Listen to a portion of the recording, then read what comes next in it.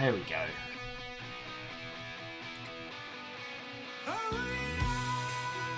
Hey, Gandarian Watto. Fearless, how you doing? Oh, both through the door like a gunshot. How are you both doing? Oh, sorry for starting late. Oh, Ardoon, Bacon Avenger, Jackie Foxbot, Watto, friends. Come on in, come on in. Oh, Ardoon, you're hitting the back for blood? Some good blood. Some good blood. Oh, God. I was craving playing some of it last night, but it was just so feckin' hot. Thankfully, the heat's broken here, so it's... I mean, I've still got the fans going, but... Well, I'm sure Lizzie will be disappointed that we're not doing the cold tub stream today. I'm thankful for it not being bastard hot. Wraith, what ho, friend?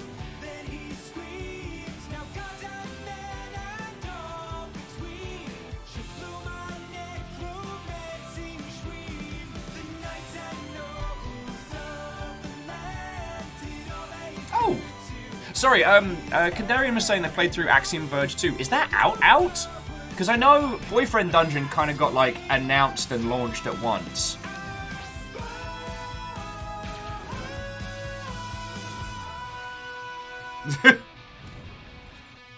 Sorry, Wraith was saying, think about it. It'd be amusing to see you build Gundams in the bath. No!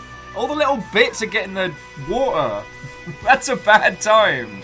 It's like floating gravel. That's very bad.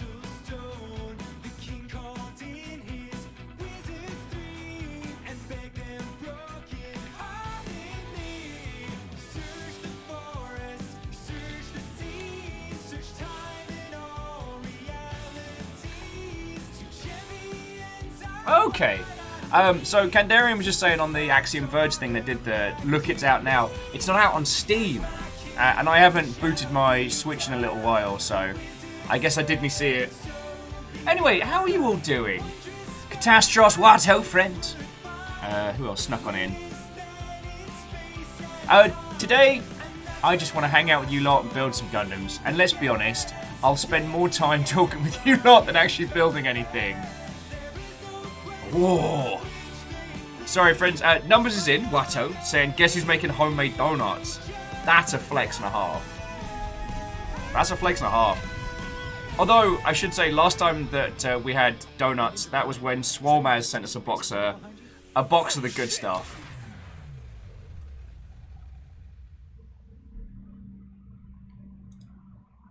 So you're doing donuts in your air fryer? That is very curious.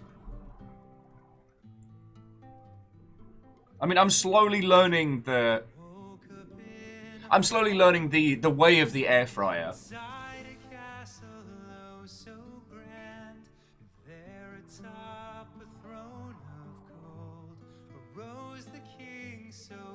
Oh no!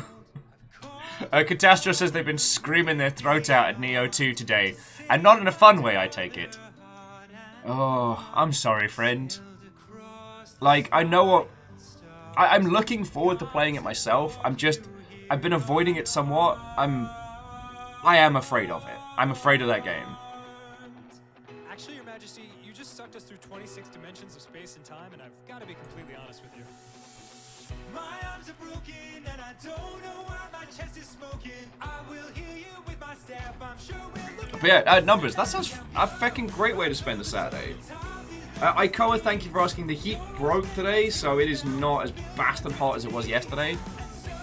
Though it turns out, friends, that we saw a glimpse of something that nobody else had seen last night with the Blackout Club, and is it okay to be just angry at heat as a concept? Because in my heat-addled state, I didn't spot it. It turns out that we saw the Hunter's mask. One of the stalkers that came in had one of the very first ones, and I missed it. So I'll be kicking myself on that one.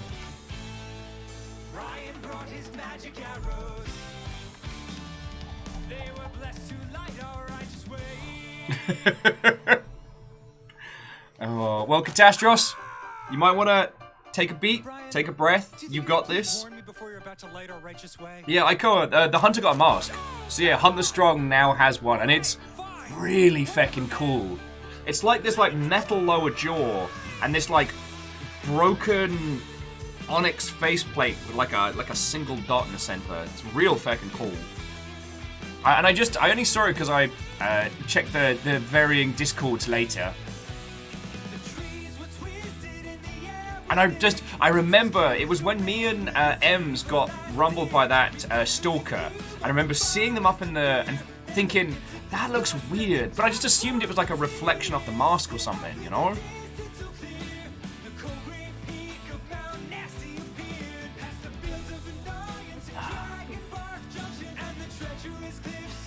So, that was my little kicking myself moment from yesterday. We saw a cool thing, the Blackout Club, and I didn't even realise. So, next year I will be starting a GoFundMe to kill the fucking sun. I'm just gonna do it. Should have done it this year. The sun's a bastard. It knows what it did. It knows what it did. Anyway, friends, how's your weekend going? Tell me your tales. I've no interesting stories to tell. Like, after hanging out with you lot yesterday, I just went and lived in the living room. Sadlin got me trying out this pinball idle game, which is very curious. I've always been fascinated with the idea of trying to make an idle game that is very, very good. And after basically becoming obsessed with Loop Hero, I really feel like there's things that one can do in that space. Idle, not idle. A pinball idle game would be very interesting, but I don't know enough about the idle scene to know what would be a good band to feature.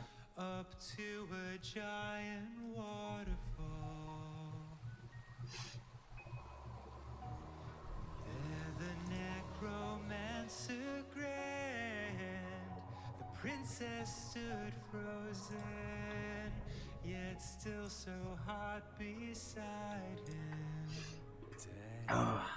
Sorry, where did my brain go on that one? Yeah, an idle game.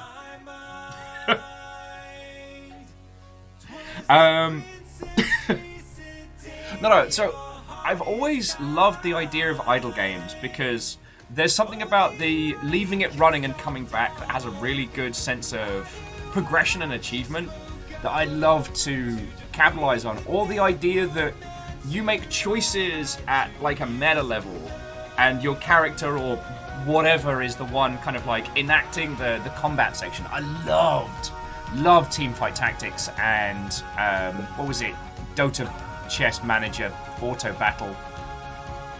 It was more, with those two games, I felt like the meta moved away from me so quickly that I was kind of like shut out. And the weird thing is, I'm still playing Loop Hero. I'm still doing it. There's nothing left for me to do. I could maybe challenge the secret bosses, but they are bastard hard. Oh, Lord Lost and Found? What-ho? Canary was saying that Fable 3 turned into an idle game. It did. I still think that the introduction of that system into Fable 3 really killed a lot of it, but I mean, Feck, how many times have we talked about Fable 3?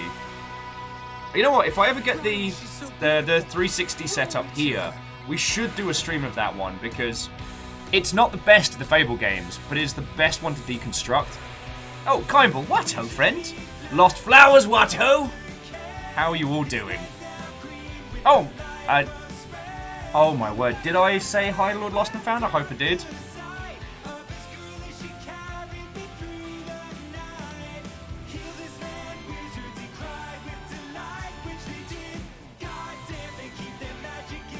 Lord Lost and Who wants to sing? Oh, thank you, Fiona. What's Fiona doing as a host? All Fable is best Fable. Yo. Fable 2 is the best one. 3 was definitely the... Reactor online. Sensors online. Weapons online. All systems nominal. What? Who? Tell me about that armband, Will. armband, you say? Look, Ninja Brian. That's just me ink. Oh, do you mean these little mother hubbards? It's much, much less cool than one would think. These stop me getting wrist strain because I spend so much time typing and playing video games. These have been my little secret to not fecking my wrists, considering my profession. That's it. That's the whole of the story. Like, there's no cool thing. I got given some at a convention as like a throw to the crowd, and then wore them for a few days, and it stopped my wrist from hurting, and I was like, Kimball says the last D&D character was called Fable. They miss him. Yeah. I guess it's one of the interesting things about gaming history is it's so new. Like, I'm excited to see what this new Fable game is that Microsoft's putting together. But there's still a part of me that's like, what if they just managed Lionhead well? You know? What if Lionhead had gotten the same kind of, like, love and care that 343 Studios got? Do you know what I mean? And obviously, we'll never know the full extent of those interactions.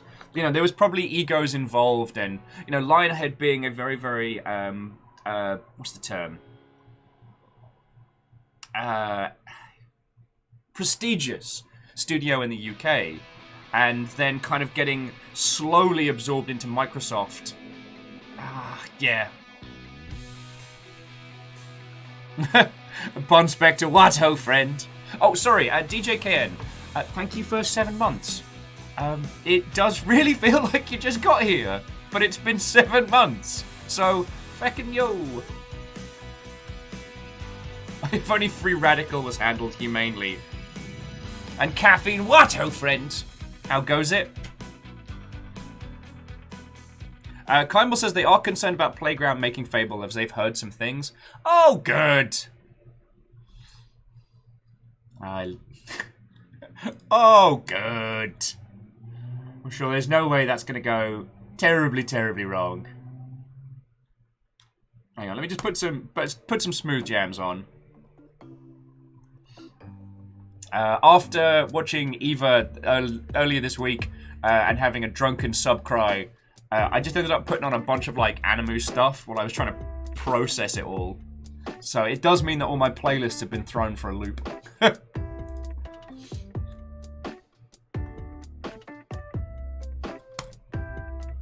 Sorry. So Caffeine, Watto, how are you doing? Yeah, Lord Lost and Found, I agree with you. A proper remake of Fable 2 and 3 would be brilliant. Fable 1, although Fable 1 is still a fascinating little, it's a fascinating page in gaming history that it was the overreach made by a satellite studio that biffed it so hard they were absorbed into the main company.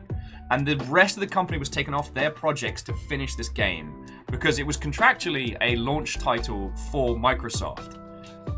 And this is usually the start of a horror story, right? This is usually the thing you hear about just before a company goes under. But Fable 1 was a massive success.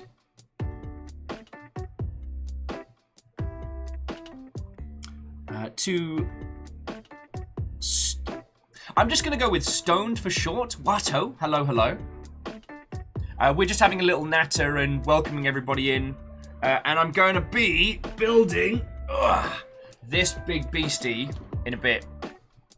Okay, I say building. I doubt I will get this done today because my penchant for talking to everybody usually gets in the way of finishing builds, but... Okay.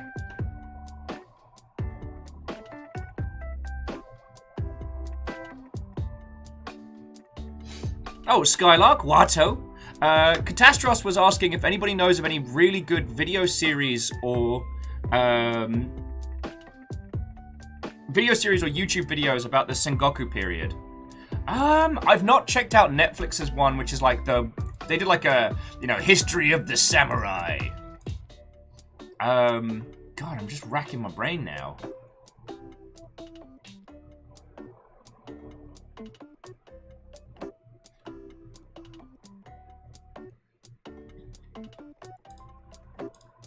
No, nothing is coming to mind.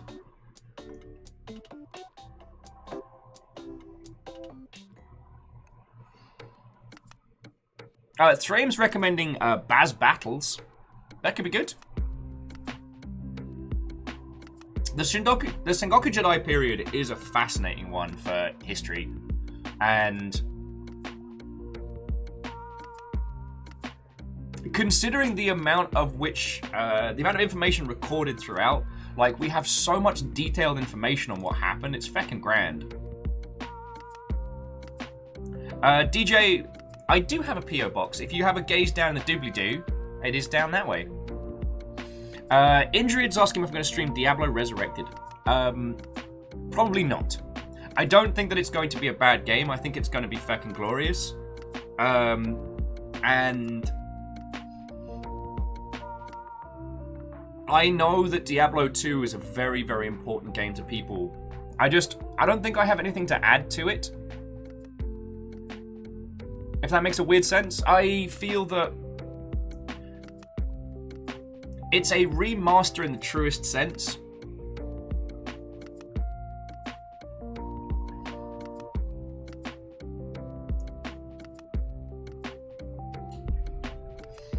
So, yeah, I don't think it's something that I can personally add to.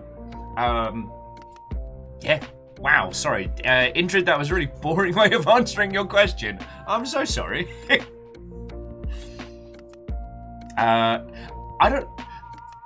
Catastros, you know what it is? I rewatched Utopia season 1 and 2 over, like, in the evenings through most of this week, and a large proportion of my my London English has resurfaced. I've had more than a few times this week where Fiona has just had to, like, ask me 3 times what it is I'm saying.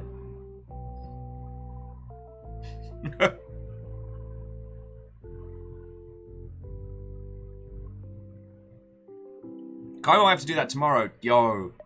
It's so... Okay, no, Kyle, you don't need me to tell you, but to the rest of you, if you need something to watch over the weekend, something that's really good, there is a British TV show called Utopia, and the colder you can go into it, the better.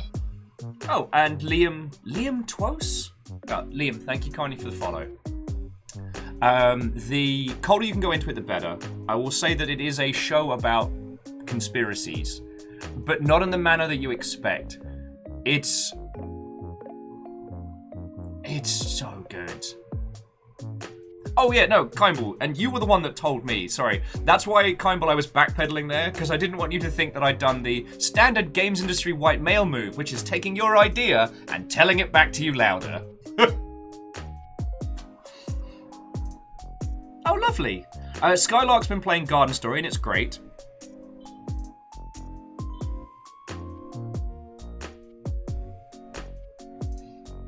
And Skylark, I do understand your stance on Blizzard titles at the moment.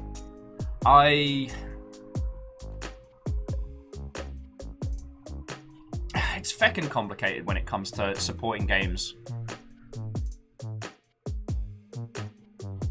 I guess...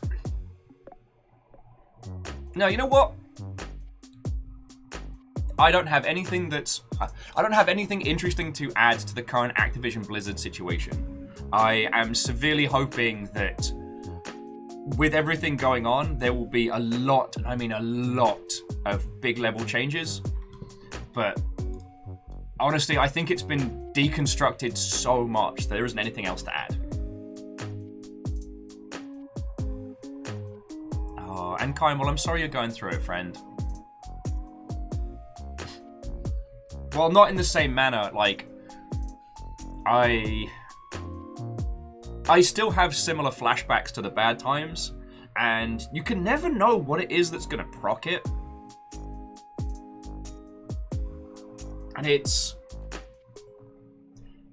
the frustration of being a grown-ass adult and being like, why is bad memory making stress bad happen? We have a bunch of grey fat powered by lightning that apparently runs our personalities. I'd like to report a design flaw with humans, thank you.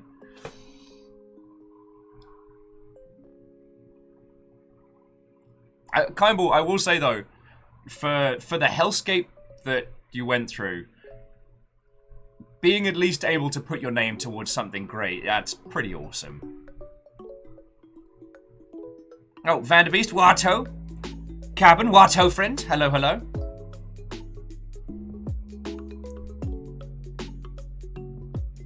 Yeah, we have meat that thinks. Not sure why. Katros, reject humanity, return to Borg. Friend, as soon as we're able to get like merch and stuff up again, I know what I need. I need an Undead for Life shirt. I enjoy that concept on so many levels. And Vanderbeest, thank you for filling the pint glass, friend. Okay, so steering the conversational ship away. How is your weekend going, friends? I got nothing massive going on. Next week is going to be a lot of things, but in a good way. So I'm trying to take it easy this weekend. Maybe I can get this Gundam finished proper.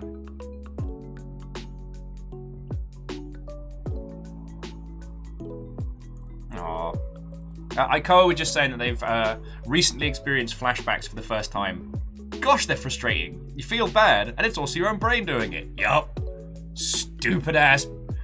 I mean, what did my friend describe it as? My friend described it as like, like a memory overflow issue with the grey meat. I find that very haunting. I tell you what, Kimball, Aikoa, we'll get a Jira going for people and start submitting some bugs. First bug I'd like to submit. What's this thing here? And why does it hurt so much when it gets banged?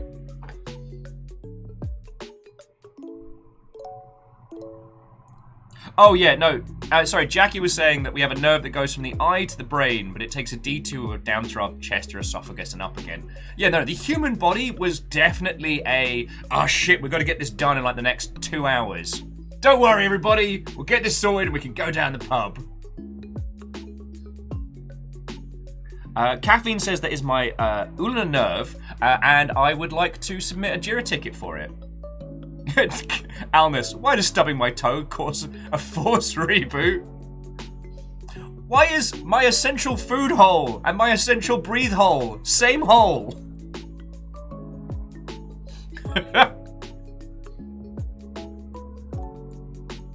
Oh, sorry.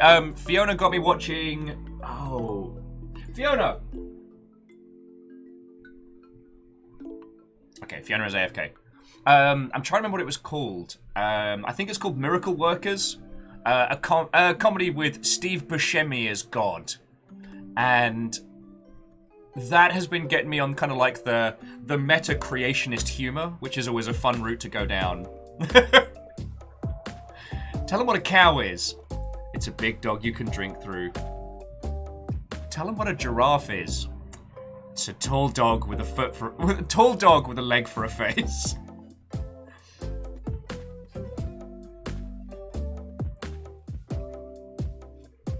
Another one I'd highly recommend.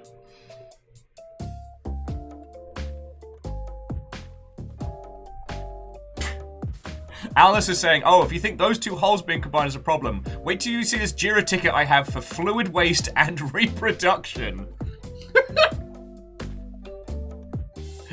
Oh. Oh no, Thrain was just adding like, evolution is not a clean designer. Whatever works gets pushed to release. Yeah. Evolution is the push live on Friday, and if it dies, it dies. I keep meaning to sit down and watch it. There's an anime that does a similar premise of like what if like intelligent design.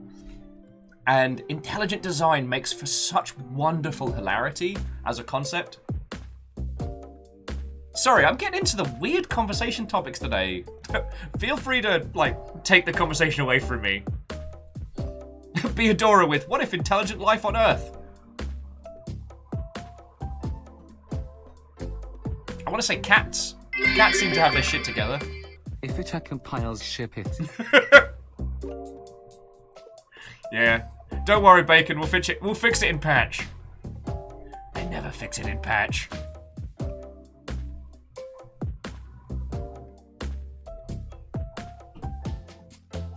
Jackie Fox would like to request a hot fix for the when we forget the thing we were doing when we walk through a door.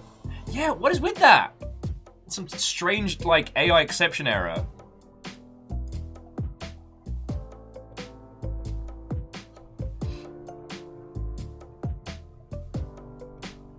You know what, Skylark? I think elephants have their shit together.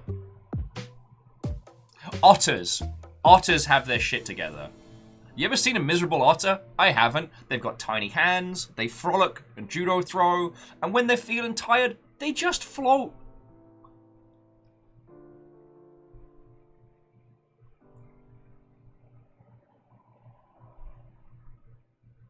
Oh, Skylark would like a hotfix for anxiety. It's weird. Skylark, that's one's been in the patch notes for a while, but it keeps getting marked will not fix.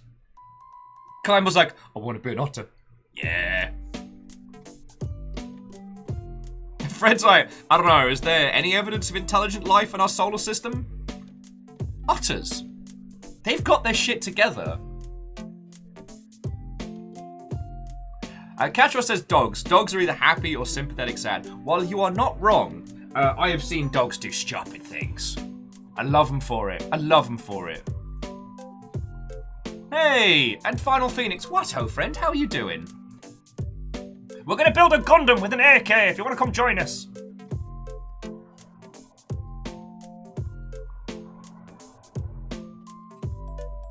Oh, Kandarian would like to bug, there's a one-time error that always happens when shopping. Humans seem to forget one item on every list. I wonder if it's just like it's a tabling problem. Total Annihilation, the video game, used to have a problem where you couldn't have two weapons with the same weapon ID, or both would stop working. And you couldn't access the table actively, you had to just remember the numbers. And I wonder if it's the same thing, like, if you attempt to store two objects to purchase in the same table, it just obliterates them both.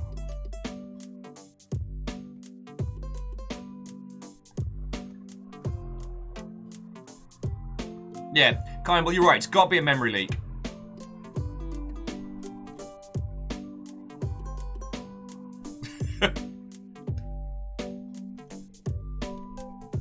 Oh, Bowcat says, do you actually get them but one disappears? I'll have to check the crash dump for it, but possibly. The one that annoys me is when I get a 3 out of 3 repo on why did I come into this room? Like, going back to Jackie Fox's bug of doorways causing you to forget things. I have had a 3-time repo error on that this week, where I've walked into the living room and gone, I don't remember why I came in here. So I come back, sit down, and I'm like, that's what it was. I did that 3 times. Where's my hotfix? Where's my patch? Brain slow. Introducing coffee DLC.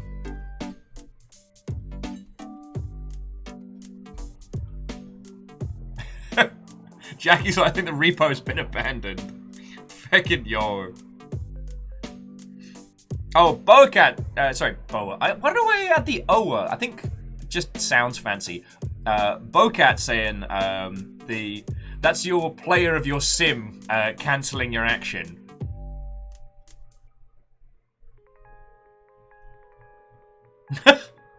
Okay, Cabin. I love it. I love it. Cabin saying, hang on. If humans have tons of bugs that aren't being fixed, and mental things being one of them, are psychologists modders making unofficial patches?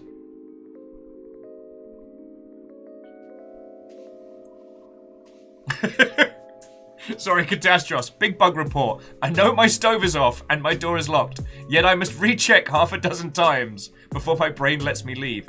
Yeah, it's like it's not correctly... it's not correctly procking the flag that says, okay, ready to leave house. Feckin' hell.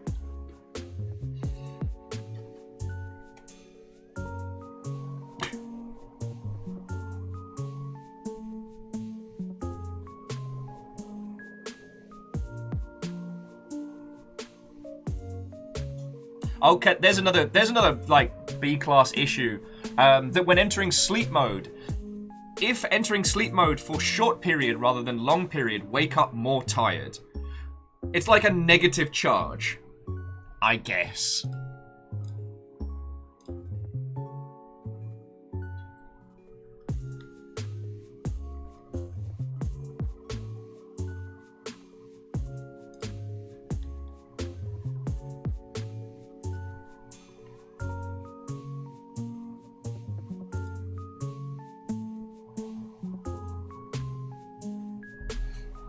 Oh, sorry about that.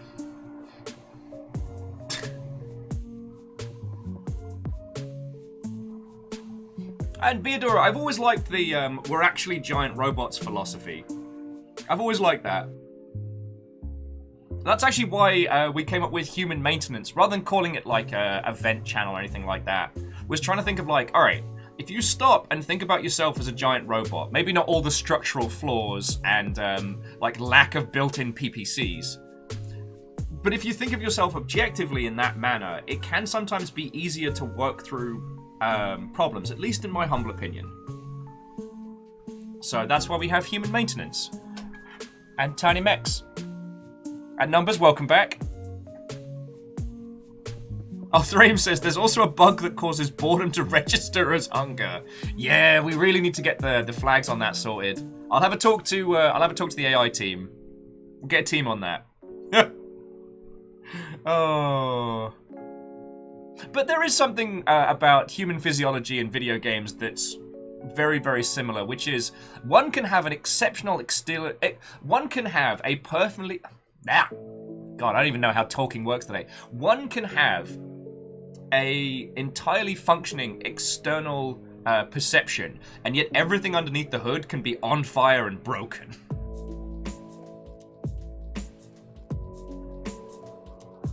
Both video games and some of the best people you know are held together with duct tape and a prayer on the inside. You know what I'm saying? Navalis Watto. Yeah. God, I feel like we got into a heavy topic early. So, friends, aside from mocking the limitations of the human body, how are you all doing? I know Catastros is on Neo 2, but what have you lot been playing this weekend? Tell me your tales. I wanted to play monstrous amounts of Back 4 Blood last night, but it was too warm, so I just settled for sulking on the couch for a bit.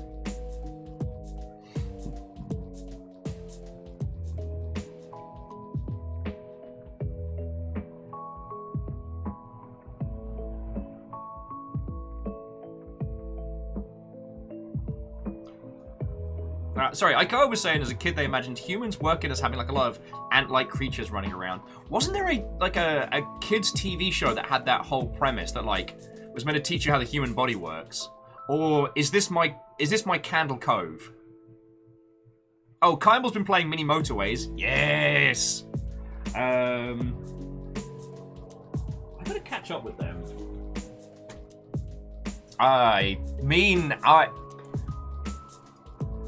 Okay, I might be doing something with the Mini Motorways team, but I need to catch up with them on that one.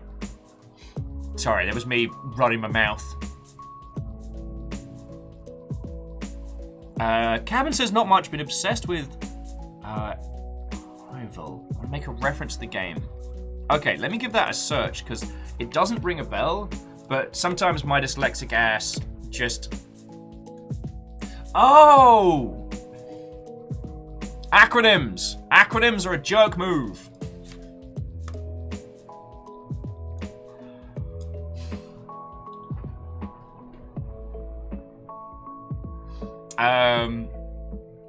I will say that the Half-Life but it's self-aware is exceptional kind of like improv humor. And I love the idea of doing something like that in the future, but I don't have a VR headset, and aside from making Deus's life a misery with the sheer amount of editing it would take, I can't think of a way to do it. Oh, Bocat was mentioning Osmosis Jones. God. For the longest time, I honestly thought Osmosis Jones was like a fever dream I had as a child. Oh, I will say, Beadora's mentioning Cells at Work. Cells at Work is very good, but do not let the style fool you. Cells at Work bats for 1,000. There's also the side series called Cells at Work Black. Alright, if you haven't heard of it, Cells at Work, it's an anime with all the anime trappings, except for our lead protagonist is a red blood cell and has like a relationship with a white blood cell. It's weird. And so they kind of animu up all the body's functions, but the biology behind it is spot on. So they kind of go through breakdowns of things that can happen to the body, including some pretty heavy stuff. Cells at Work Black is the same premise, but instead of it being like a regular human body, it is someone who is a chain smoker, like stressed out, overworking, like heavy drinker. And so while the first series is kind of like the here's how your body works, Cells at Work Black is like here's when your body's fecked up, and it goes into the science of, especially when like things like stress and alcohol affect your body. Now, I am someone that drinks a lot, so I am not the example that one should look at, but it's kind of nice to see something as kind of like creative as that look at, you know, people that have very, very poor lifestyle choices and how those affect our bodies.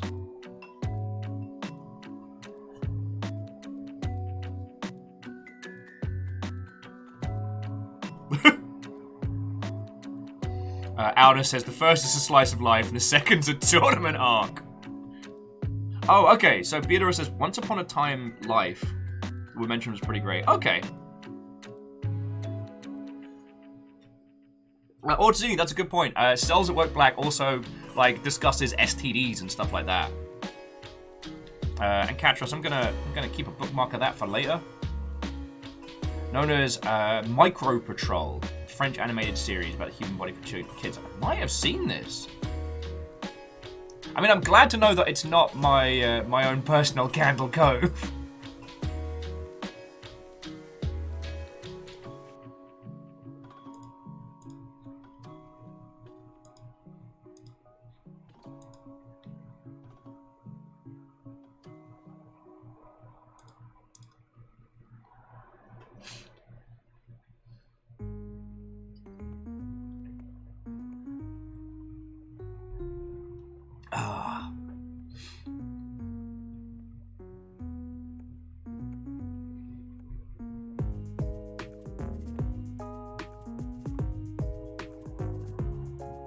Oh, okay. Sorry, apologies for spacing out a second there, but Thrain was saying that the mangaka, the creator of the original comic that Cells at Work is based on, is an actual medical doctor, so he knows his stuff. That's way cool.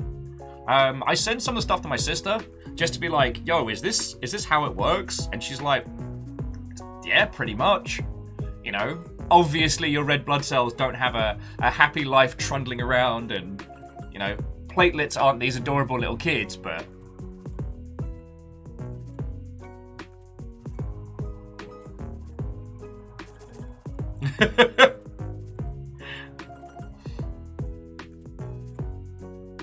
Hey, Kandarian, if you can get yourself a decent night's sleep, then I'm feckin' happy for you. Getting to sleep last night was an absolute mission, but once I was down, it was lovely.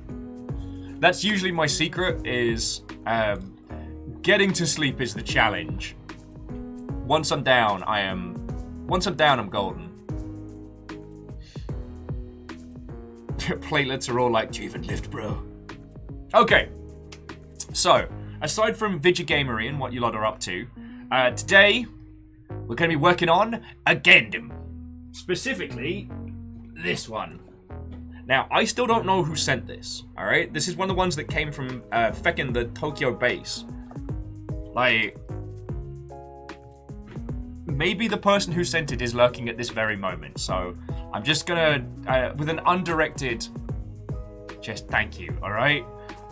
You'll know I feckin' love these things, and whilst, at least with like the charity event and stuff, I haven't had the chance to get stuck into them in the last couple weeks, but they have been keeping me sane throughout this feckin' weird period of history.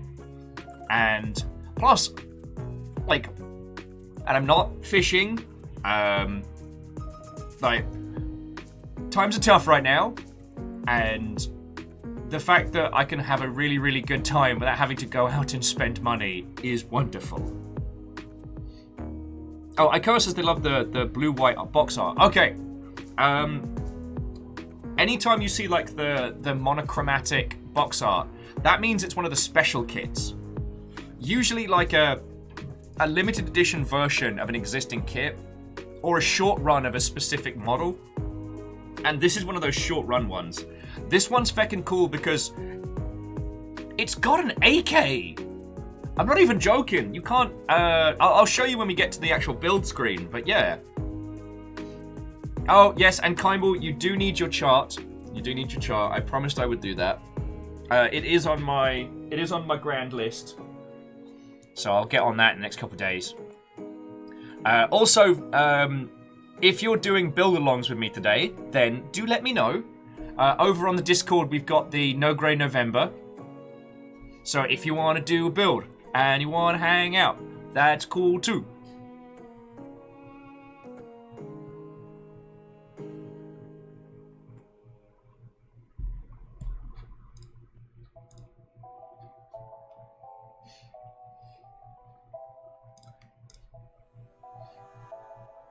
Beadora's also behind the crafting kits. Me too.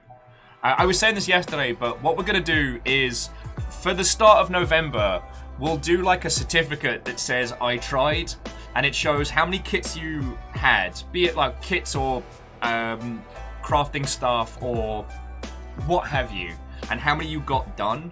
Because No Grey November, it's not like Inktober or Nainu, Renu, Minau, or whatever it's called. It is very, very, very unlikely that I will get all of these done by November. There was a time where I could have done it. If I was doing one every 4 days, that number is significantly reduced. I'm not, like... Who knows, maybe I'll have a renewed burst of speed coming towards November, but... Yo! Sorry, derailing myself here. No, Indrid, no, congratulations on you there, friend. Like... Good on you. I know nicotine's a bastard one to kick, so good on you. You got this.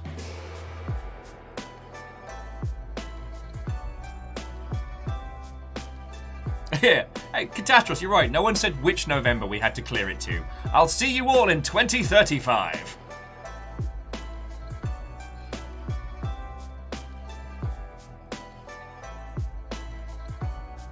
Lost Flowers says they've been saving on buying a kit until they can get Dynamis, but they never seem to be in stock. I thought I saw a restock of them on... Actually, Lost Flowers, I don't know where you are in the world. So this is one of those ones where...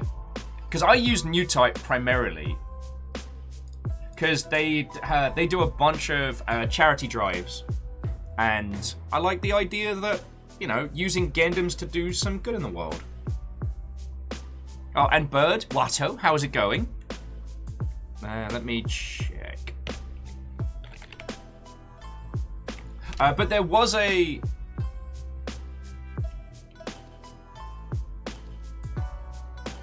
Peebles. For a second there I thought you were in luck, but it's the conversion kit, not the OG one. Because I've not done the cool sniper. And you know what I'm an absolute sucker for him. Fred, I have seen the Opa Gundam style.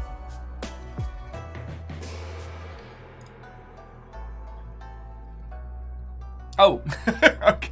Sorry, Bird says, doing pretty good. Just got knocked out of my own tournament. Which is good. Look bad if I won. You rocking some Samurai Gun too? It's been too feckin' hot to hang out in here, so... I've not played as much as I would like.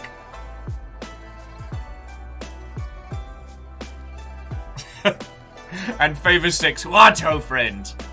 I don't know if we could call this Willimus Muppetus Maximus, but the potential for full Muppet is always there.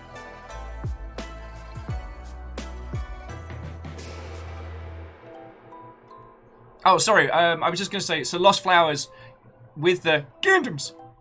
It should get better as we move towards winter, because the whole thing with Everlong jamming up the canal did result in a bunch of Gundam kits basically being stuck in transit.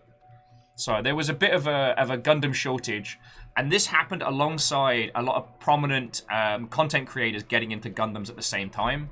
So there was a big rush for new kits at the same time as there was a shortage.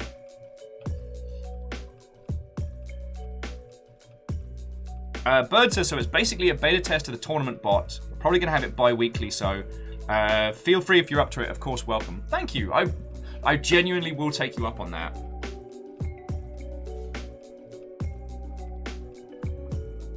Tamari says, a lot more Gundams on the shelf since I was last here. Yeah! Like, Tamari, there was like one super special package that came in that had a bunch of cool kits in. So, I'm feckin' spoiled. Do you lot literally spoil me? So, again, thank you. Like, the fact that I got into this is because of you lot, and the fact that I'm still able to do this is because of you lot. You feckin' legends.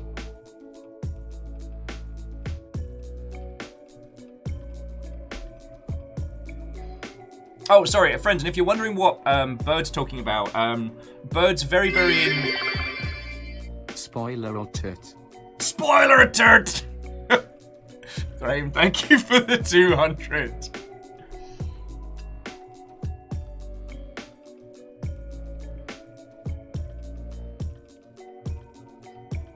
Oh no, Zelky, we know birds aren't real. That's why it's a username. It's a fictional creature that birds think can be associated with. Inflammable means flammable. What a country. No, it's your real name, but birds aren't real. That's where we were coming from. Also, Zelky, how are you doing, friend? What-ho, friend, what-ho. Oh, I meant to ask you, what's the timeline with the stuff and thing you were asking us about? Because, August's getting real busy.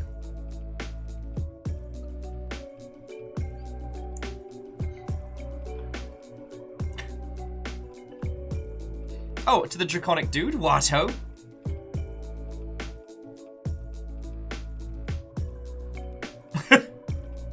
Kindball linking to birdsaren'treal.com, and Beadora, I also wish life was as easy as my time in Portier. Just set up a new bus stop. Bam. Done.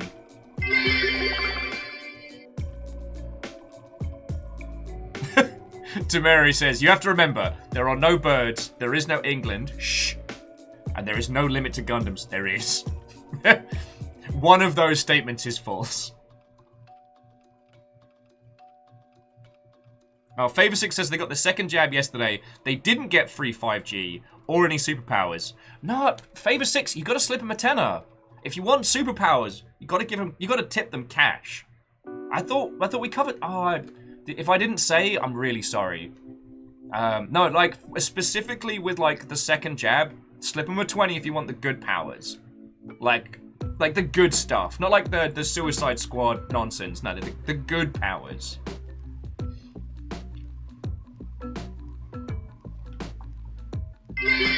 Hey! What ho, Vikings? How are we today? Doing bloody marvellous. Lyris, how are you doing? Feckin' yo! Lyris, I meant, I've been singing your praises a lot over the last few days, because while it's much better today, early on in this week, it has been miserable. And where is it? Oh, the Swamp Cooler fan has been living right here and keeping my dumbass alive, so thank you. Plus, I realized that along with the water, I can put ice in it to, like, double my cooling.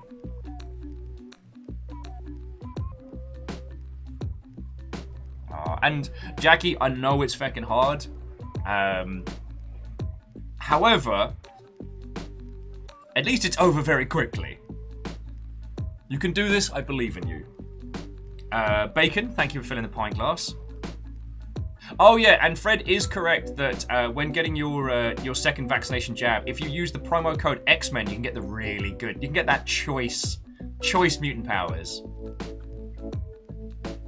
One thing I will say, for those of you just getting your second jab now, be prepared for the 2-week drop, which I was not expecting, and it really, God, it really bummed me out. It's not a big deal if you're aware it's coming, but basically, you get both your vaccinations, and you're like, feckin' wee, I'm fine. Now, admittedly, this was pre-current new lurg nonsense, but it gives you this wonderful feeling like, feckin' yes, we're through this, it's done, it's over. And then 2 weeks comes, and you're clear to go, but things are still hard, things are still difficult, and it's essentially like setting yourself like a little finish line that you can trundle past and then be like, it's still going. Like, we're all gonna get through this. And feck it, I'm gonna be here for you lot for as long as you want me, so you'll always have a digi-space to vent and hang out in. I was genuinely surprised at how much that kicked my ass.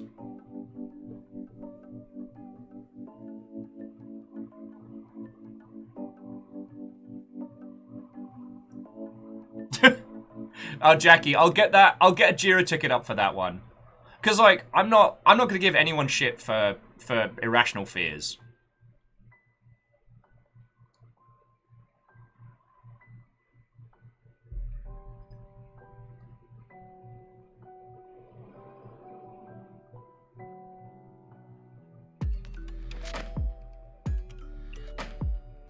Also, Tedwin, Watto friend. Sorry, people have come in and I have not said hello. Please let me know.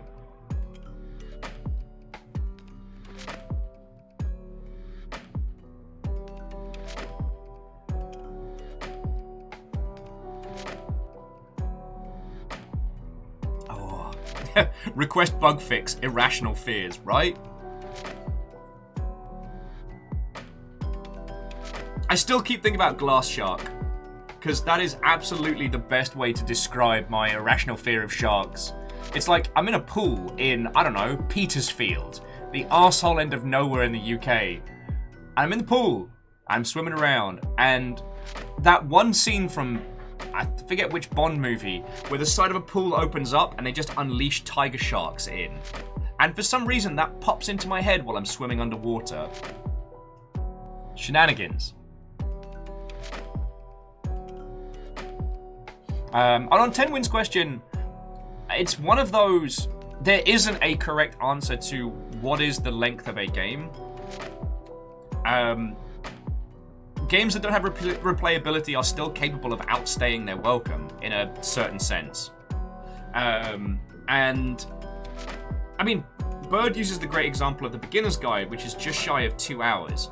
And honestly, any longer in the Beginner's Guide, and it would start to feel unset. It would start to feel, I don't know. I feel like the pacing of the Beginner's Guide is one of its strongest suits. The Hex is a wonderful game, but there is a chunk of it which could have been trimmed out to really make it pop. But then the length to which you go to before it unfurls properly.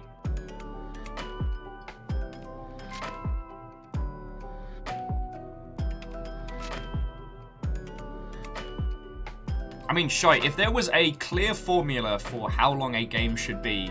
Sorry, Tenma was asking about games that don't have replayability. How long should a game be? And I'm like... Because, like, the Beginner's Guide will stay with me for the rest of my life. You know, an internal monologue between one's desire to be known and one's desire to just create, being at odds with each other. Like, holy feck. But then, like, Rain World took us... Jeez. Let's see... How many hours did we put into Rain World?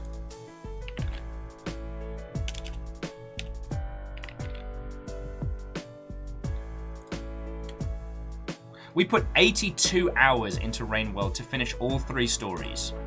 And the length of that game, rather than diminish it, was complementary. Like, the feeling of the great climb, the great distance,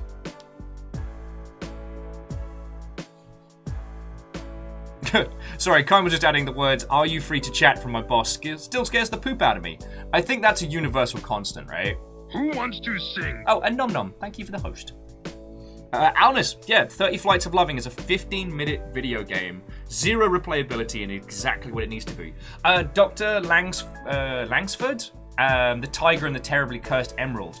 An incredible video game that's like, what, 20 minutes long? So good.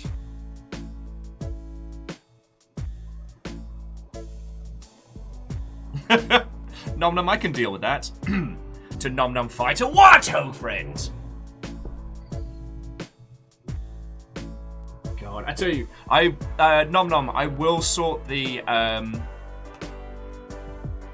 yeah, I will sort the goodie bags for your...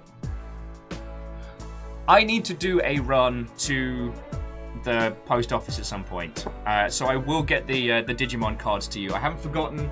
They're sitting there safe and sound. Just fucking yard. Now, Reflected was saying they have 500 hours in Kerbal Space Program, still are playing it. So we were talking about games that don't have an inherent replayability, but... Bird, you're thinking of The Longing, which was an incredible game. Another game that doesn't have really a replayability to it, but I wouldn't change it for the world.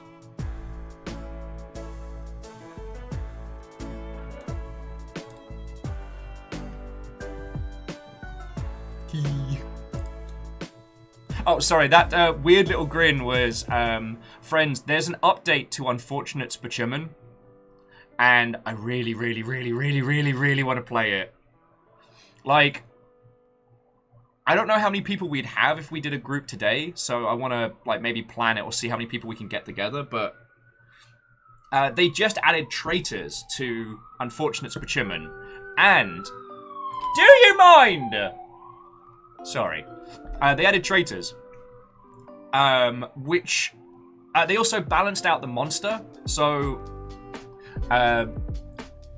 monsters are unable to just transform at the very beginning of the game. They have to evolve as it's going through. So it means no longer will you just pop up and consume someone at the very beginning. And Nom Nom, I wholeheartedly agree. So the traitors is able to mess with the spacemen, and their overall goal is to make sure the monster wins. So the traitor can die, but still win if the monster does. Faber6 says they wonder if a game like Dear Esther has any replayability. In the manner that, you know, rereading a good book that you enjoy, it has nothing to offer you a second time rather than re-experiencing it. If that makes sense?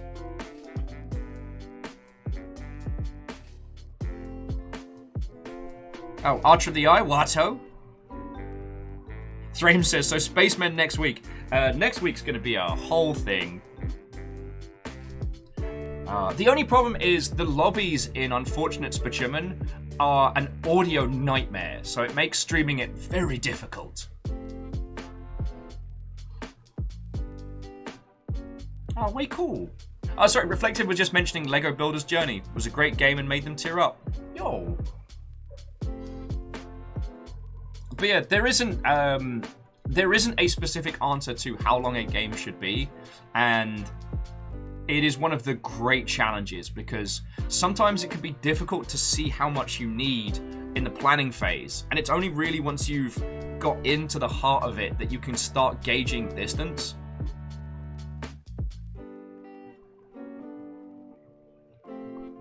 Kimball, yeah, Genesis Noir. I don't think I could play it again.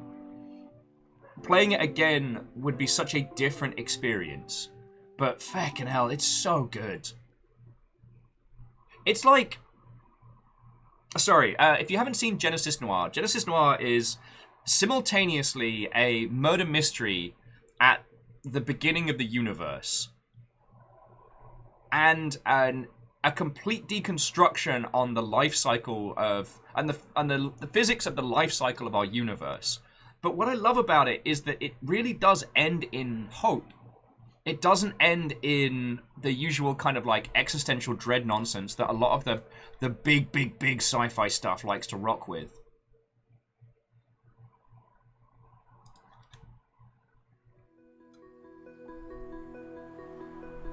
Beadora would like to update us. They have now managed to adopt a stray dog in Portia.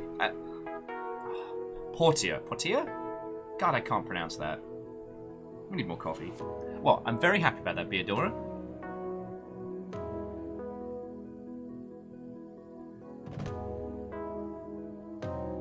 Hey, Doka, Watto friend, how you doing?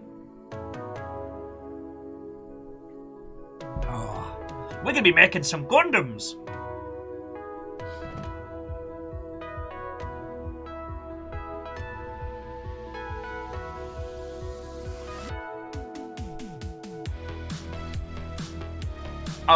Ikoa, that is a very good point. Replayability does mean different things to different people, and one of the interesting things about our current space is experiencing games through other people's perceptions as essentially another way of coming to know the content.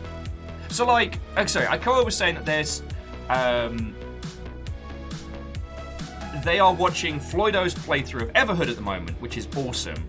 I think yesterday he put out his Through the Fire and the Frog, which it was very interesting to see that he went a similar route to us. But playing it through yourself and essentially experiencing it through another person is a very, very different experience. I think it's one of the cool things about the current situation that we're in, which is like, if you lot want to hang out and watch me play through a thing, either you're also going through that experience the first time and it will be different than when you play it yourself, or you've already played through it and you're getting to kind of re-experience it through essentially me and my nonsense. There are some games where replayability can end up being a negative. One of the examples I would put forward is things like Telltale style of game making. Also, Naughty Dog style of game making as well. Both those studios, well, used to, rest in peace, Telltale. What they used to excel at was giving you this experience and this story that could go anywhere, even though it's on a very, very specific path. And with replayability, you as the player are able to see the guardrails. I'm actually, so Fred, I'm actually not sure the state of Telltale right now. I know the people behind the Walking Dead comics set up a game studio and acquired the Walking Dead stuff, but I don't know what's happening with the rest of it.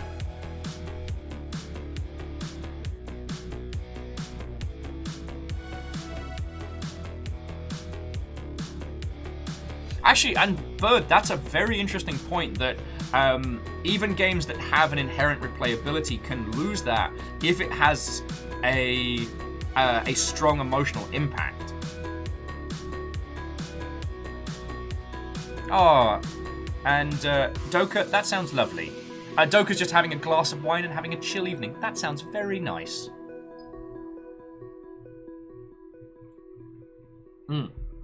Numbers were saying that that's why they suggest Trails in the Sky to people. They want to relive that game through other people's experiences. And I think that's entirely valid. I mean, shite, that's 40% of everything going on Twitch, you know? So last night, it's hot. I can't sleep. Everybody's pretty much gone to bed except for Vexus, who's playing, oh god, not Returnal. The cyberpunk top-down shooter. And so I sat down and I was like, right, how do I find somebody on Twitch that I want to watch? Because I don't usually have to worry about that. Usually I have a ton of friends streaming all the time, but last night, everyone's off. So I'm like, alright.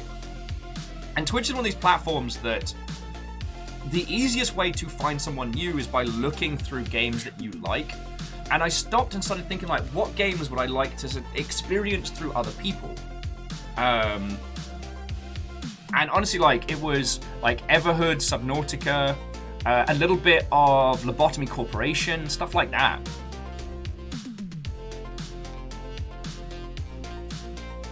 Back on the Telltale stuff, Rave says that they believe development started up again on The Wolf Among Us 2 with some ex-Telltale staff. Alright, I'll have to do some digging on that one. Oh, Cabin was saying as well, they want to make The Wolf Among Us 2 and Batman Season 3. No! Fools! Oh, and the game I was thinking of was The Ascent. Thank you, Fred. Numbers like, so stop playing it. I gifted you like 3 years ago. Numbers, the list is very long. We only just got to The Unavowed. But I haven't forgotten it, friend. I haven't forgotten it.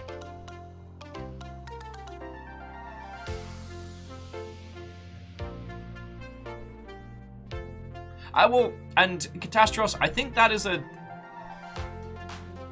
You're not wrong, but I don't want to focus on that part of the parasocial element specifically. I guess I want to focus on the good bits. I know that's a bit choosy of me, because Catastros was pointing out that there are people who will bug content creators to play through games they loved, but usually in the same specific way that they did. And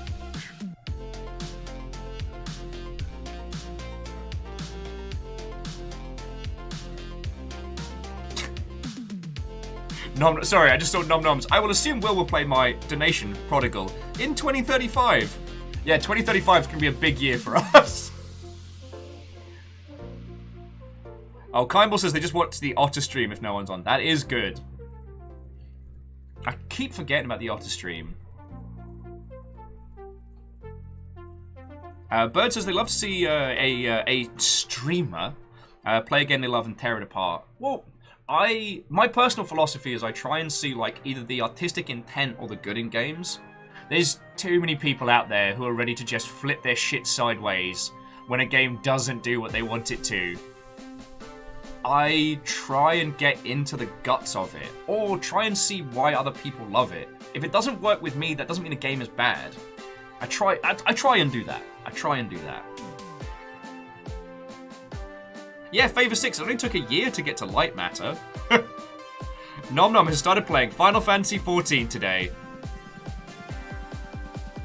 Good luck. We'll see you in a bit.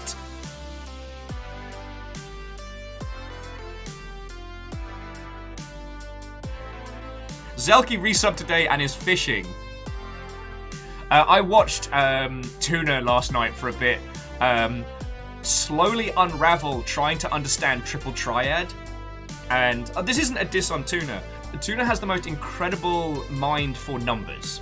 Like, he's an individual that can see a game and deconstruct all the information given into numerical ways to streamline the gameplay.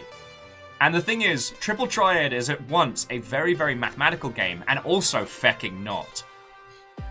And I love it for it.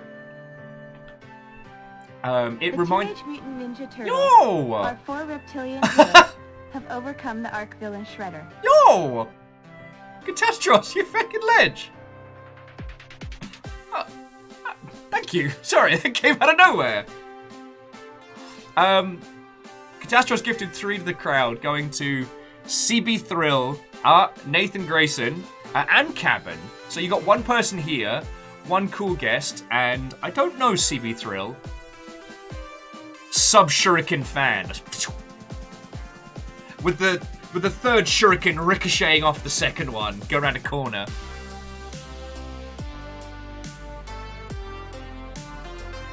Oh, Beadora has yet to try Triple Triad.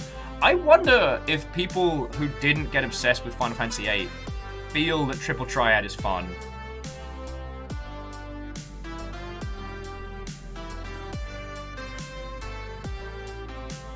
Sorry, I completely lost my train of thought, but to be derailed by someone being lovely is feckin' cool.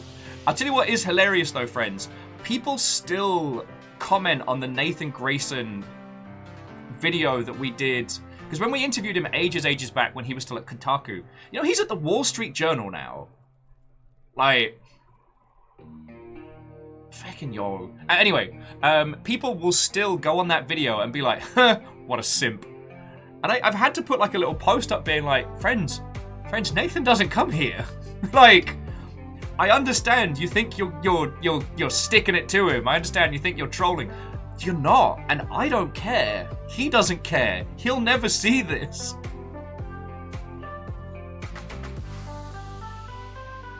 Thrame says, triple triad is a thing you can break the whole game the first couple hours in. In Final Fantasy VIII, if you don't mind rolling and re-rolling some of the early triple triad fights, yes. Because it allows you to get some end-level items that are incredibly powerful. Beodora says they loved Final Fantasy VIII, used to play the original only to play triple triad. Oh, then Final Fantasy XIV's triple triad might get its claws into you. I played triple triad online when that was a thing. There was a web-based version that was ridiculous. Nom was saying, what is that machination on the side? Do you mean this thing? That'll be the camera for when we start building Gundams. Fredlink says they love Final Fantasy XIV's triple triad, but they'd love to have more alternative ways to get cards for players that aren't doing much raids and savage fights. Okay.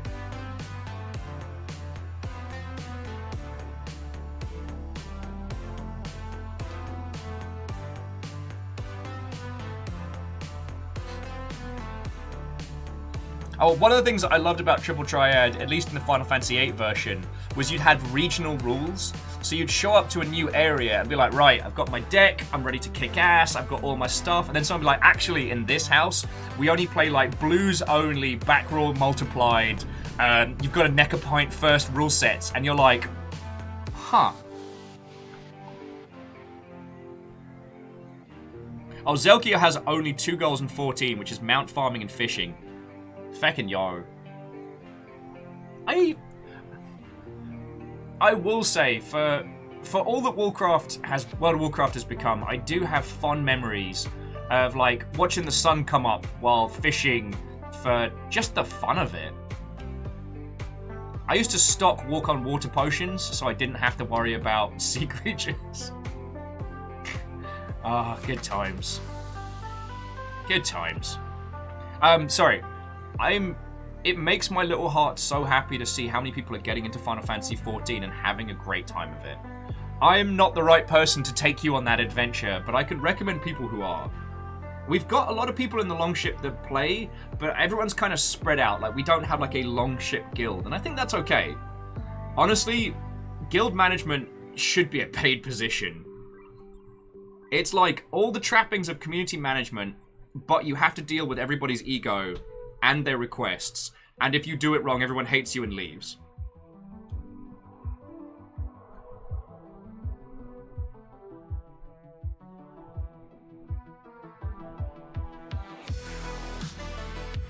Oh no! Beodora was just saying, they've still not got the stupid fishing contest achievement in WoW, and they're still salty about it.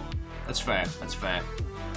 Honestly, I only went cold turkey because they don't let you do region transfer, so like, my little character, Eth, still sitting there on... Eth on Draenor, still sitting there, waiting in the UK. Oh, Lost Flowers. I love Final Fantasy 15, and the more I'm thinking about it, the more that might be my favourite of the narrative ones so far. But I think that's just because of how much it becomes your journey as you play through it. I'm not saying it is the best story, it's just that it's the most personal if you lean into it. Obviously, which is the best is by no means a linear contest. We always used to say, like, Final Fantasies, which one is your favorite is usually a generational thing, and it's so strange to have a series of games that's been going so long that you can have generational preferences. Or at least for as long as they used to be generations. Kenley, what ho?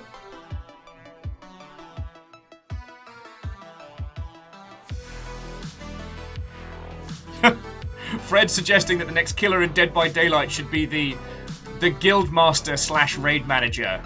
They started as an idealist, a young gamer, and then they met the rest. Selkie's like, we all know Final Fantasy IX's the best. Okay, friends.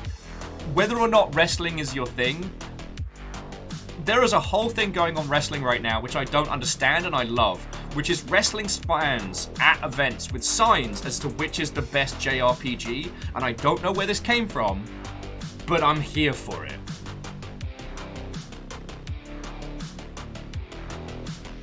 Fredlink says that they love Final Fantasy IV for its themes and ambience. Shit, yes. And they're really waiting for Endwalker that seems to have a lot of references to it. Way cool. Catastrophe says Final Fantasy X-2 is their favourite because it was the first one they played, the only one they completed, and think about the 1,000 world scene still makes them choke up. Yeah. I didn't appreciate X-2 until I was much older, and realized that it was a blend of kind of like Ten's, like second wave anime teen venture with Final Fantasy 1's kind of like freeform class system. So you simultaneously got to have characters, but also got to choose your own composition, which I thought was real cool. Oh yeah, and Fred makes a good point. Kenny Omega's finisher is literally called One Winged Angel. There is a crossover bleed between JRPGs and wrestling.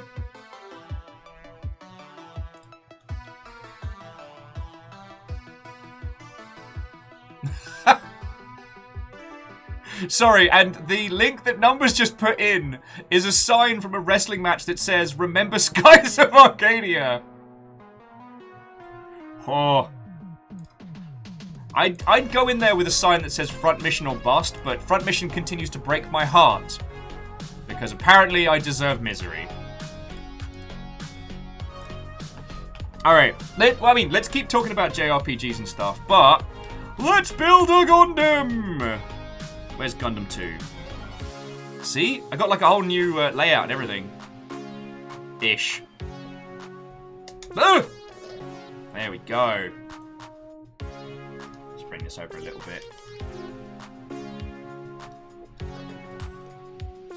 There we go. Oh god, no, let's say, cool, I got it not in my eyes, it's in your eyes. Sorry, friends. There we go.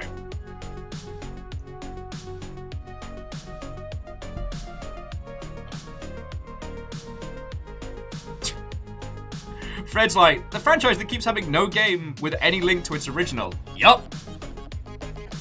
I do like that the best Front Mission game has nothing to do with the OG one. Front Mission 3 is incredible. If you need like a JRPG that you can sink some time into. Well, I mean, technically it's a tactical turn-based, but it's one of the best political games I have played. Alright, so I need to move you over this way. I need to move you all over this way. So I can move you back this way. There we go. How's that? There we go. Spot on. Jobs are good. Back of the net. Oh, wait, no. You're in my way. That's why it was over here. You busted. Alright. Boof. This is what we're doing today. And if you don't want to have to say this each time, it's the Gundam with an AK. Jumping back into chat, Fred says you should build Gundam from Stardust Memory. And then have some stranger walk into your house and ask if it's ready. Then they take it and walk out. And you can say you're reenacting the anime. Wow. Wow. Oh, and bust out my kit box. If you haven't seen this, friends, because we don't have a lot of space here, our place is pretty small, so I don't have like a dedicated Gundam building area. So I bought this on sale, like, what, a year ago? And I have my little kit box here. So I can move this around whenever I need stuff. Get my tools. And my knife. And that should be it for the moment. Oh, actually, Fred, because I have Fred and Fred in chat, so this is very exciting. Fredlink is correct. Front Mission Gun Hazard is phenomenal. Unfortunately, I don't think there's an English language translation officially. You can sort of play the OG NES, the OG SNES cartridge with a translation guide. There do exist translation patches for the ROMs. Just, you know, no pirating video games. There we go. Wah! Hang on, let me move this a little bit closer. Wah! You can see me nails. I mean, these ones have stayed. I did a second top coat after about a week, and it has made these sturdy as.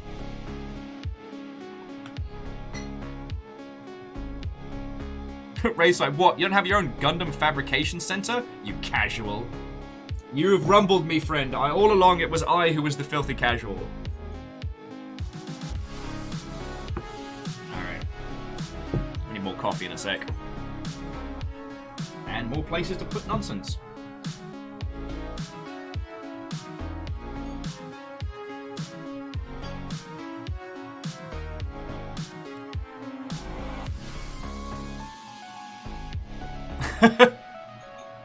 Sorry, Catastro says, and once again, a Neo game forces me to wade through literal shit in a 15th century sewer. Yay! How do they have so many sewers? I'm pretty sure they just threw it out into the street.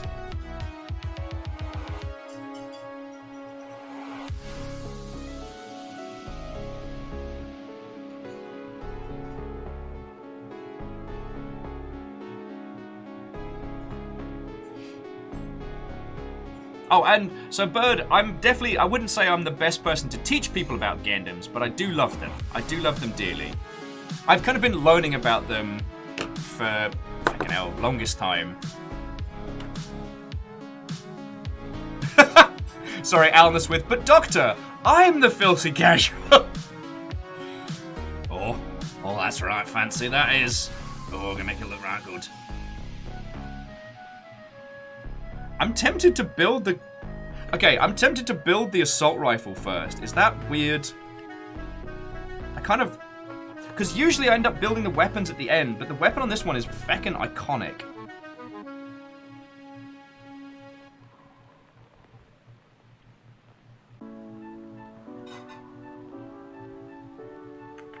Also, this one has water slide decals and stickers, just to make my life more complicated. Also, if for some reason you're weird, you can transform this one.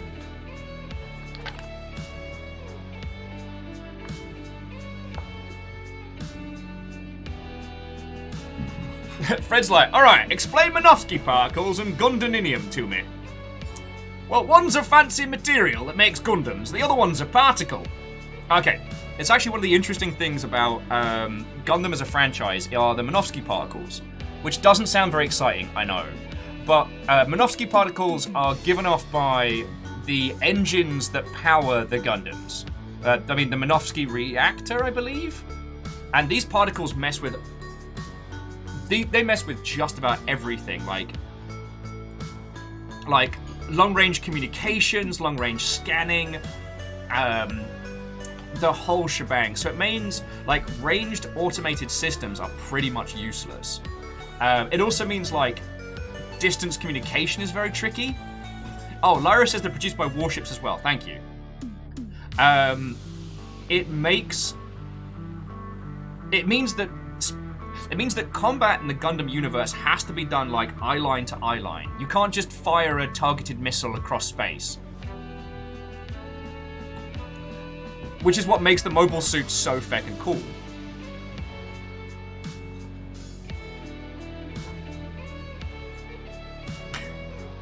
Oh, sorry, Fredling was saying that the only thing they saw about Gundam is the Gunpla anime, which is so much better than it has any right to be. Because you have the Gundam model kit fighting anime, and then the sequel, which is the same thing, but it's an MMO. And that sounds like the most shilliest of shill, buy the toys, buy the toys, buy the toys idea. And yet, Gundam Build Divers is really good.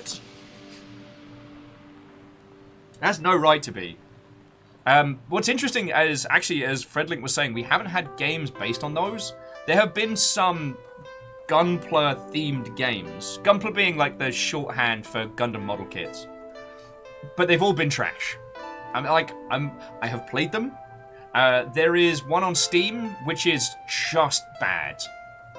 It's to play it is like having a 7-year-old describe esports to you. There are a million rules that don't make sense, and there are teams, but there's not. But there's your unit, which you have points, but you kind of don't. And you sort of collect pieces when you're battling, but you also don't. It's awful. The SD Gundam's tactics game is good fun. Lyris, it's like Gundam Break... Oh, hang on, let me just have a look in my library. Gundam! Yeah, new Gundam Breaker. Though the SDG Gundam Generation Cross is a lot of fun. If you like tactical... if you like tactics games. There is a mobile free-to-play game about building Gundams, which is alright.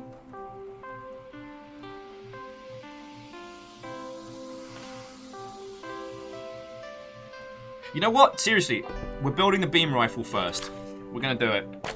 It's like the iconic thing from this mech, and usually I build the weapons at the end, and sometimes I'm a bit tired and I just kind of half-arse them, which is bad. This time, no. But yeah, the Gundam Mobley game's not bad. Like, the gacha elements are... take them or leave them.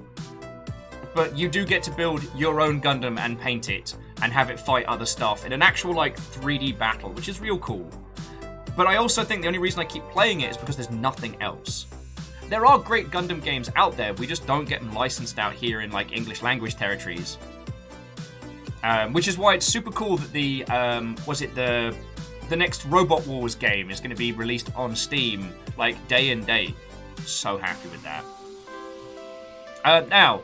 Mass Builder is the best Gundam building game yet. It's unbranded, but it absolutely feels like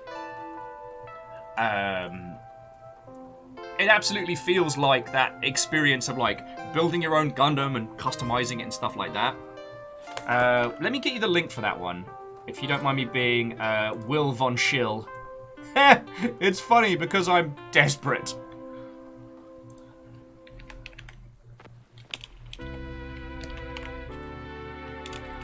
Although m.a.s. It is not on Humble, so okay, no shilling from me.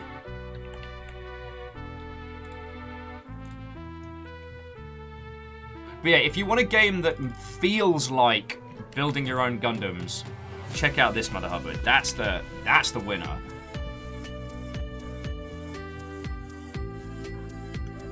We spent a day on this one, and honestly, it was such a wonderful experience. The combat system is closer to kind of like a Armored Core Light, with more of a Dynasty Warriors kind of feel, but with a little bit more variety. Because we did play, very recently, we played Daemon X Machina, which is Armored Core in all but name, complete with a story that doesn't make a lick of sense. Fred's saying, talking about robots, makes me want to replay Xenoblade Chronicles X. You know what, Fredlink? Why hasn't it been re-released on the Switch? It feels like money on the table. Like, the Switch hardware bears so much similarity to the Wii U architecture, aside from the feckin' tablet part. Like, perhaps the tablet element, they made it too integral. I don't know. I don't know what's going on behind the scenes. And in fairness, I've not developed a Wii U title, so I don't know the challenges and limitations. But still, like, come on, friendos. Oh. All right, let me get into the guts of this box. Gotta find X.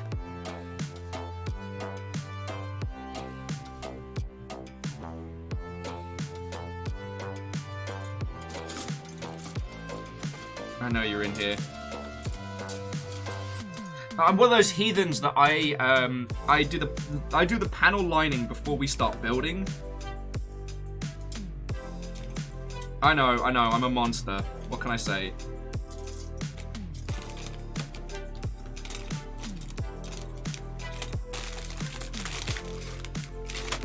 I'm building the gun first.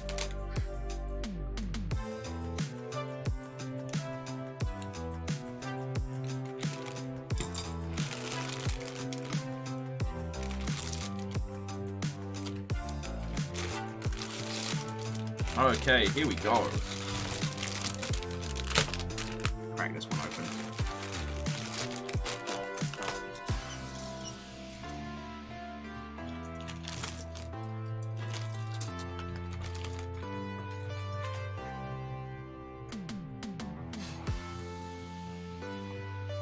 And Aunus, I'm with you there. Like, the entire Wii U library, most of the Wii U library has been ported to the feckin' Reactor the Switch. online. Sensors online. Weapons online. All systems nominal.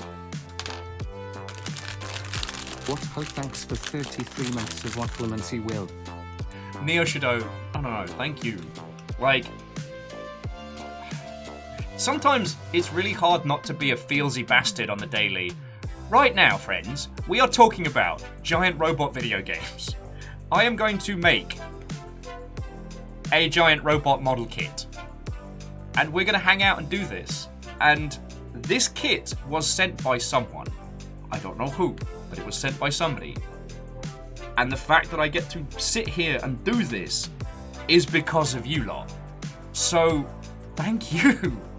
Like, thank you. Alright? Wolfgrad's like, hey, this isn't a bathtub. Yeah, the heat eased up today, so I didn't need to crawl into the bath and just... So you'll all have to, unfortunately, wait for the future. A future in which bathtub will happen.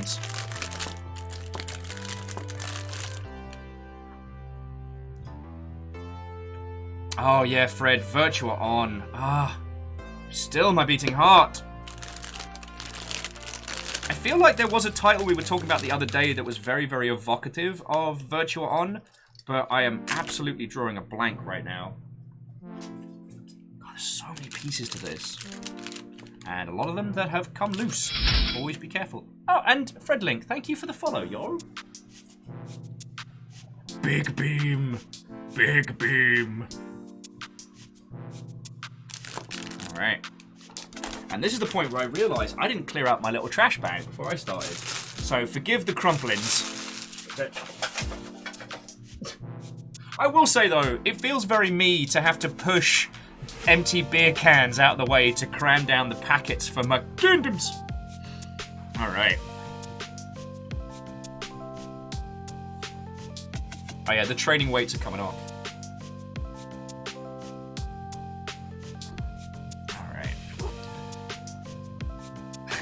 The alcoholizer.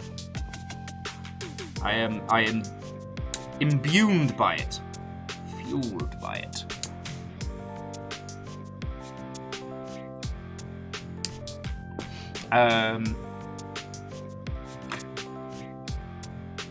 Yeah, I would love to see more from Virtua On.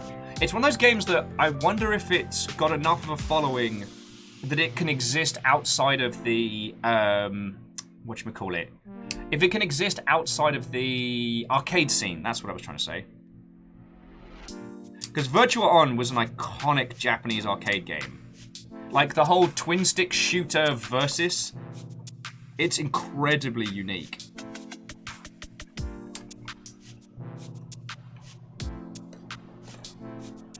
And it needs 2 and 5. Cool.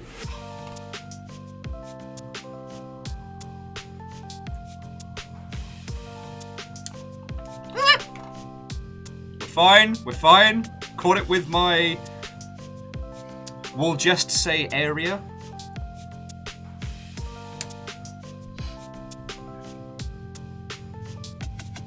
Favor's like, I think anyone could handle seeing half a nude will. I mean, the white balance would have been very much a challenge. I'll pop you over here.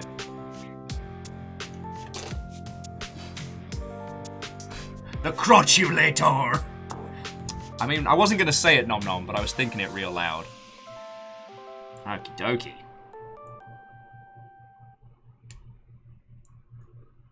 Trimming the nubs, trimming the nubs. Ugh! Trimming the nubs, trimming the nubs. Oh. Is that Mario telling me we need more jams?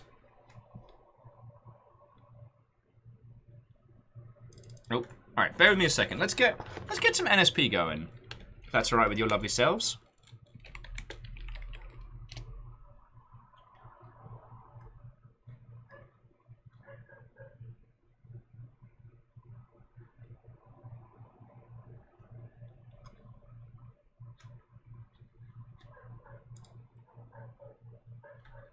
Bear with me just a second, friends, as dags bark in the distance.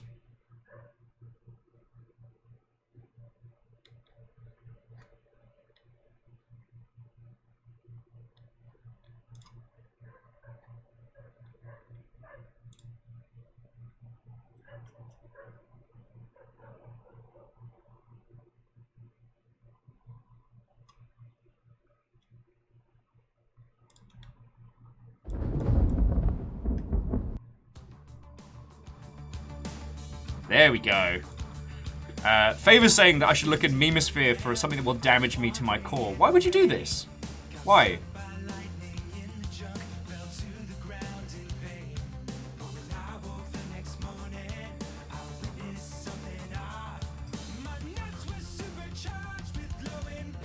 I don't get it. Sorry. If it's a spelling-based joke, then I'm afraid it is lost on me. Anyway. Smallest waffle. What-ho, friends? Right, let's make a gun for a Gundam. So just a quick show of hands. How many of you are doing like a little build along with us? I want to know how many other people are signing themselves up for No Grey November's personal flavour of nonsense. Wow, my hands are shaky. Ugh. God. I should do talks at schools and be like, stay in school, kids, otherwise you'll end up like this guy. I'd be like, what?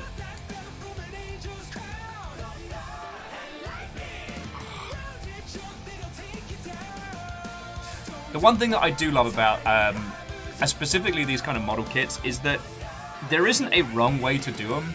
So long as you're having a good time and the thing that you make is something you're happy with. It's not like with... I think we talk about this every time. It's with Games Workshop stuff, there is a wrong way to put stuff together. Like, it doesn't fit the war gear or the kit. And people can get real arsey about that.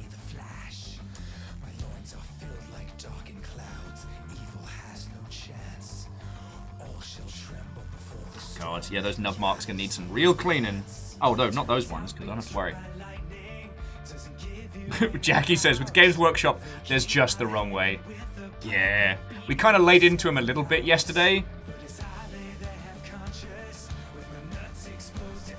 It's always the complicated thing with, like, a company so large that one department can be doing great works while the other department is being a bunch of feckin' dinguses. Or dingai? They're being idiots. And it's that horrible thing of, like, knowing that these two parts of the company don't interact, but both are representative of the brand as a whole. Well, and we'll never see that again.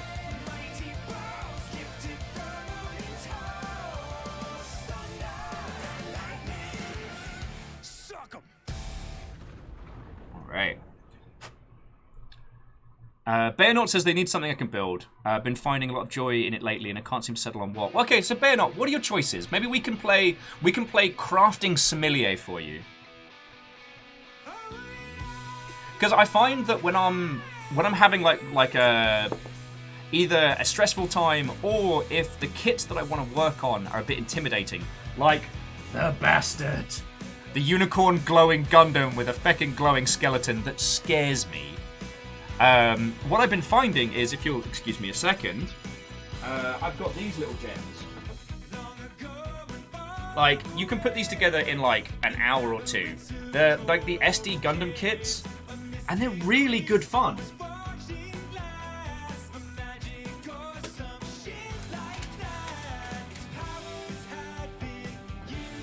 Also, they're dirt cheap. Now, they're not the highest of high quality. Like, I love Tiny Big Zam with all my heart, but Tiny Big Zam's not winning any, like, Gunpla awards, you know what I'm saying?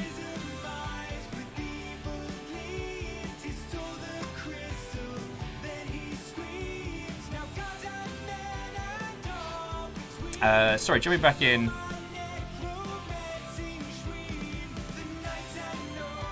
Oh, Jackie was saying that after decades and a fortune for my 16-year-old self, I'm kind of miffed the path they're taking. I think... well, okay. Touch wood. I hope they'll bring it back. Because the one thing about Games Workshop is that they are first and foremost a for-profit company.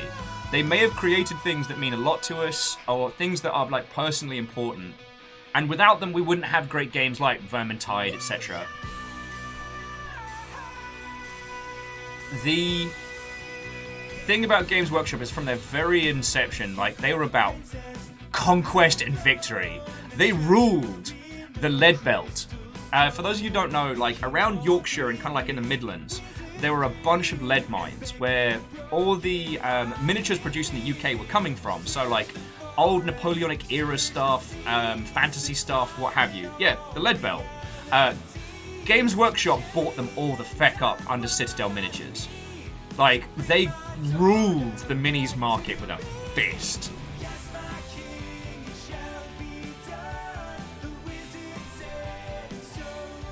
Oh, sorry, Fredlink says they've only done one Gunpla so far, and it was the EVA Unit 1, the 1/1/4 scale. Yeah, with the plastic sleeves. Oh, it's so hard. I've been told the newer ones are better.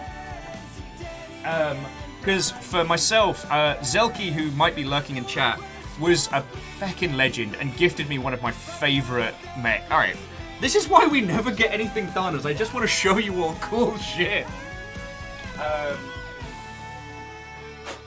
God, I need to dust these little guys. I guess it must be Will's face shedding season. So look at this.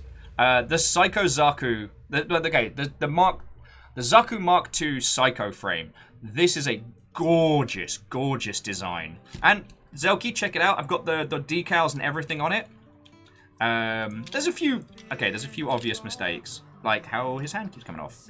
All right. Anyway, I loved doing this, except for, let me see if I can show you, these tubes.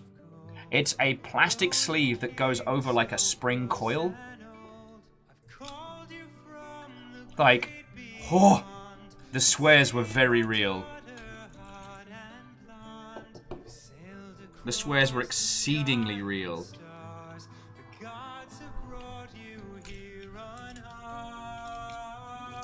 So I now try and reattach the super bazooka. Actually, Your Majesty, you just All right. through 26 dimensions of space and time, and I've got to be completely honest. Yeah, this was a gift from Zelky, which I'm so happy with.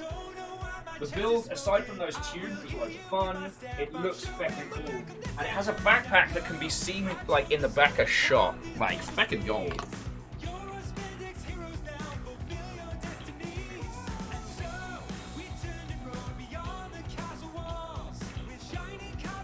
Fredling says the best way to go against Games Workshop is just to go to the second-hand market. You know what? That is a legal way. That is a legal way of continuing to be in the hobby without giving them cash. Because the thing is, they are not a company that is powered by their morality. They're a company that is powered by money. Lots of money. That's it. It's just cash.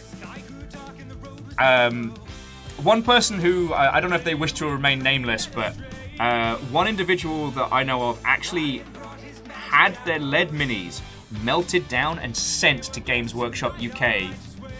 Like to Games Workshop HQ as a do better, which is feckin' cool. Brian, do you think you could please warn me before you're about to light our righteous way? Oh, God! All right, fine. Whatever, man. Now, obviously, here on the Longship, we would never condone piracy of miniatures. You know, we would never... I would never sit here and say something like, you could probably print out some of the larger Titan models to a very, very high degree of quality, sand them up, and then paint them and have them looking really feckin' cool. I would never say that. When we wouldn't... None of us would say that, right?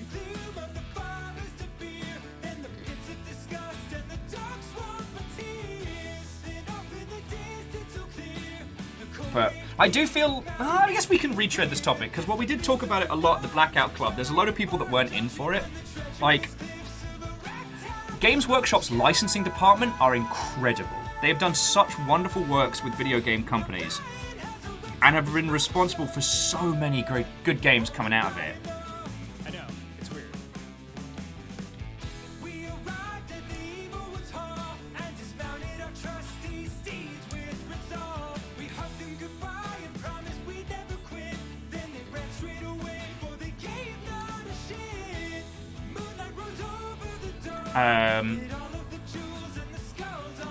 Thrame says, I was totally up for Blackout Club, but someone was late for stream. I was on time for Blackout Club. Today I was late by an hour, because I was just tired. I'm so sorry. The heat's been kicking my ass. Now, what I will say is Jackie Fox has been going through a 3D print of Ava Unit 1, and it looks glorious. Like, Jackie, that looks feckin' cool.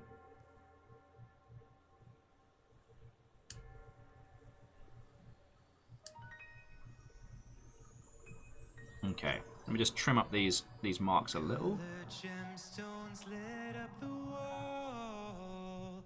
They formed a rainbow trail up to a giant waterfall. Oh, Smallest Waffle says the Blackout Club's on sale right now. Oh, I didn't know.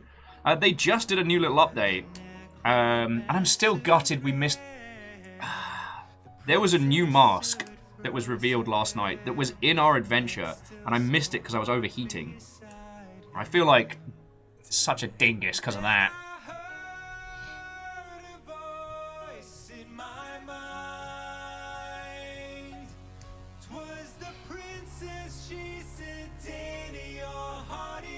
So Squarepeg saying, on a total side note, they're printing a 52 centimeter tall aggro mech. Oh, yo!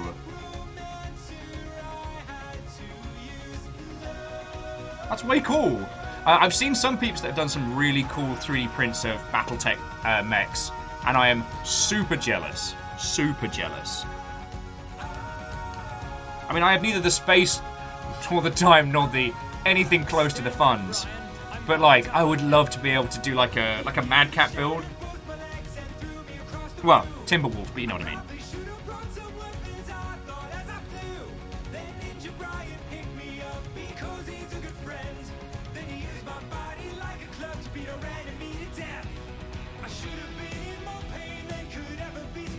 Bacon says they need to stop slacking and do the conversion of their 3D printer from 12 to 24. What better place than here? What better time than now? I don't think Zach de la Roche was talking about making 3D models when he wrote those lines, but I'm paraphrasing.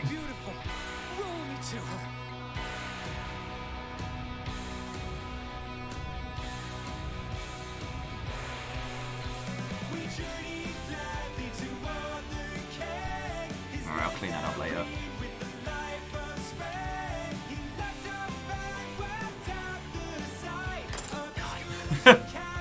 I think this is why these streams are always so long, is that the amount of time I spend nattering versus the amount of time I actually spend building, I don't know if it's even 50-50, you know what I'm saying? Oh no, but sorry, I wanted to just jump back. Friends, so Jackie Fox has actually posted some pictures of the Unit 1 build that they're doing. And I saw someone else on Twitter who was working with the same files, who wasn't doing as good a job as you, Jackie. So, while I don't know all the specifics...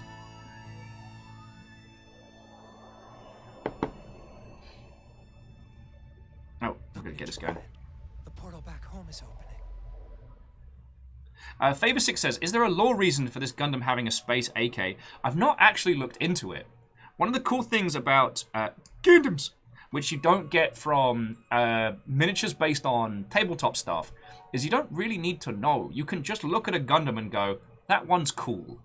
Like, no one's going to judge you for the kits you put together, right?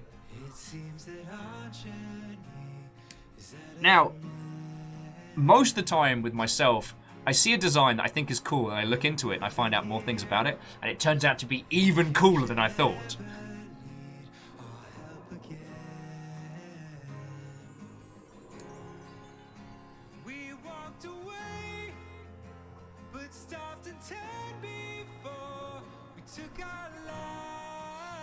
And obviously, again, Jackie Fox, none of us are condoning printing out pirated miniatures from Games Workshop. None of us are saying that, because that would be a bad thing to say on this Twitch.television. But one of the things that's been interesting is that, except for the newest Games Fest they did, Games Workshop has been so slow to change their business model. Like, up until very, very recently, Games Workshop was still working on the idea that, like, get people in the store, get them playing the game, get them buying the miniatures, get them coming back. Like, everything was about getting people into a Games Workshop store, which is a very, very old way of doing retail. Like, even nerd retail. Of which, like, let's be honest, they've still been one of the strongest. Like, even Wizards of the Coast and Hasbro with their great powers, like, you don't see a Hasbro store in every town in the UK. You know? They've been batting real powerful. Not Hasbro, I mean Games Workshop. But because their method hasn't failed until, I guess, like lockdown and things like that, where people have been exclusively buying online, I don't think they've seen the need to revisit their business model. You know, they very much seem to be a, you know, if it ain't broke, don't fix it. But the world is changing beneath them. And the lack of adaptability, as we know, stagnation leads to death. Now, obviously, I don't understand the UK games, the UK retail market as well as I understand video games. All right.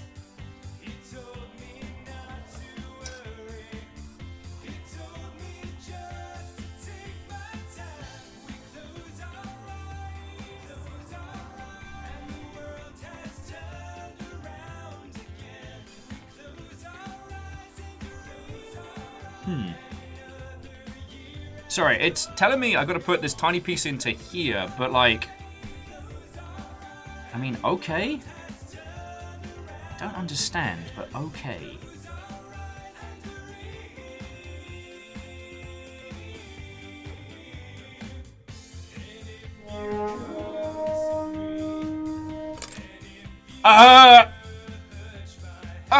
We might have to need to defend ourselves. Fuck. That's a lot of pirates! In my defense, when I said anti-piracy, I meant stealing video games. Gundam, more like Gundam. Thor, you beautiful Mother Hubbard, how are you? What? Ho and welcome! Okay, Wraith Beadora Thrame, yeah, proper good raid defense. The anti-pirates, if you will. Thor! All of you! Watto and welcome! Hello, hello. Alnus, I don't know, Alnus, the gun's not finished! It's in 3 pieces! I haven't even built the magazine yet! Okay, I like Fred's idea. Like, welcome one and all. Let's have a proper Vikings and Pirates feast before we throw down. That sounds like our style. Oh, but friends, one and all, Watto and welcome. If we haven't met, my name's Will and it is lovely to make your acquaintance. I used to work in video games, much like Thor, but from a different path.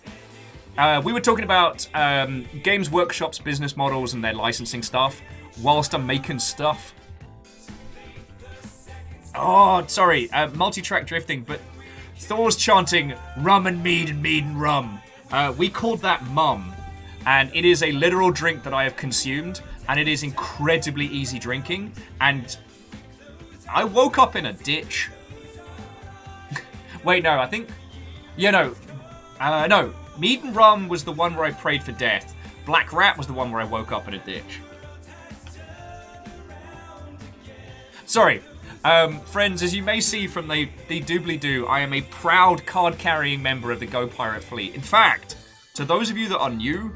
The only reason I'm sitting here in front of all of you lot is because Thor kicked my ass into streaming. So, for as much as the raid battle rages, it is lovely to see you and you are all welcome here.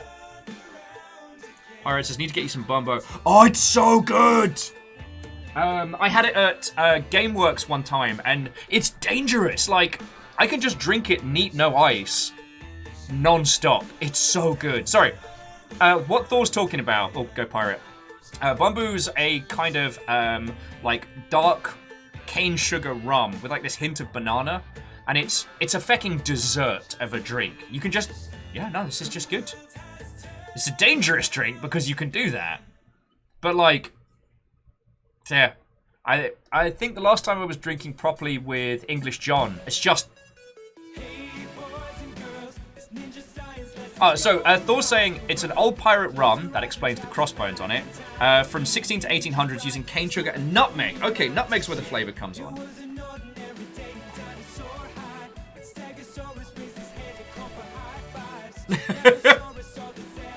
Well... Sorry, Fred's saying that Thor, you and I should have a throwdown of something at some point. I don't know what would be an even playing field for us. Because, like, Thor's a 3-time Black Badge winner at DEF CON, so, like, any tests of intellect, and there's me just kind of going... It's not really a fair fight.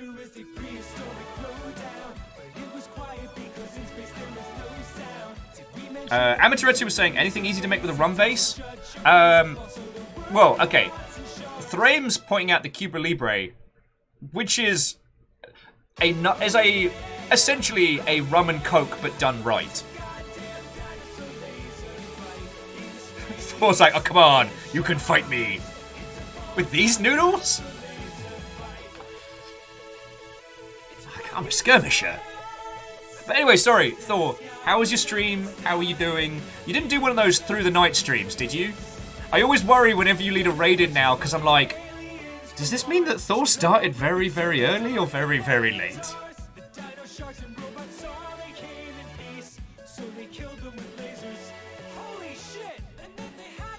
I just played Diablo 2 Remastered. 'Twas good fun. Oh, Jinette's ratting you out and saying you streamed for 9 hours. And if it's 3 in the afternoon now, then...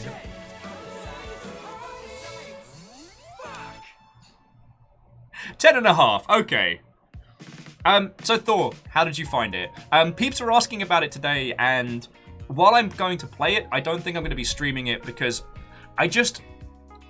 there's a skill to being able to stream a game like Path of Exile or Diablo and be interesting doing it, and I don't think I have it. I get too tunnel visionly. Thor says it's great. Press G when you want to play it. Yo! Friends, for those of you who don't know, Thor is also like ex-AAA games industry and actually worked at Blizzard when it was still Blizzard.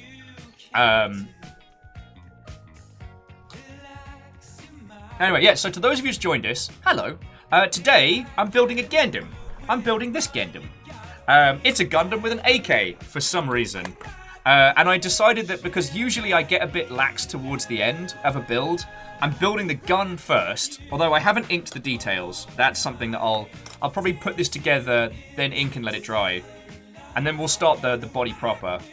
Oh, and Jeanette. Nice. Yeah, so Thor, have you had a chance to try your pirate Gundam? I do. The thing is, I love the design of the crossbone Gundam, because it's designed in a very practical manner, but it still looks ridiculous and over the top. I will say, the manga for Gundam Crossbones, not worth your time. I'm really hoping that they do like an anime version and update the story. Let's say that.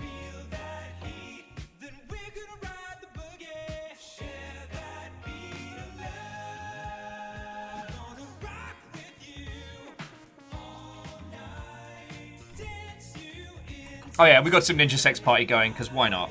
I just don't understand this moving bit here. I guess to make it more sturdy? I don't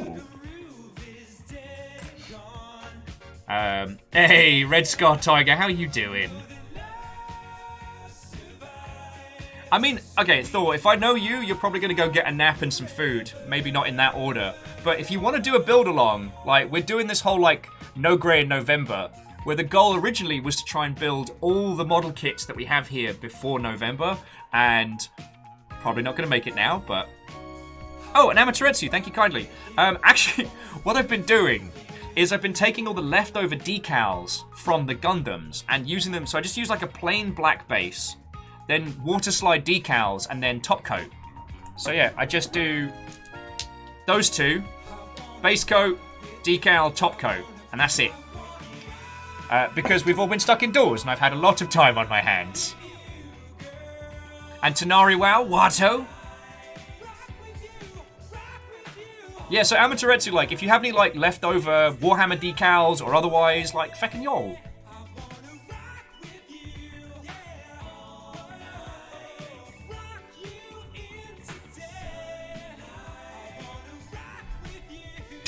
Theodora with 9 out of 10 Wums recommend ice cream. The 10th asks, how do you double jump?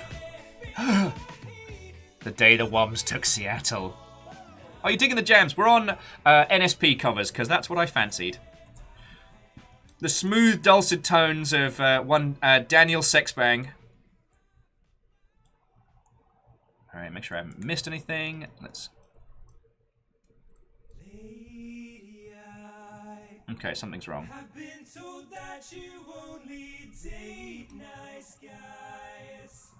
Oh! Yeah, Moose. A good dark and stormy. That's another good rum drink.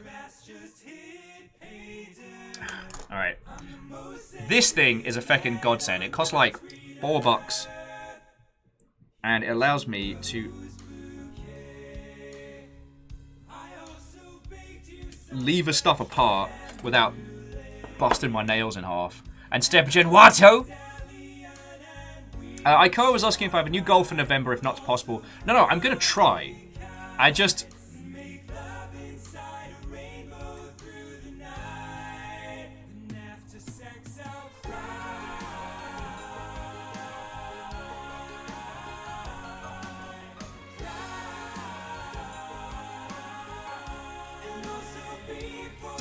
Oh! I put it in the wrong place.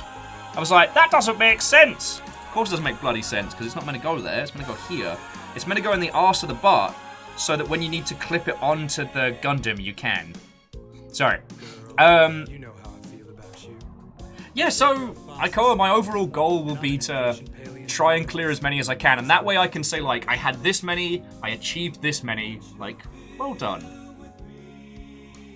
Thrame says, can we think of a punishment for Will if he doesn't do all the models?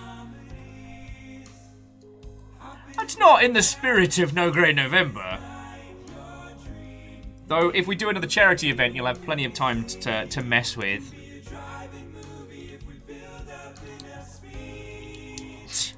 Sorry, I love that line. Every movie's a drive-in movie if we build up enough speed. Alright, got a couple of nubbins to clean up. Thrame like, that's in the spirit, Bengla. You've sent me so many kits! All of you! You know who you are! When you lot decide to feck with me, it is top tier. And this song continues to crack me up.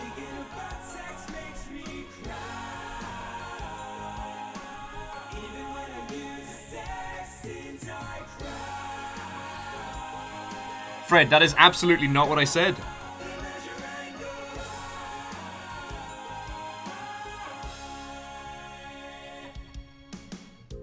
Sorry. Was that too sensitive for you? Scar's like, not exactly a prison of your own making. Not quite. We're here, thinking about a duckling riding on the back of a puppy. Also, the duckling is wearing a tiny cowboy hat. Slightly tilted. Oh, okay. So actually, Jinnet, nobody's asked this one. Because, like, I'm not the most steady-handed of individuals. A lifetime of late night and gin will do that to you. Sir Daniel Sexbang. The best way of putting them together... Hang on, oh... The technique that most people recommend is actually the best one for people who, like ourselves, haven't got the most delicate of hands. Okay, so what you do is you clip it on the sprue, not at the point of cut, and then you just kind of trim it down rather than trying to get each cut precise. The good thing about the Gundam kits is that they don't ask you to paint them, and they don't ask you to glue too much. Red Scar, you don't have to glue them in.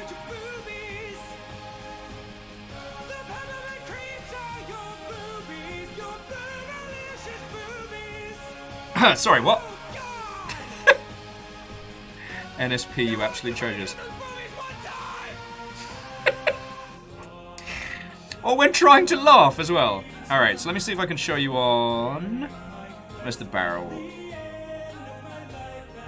That is XO12.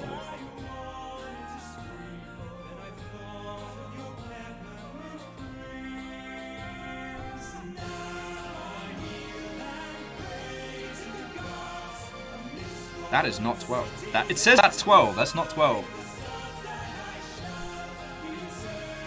Oh, it's XB. All right, back into the box with us. I thought it was all from one sprue. So yeah, Sky Red Tiger, you don't need glue for them. For some, you might wanna.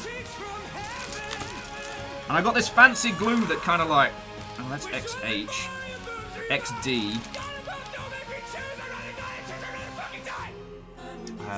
X. Why do they all have X in them? XF? XFU. Sorry, I'm gonna need to have to go through this box quite.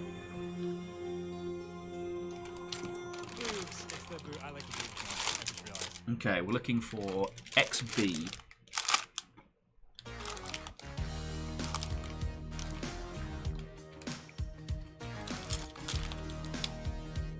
XF.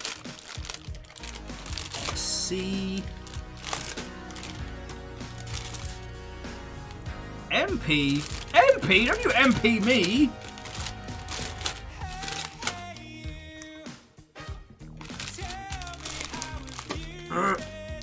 I know, I'm so classy. I'm so classy. Get Ned, Jeanette, I'll be with you. I'll be back in conversation in just a moment, friends. He just finds bloody sprue. I know, it's my dumb fault. I should have checked to see if everything was on the same line, and I didn't. But I will say, whilst I'm digging through this box, one of the things I love about this is it's a lot more forgiving than a lot of other building stuff. It hits this nice sweet spot between, like, GW stuff and Lego. There's a very clear way to put it together.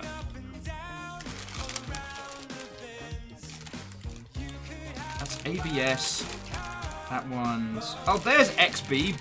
Buried in bag after bag. I have to start unfurling these in a sec.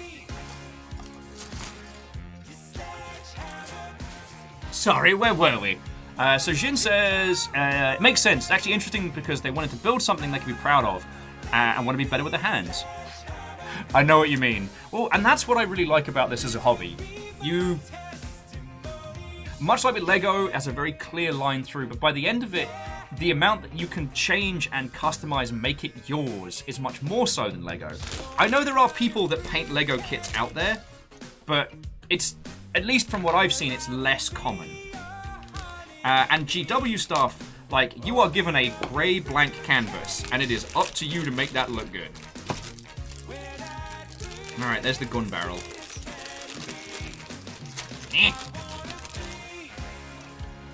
And I think that's what I've really enjoyed about it. I got into this because Jaralan sent me a kit of one of my favourite Gundams, Barbatus.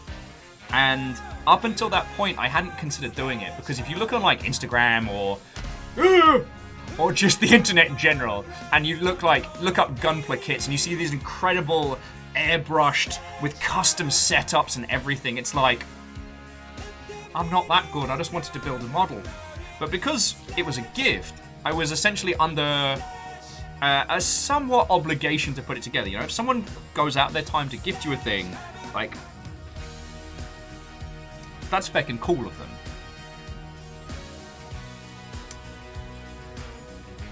So I sat down and I just clipped it together. I had got a budget kit of tools from... I did get them from Amazon. I know, shouldn't be giving cash to Unky Bezos, but...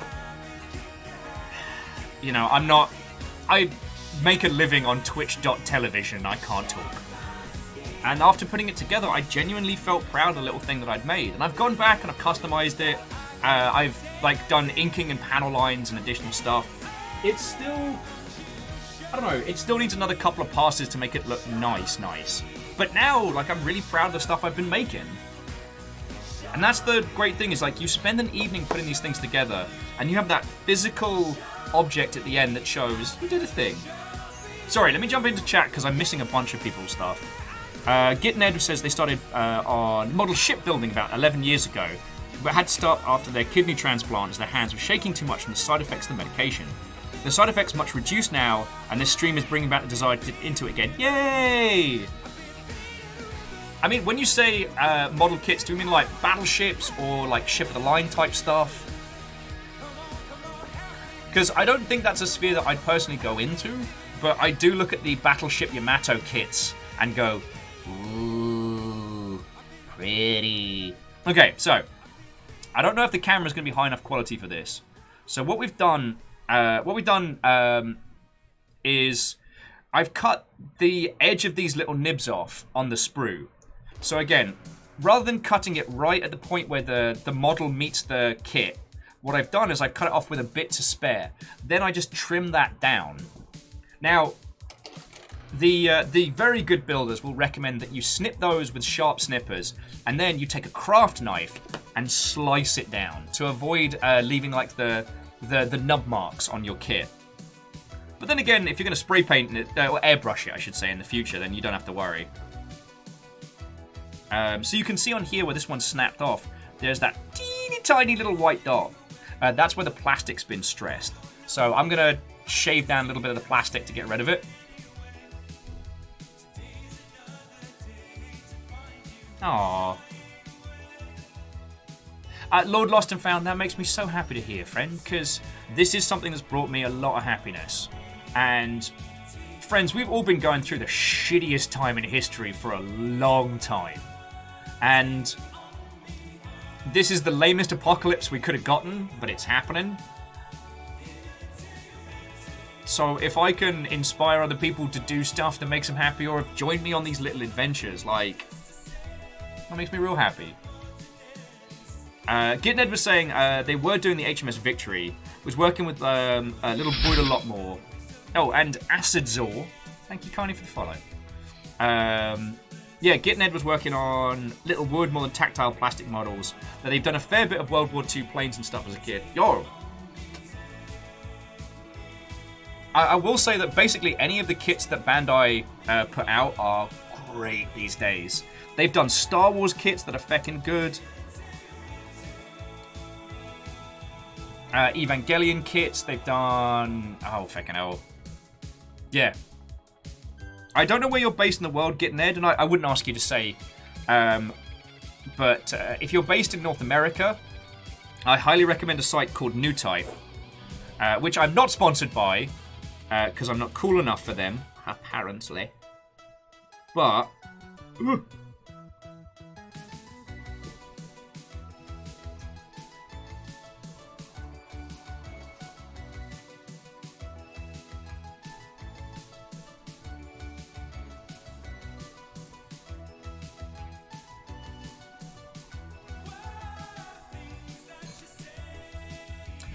But I highly recommend them because their stuff is good, they ship really well, and they do good in the world. And I'm always down for pointing people towards companies that will use nerdery to make a little difference in the world, you know? Oh. Gitned says they're based out in South Africa, so it's hard to get kits and models at the moment. Obviously, I would never condone, like, going the piracy route. Okay, so that goes into there, so that means I need a sticker. Or...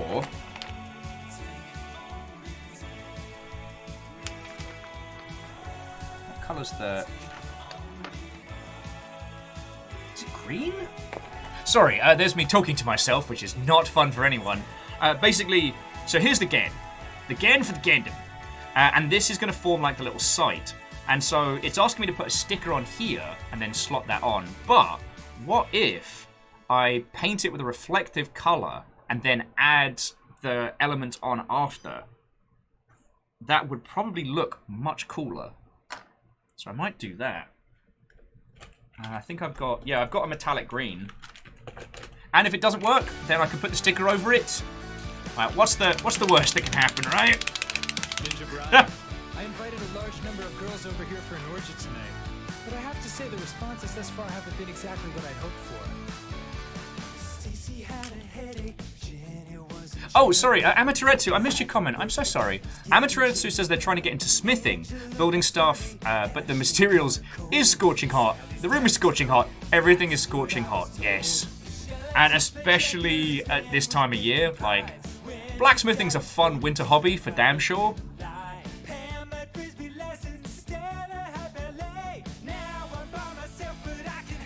Fredlink says, I'm sure you could take a whole 40k army on with one just good Gundam build. God, you know what? I know one person that would be able to work out Gundam versus. Okay, because Gundams have new types, but 40k armies have psychers that can do some pretty nasty things to humans. And it's like, it's the person inside. Like, a Dreadnought versus a Gundam's not even a fight. The Gundam's going to win that one in maneuverability and firepower. You know, the Dreadnought against infantry is this unstoppable murder coffin. But then, like, what does a psychic bastard do to the pilot of a Gundam? Like, made your head pop. Congratulations, there's demons from the warp in your cockpit. Enjoy! God. I might message my friend and be like, yo, do you want to do a crossover project? Gundam versus 40k? I'd be curious. Fred's like, 40k solution would be to ignore the Gundam and destroy the star system. The Imperium of Man has this whole, like, well, if we can't have it, no one can level of escalation. Doesn't matter how many cool weapons on your Gundam if it's Exterminatus time. Jin says, think about it, is there any difference between Gundams and Transformers? They look similar. Well, they have similar origins. As you may or may not know, Transformers weren't Transformers in Japan. They were kind of just a toy range of things that turned into other things that weren't as drastically successful as they would come to be. And Gundam was financed initially by Bandai Namco on the proviso that there would be toys to go along with them.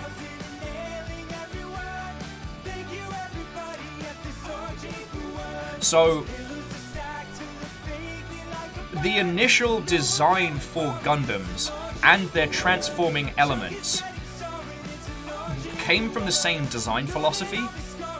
Like, the idea that it was still a toy to be marketed at children.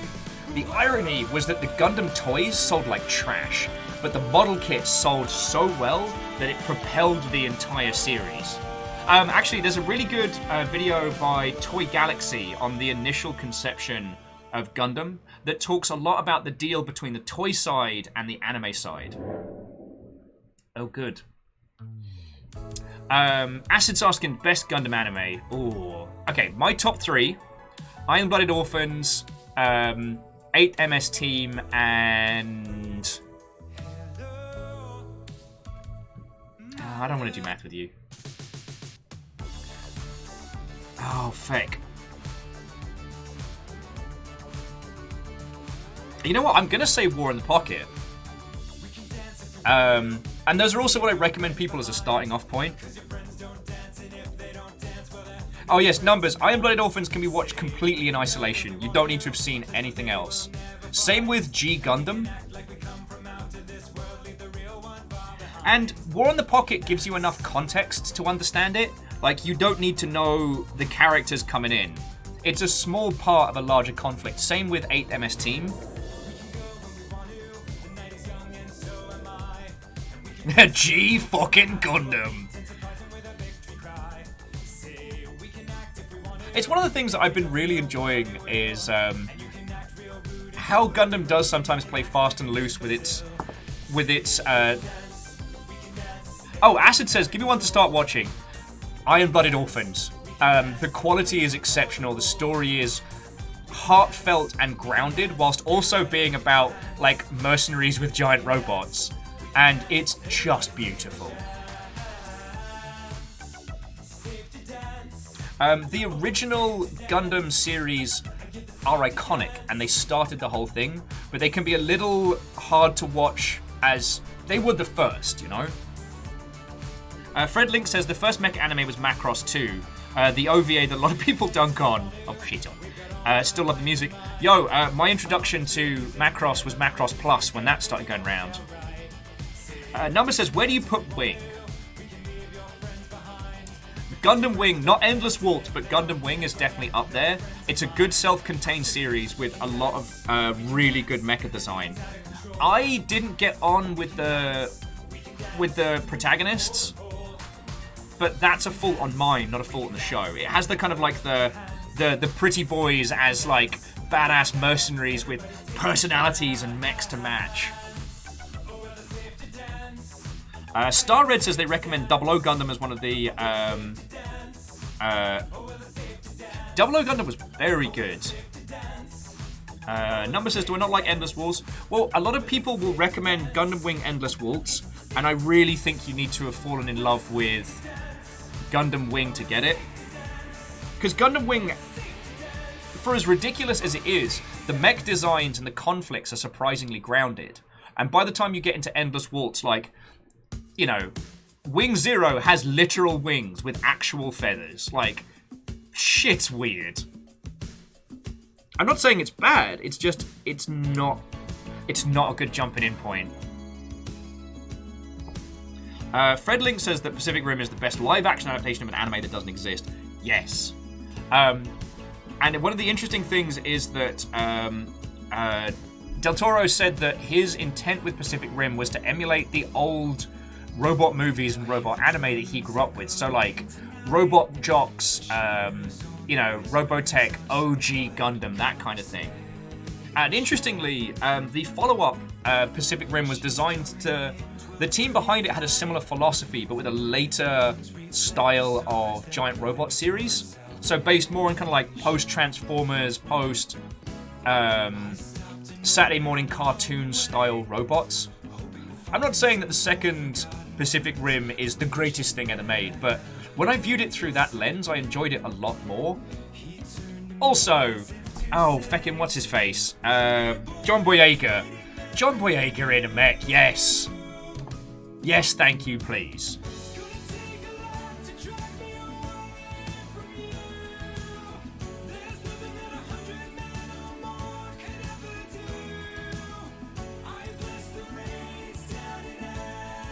And here we have the iconic Memnal mech song.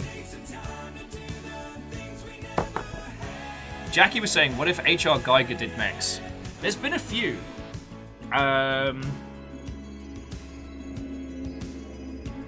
Oh, Number says, wait, is the second Pacific Rim worth watching?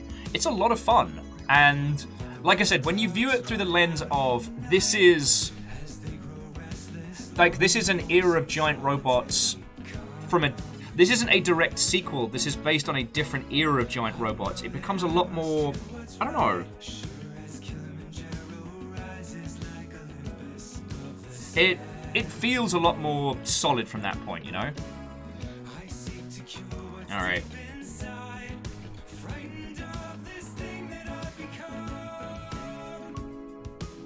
Fredling says they should make a movie or series inspired by Code Geass as well. Wouldn't be against it. Wolfgrad says, maybe a weird question, but I've never built a Gundam. To what extent do you actually need extra supplies like paint and glue and such? Honestly, like, if you can give me 2 secs, Wolfgrad, I'll link you the kit that I bought when I started.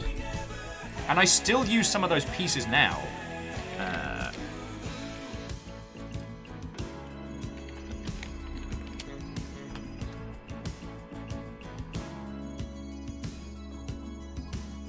Yeah. So, if you'll forgive the long-ass Amazon link, because why Amazon still haven't worked out how to make nice links. And you can get this kit from different places, but I'm just showing you what I got. I spent $10 and I got this kit. And it's got nippers, file, knife, tweezers. Actually, this might be a different one, but it has the same stuff. And this was enough to get me in the door. And then later on I decided like what I wanted and that it was for me. So yeah. Sorry, jumping back in. Where was I? Jinnet was saying they realised that having a giant robot in the real world would be a waste of resources and technology.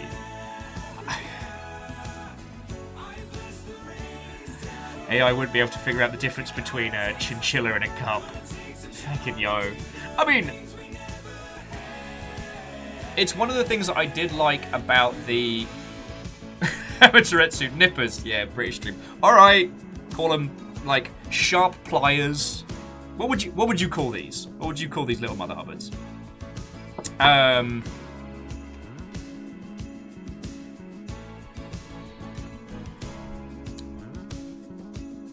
God, I completely lost my train of thought. Oh, Fred was like, okay, Pacific Rim 1 versus 2. It shows the mechs are animated. Pacific Rim 1, the mechs are laborious. 2, the mechs feel like more modern anime, and that's the function of the era of animation. Yeah. Also, like, there's a lot of the momentum of the robots in 2 is very different.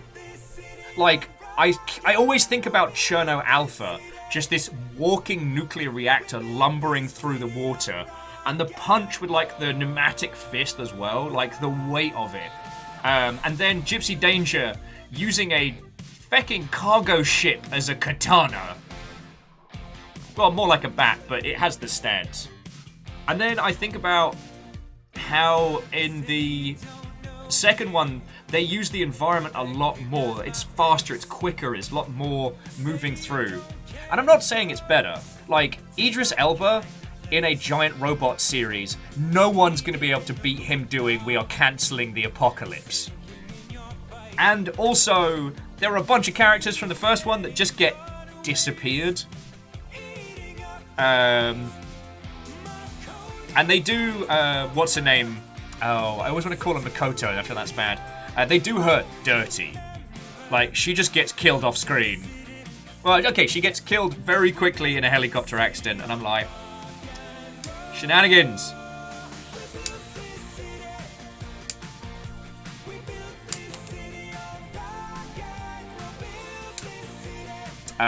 Sorry. Oh, Scar Tiger with a rocket punch, yeah. Although I've been told the rocket punch is a very contentious thing in Gundam, but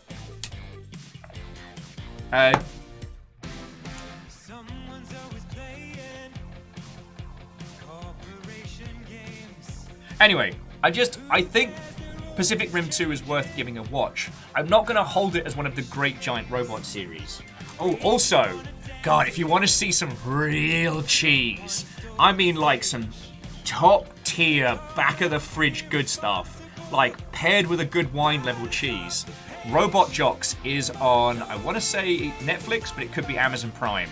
And Robot Jocks, a fiscal failure of a movie, a complete nosedive, was a full big production movie about the future where all political arguments are settled through giant robot matches, and about the upcoming USA versus Russia match. And it's so good. It is completely po-faced, and it is all puppeteer and stop motion animation, so it's all practical effects. Oh my life. The acting is so ham and so ridiculous. But it's like, there's a care of the robot design that we'll never see again, because that movie tanked so hard. And well, some parts of the mech fight look awful, but not as much as you'd expect. Red Scar's asking if anyone's seen the Gunbuster Blu-ray news that's no longer out of print. I hadn't that, thank you. Oh no, Amaterasu, I'm so sorry. As a kid, I was lactose intolerant, so I know tanking the pain.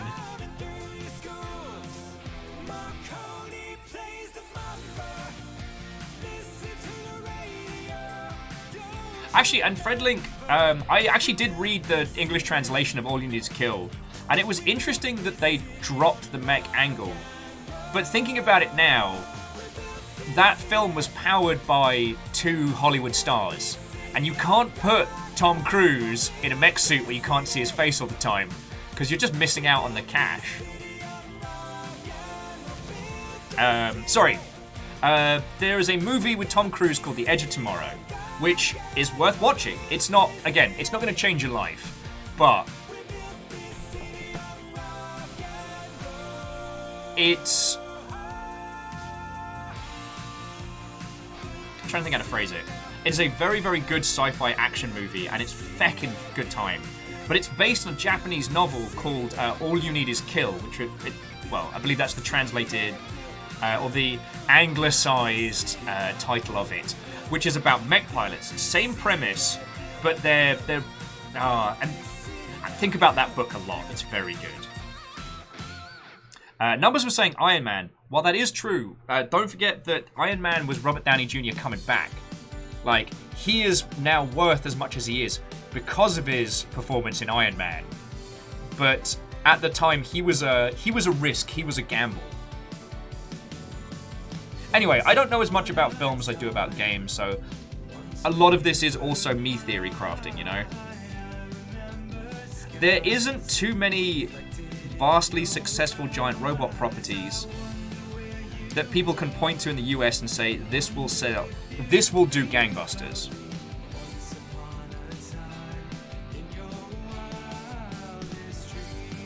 Number says they kept him in the suit in the Avenger movies. They did. He got a lot of screen time face-to-face outside of the fights where they were going to be CGIing anyway. But what I think was, they wouldn't... If you had a movie now with someone like Robert Downey Jr., you wouldn't put him in the mech pilot. You wouldn't put him in a mech suit for most of the film to obscure his face. Does that make a weird sense?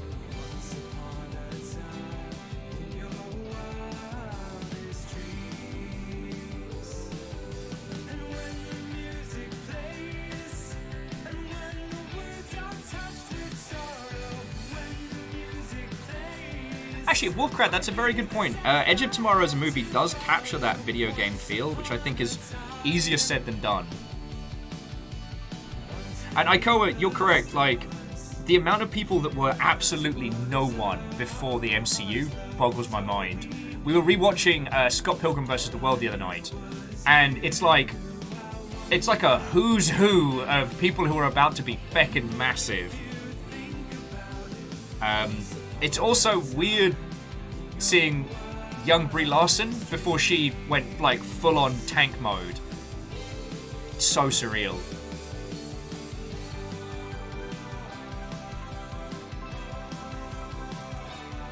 As someone who is neither a beefcake nor has the ability to sing, the idea that one person can have that much talent blows my mind.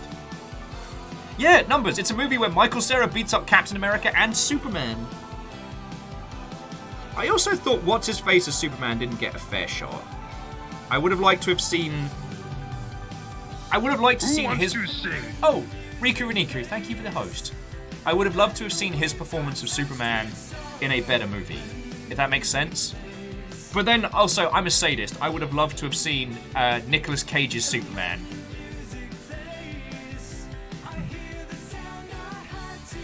Riku Reniku, we are having a fecking lovely day. Thor brought the entire pirate crew in. So we're talking giant robot movies and nerd movies, and I'm making this Gundam. Actually, at the moment, I'm just making its gun, and I keep getting distracted by really good conversation, so...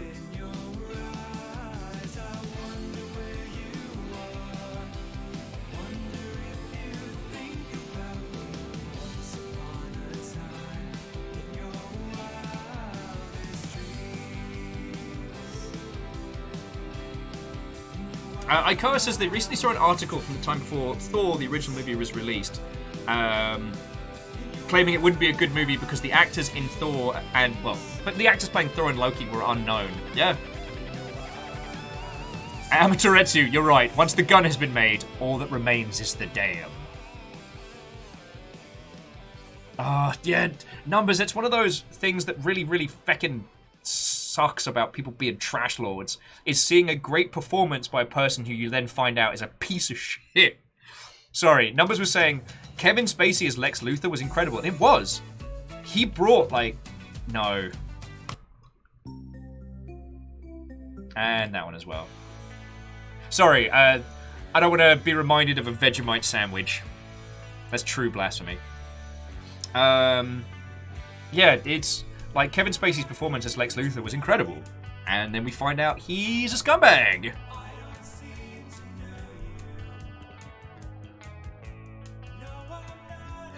Okay.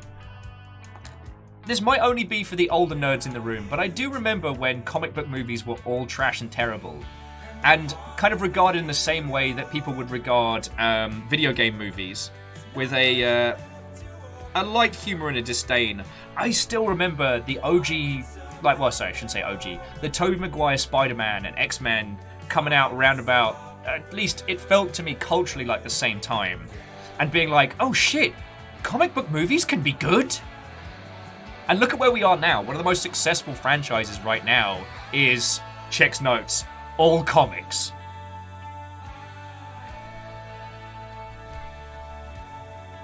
There used to be this joke like the nerds shall inherit the earth, you know? And it was always kind of put forward as a bit of a humorous point. And yet here we are. Oh, and Ozine, how you doing? Lyris remembers that, yep. Amaterasu, yeah, it's, whoops, all comics. But I'm happy with that, you know? Alright.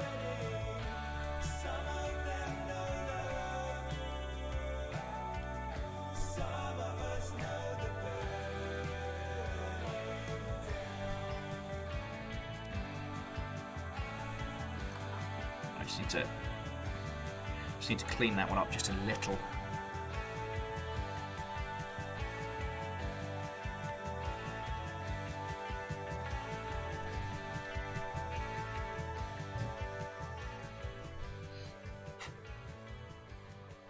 Reflective says, can I share a Gundam related link? Absolutely, friend.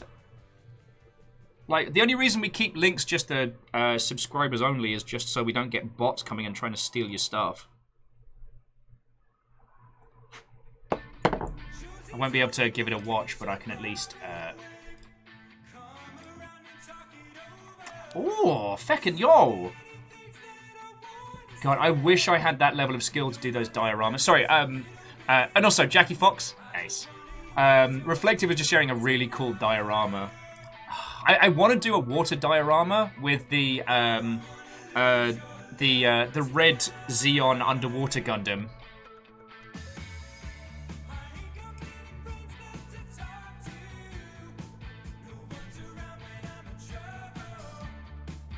Okay, I'll work on that stress line later. And this is going to need a lot of inking and additional details. Alright, I'm going to do the magazine, then we're going to ink and paint this before we clip on the scope cover, and go from there. Riku Niku says they're working on the pinball software right now. Oh, go you! Sadlin got me trying an idle pinball game, which was fascinating. Sadly, not a very good... sadly, not a very good pinball game, but an interesting concept, and something that somebody made during lockdown for a bit. A friend's like, wait, why does a Gundam need a scope? Well, because of Minovsky particles, you can't just laser target something. So whilst the onboard computer can handle certain amounts of aiming, an additional scope would be required for like long distance sniping, because you still got to work it out. Caffeine says, why does a space laser gun have wooden parts? Because it's awesome! I haven't looked into the story behind this particular Gundam, so I don't know why it has this iconic AK.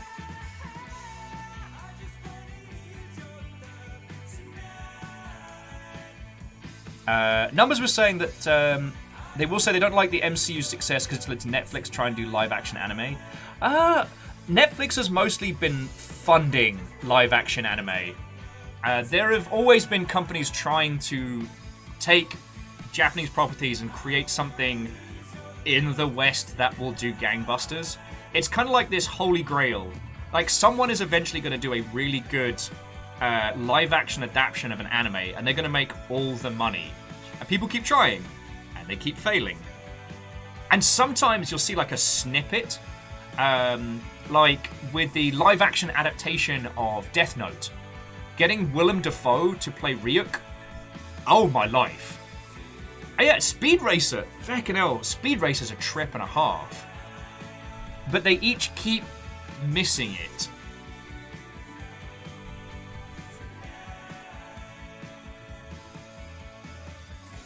Oh, because yeah, Amaterasu was mentioning the Ronin Kenshin live-action adaptation.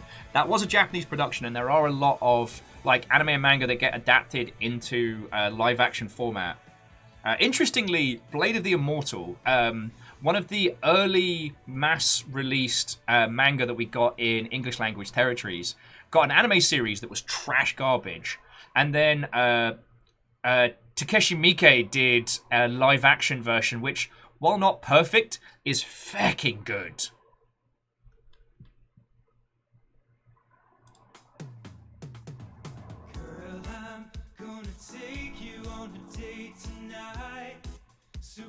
Fredlink was saying that I think the Netflix live-action thing is 100 times better than the Robotech thing.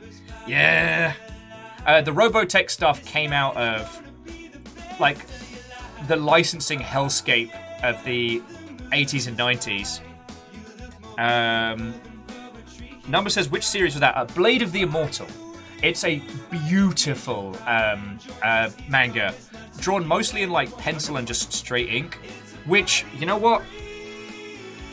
That person was a teacher by trade and just drew manga in their spare time and created this gorgeous creation. Still jelly. Ah, to read only memory. What, ho friend? How are you doing? We were actually chatting Dead by Daylight earlier. We put forward the idea of a MMO guild leader driven to madness and murder by having to deal with everyone's schedules and bullshit. As a potential killer, I will be pitching it to the Dead by Daylight team by next week. Was it the murder thing? Yeah, I thought it might be. Fred makes a very, very, very good point that a lot of the Hollywood sales do seem to be the big name anime rather than successful stuff that would be easy to adapt. I love talking about Attack on Titan because the manga is fucking dreadful. There, I've said it. The Attack on Titan manga is awful, dumb, and bad. But the premise, the hook of it was interesting. And when animated, especially by Gainax, it's like, oh, fuck, this is good. And Red Scar, I have to put my hand up and say I still haven't seen the Battle Angel, movie, and I need to.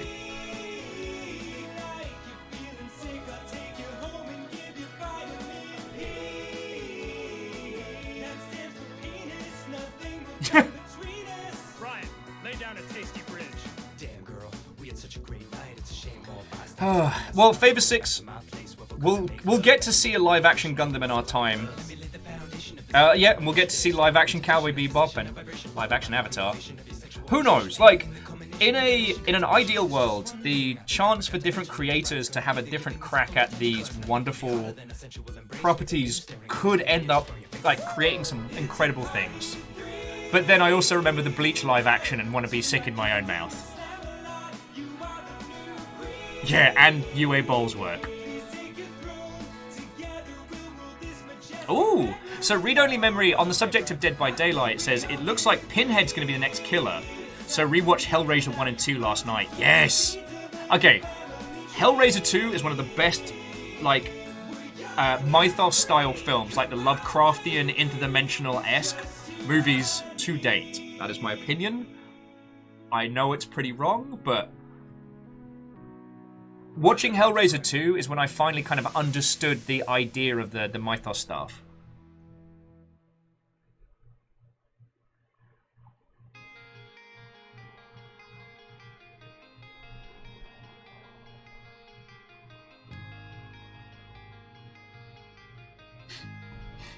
Oh yeah, so read-only memories. Friends, if you're not following read-only memories, please do throw them a follow. They do Dead by Daylight on the nightly, and I have lurked in their streams many a time, and it has been a lovely accoutrement while I have been trying to get stuff done. Ah, Mr. X, we meet again. Yeah, I'm building some Gundams. I'm trying to get all of them finished between now and November, which is unlikely. How's it going with your good self? Oh yeah, and the discussions on Blade of the Immortal, I always thought that was really cool because in Blade of the Immortal you have Manjin, the immortal killer, cursed with immortality until he cuts down 1,000 bad men as penance for the lives that he's taken. So it starts off on a really good step, which is like immortality is a curse and really is a curse. He has sacred worms, the blood worms, that patch him up from any injury. But he still feels getting stabbed. He still gets bits cut off and shot. It still hurts.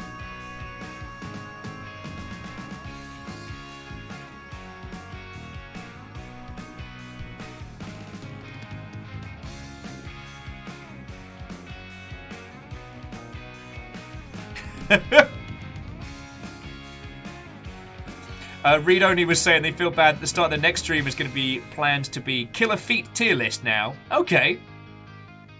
Mr. X has been playing some Nautical Below Zero, which switches so quickly from, wow, look at this, to, oh my god, what is that? Yup! Deus did a great cut of my first introduction to one of the big bads, which turned out to be different. Oh yeah, and Gitned, the Blade of the Immortal live action is such a good adaptation. I mean, they found exactly the right person to work with it, who could do a combination of the arty-farty with like the over-accented hyper-violence of it. Anyway, if you get the chance to read Blade of the Immortal, absolutely do. And if you get the chance to pick up the Dark Horse books, Blade of the Immortal was so beautiful that the team at Dark Horse decided, rather than reverse the manga, which was the done process, what would happen is companies looking to release manga in English language territories would just take the page and flip it, and then add the text in. However, this sometimes leads to the art looking a bit weird and a bit off. An illustrator would be able to tell you why. I couldn't, but I can tell when it's being done. For Blade of the Immortal, what they did is they deconstructed all the panels and rebuilt them in a left-to-right format. So they didn't reverse any art. And that is a huge undertaking. I actually read the whole series of Blade of the Immortal, and you know what? It's one of those series I'm so glad that I did.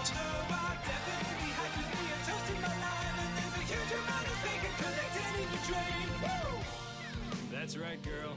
Don't things taste better when we're naked? That'll never be found. I gotta tell you, whoops. Sorry, I'll get that. That was... Yeah. Okay, I think I'm very much an optimist when it comes to adaptions, because with video games, we've seen games transcend like hardware generations and be invented and reinvented in ways that impress me so much. And I want that for other mediums. I love the idea that we can approach things that we loved as kids with a different angle and a different idea. It's just, sometimes due to the constraints of those mediums, I feel like the point is missed. The live-action adaptation of Death Note, I think, is a good idea. It does so many good ideas conceptually, but biffs the core premise. Do you know what I mean? The cat and mouse games don't work. You don't feel like Light could think their way out of a plastic bag.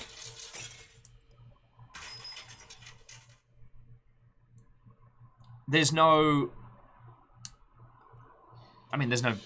Yeah. But Willem Dafoe's performance as Ryuk is incredible. And at times, I'm gonna say it, like, at times beats the OG animated version. As someone who was a manga obsessed, I'm a big weeb! Who knew? Also, Willem Dafoe's done a lot of nerd bad guys now I think about it. Mr. X with Weebs Rise Up. We already have. The nerd shall inherit the earth. Like, the most... Yeah.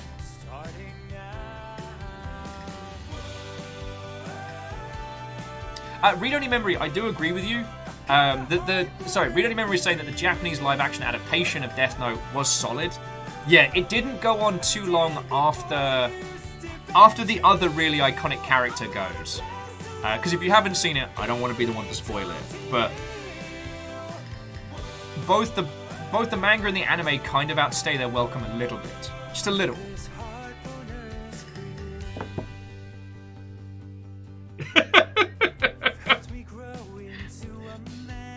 Sorry, Fred's like, Will, what are you talking about? Read Willem Dafoe playing villains. Willem Dafoe's best known for playing his philanthropist businessman, Norman Osborn. Yes, Norman did nothing wrong. Nothing at all. Apart from give us some of the best facial reactions in cinema.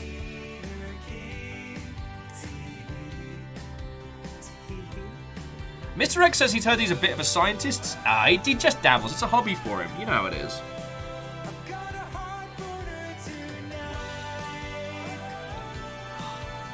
Got a big old stress mark on the bottom of this magazine.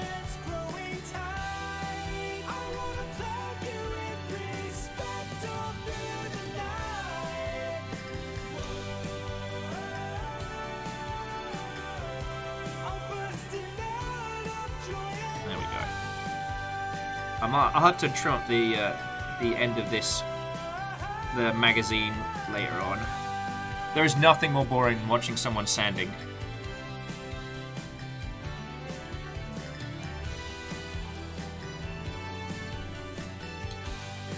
That up later too. Alright. So there's the magazine. Check this out. Whoop whoop. Alright, I'm gonna ink and paint this, and then we'll get on to starting the mech proper.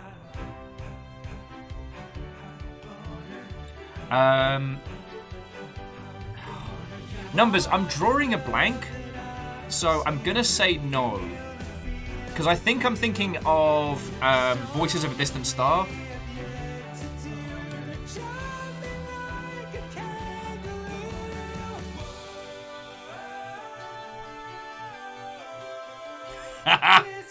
Sorry, Fred was saying the ultimate comic crossover that should happen and we'll never get. Daily Planet versus the Daily Bugle. Yes. J.K. Simmons as J. Jonah Jameson was inspired casting. Oh, sorry, Read Only Memories was saying the stream is making me miss modding and painting 40k models. We did talk a lot about Games Workshop today, mainly because they're not being very good at the moment. Which is ironic because their games licensing department is exceptional.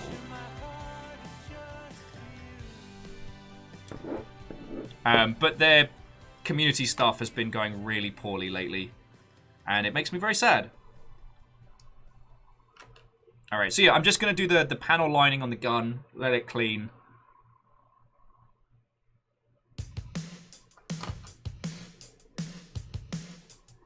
So Favor 6 again, I could probably bring up the wiki page at some point. Because there are Gundam weapons that use munitions. So like the OG Mac Daddy Gundam, that beam weapon, the beam laser could only fire, I think it was it like 8 shots? And then in Unicorn, they have basically like stored magazines of energy, each one fired, thrown away. But it's because it's drastically powerful.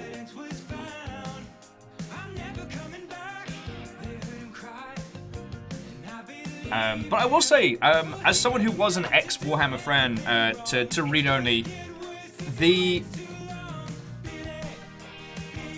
getting into Gundam stuff has been really nice.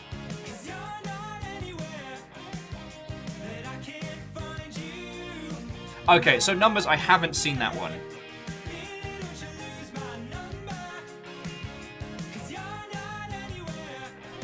Alright. Try not to put my entire ass face in front of the camera like I did last time.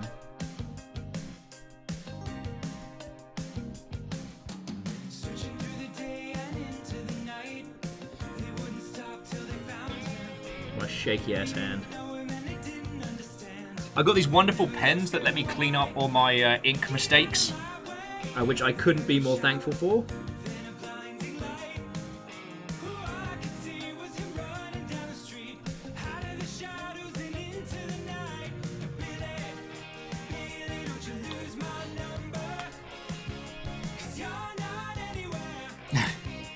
Well, I will say, one of the things that a large proportion of the Longshipians have been doing is absolutely not Games Workshop miniatures via like 3D printing stuff. I don't have that kind of disposable income, but like Jackie Foxbutt's done this incredible EVA Unit 1 going berserk model that's currently in progress.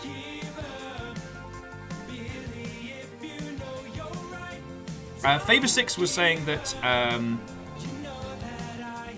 What do you mean by QC? General QC. Acronyms.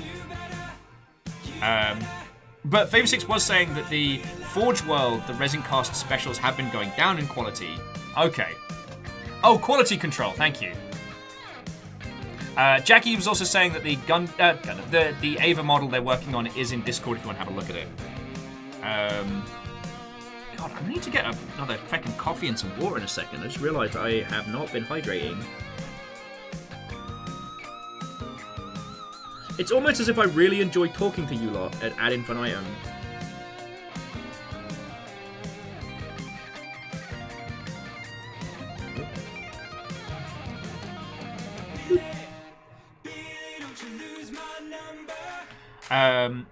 Read only memory, the new Ava film, if you've seen the old stuff, God, I was nonsense ugly crying by the end of it. I'm gonna do a rewatch of it at some point this weekend.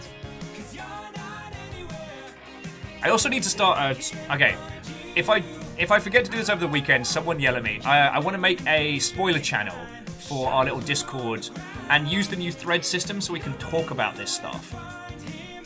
Because I want to know people's feels on this new movie. Why is that not sitting well? What is up with you right now?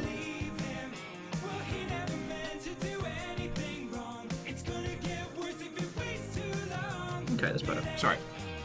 Ink was being weird. Steel Fox, what hell? I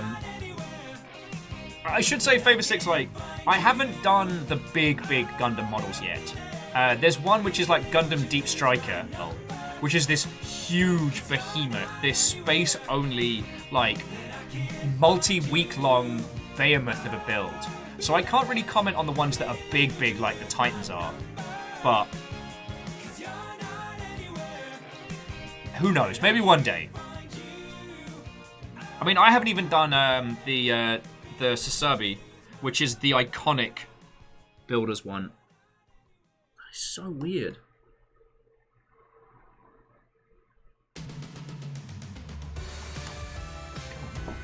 Does ink go off? I don't think so. But yeah, I mean, I will. As someone who did Games Workshop stuff back in the day, like a lot of 40k, a lot of Space Marines, I'm very happy to be in the Gundam sphere now. It feels a lot more expressive and a lot less like I have to do it right a certain way or else everyone's going to be mad at me, if that makes sense.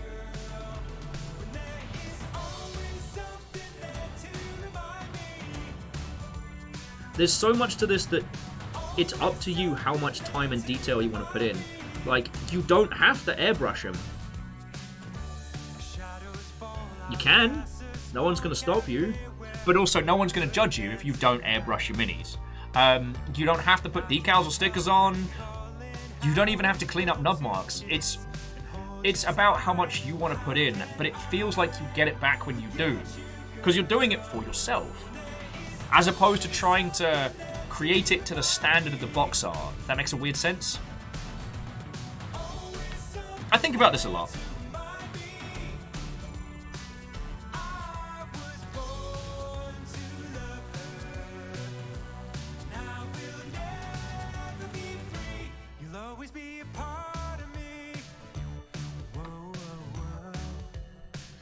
Alright.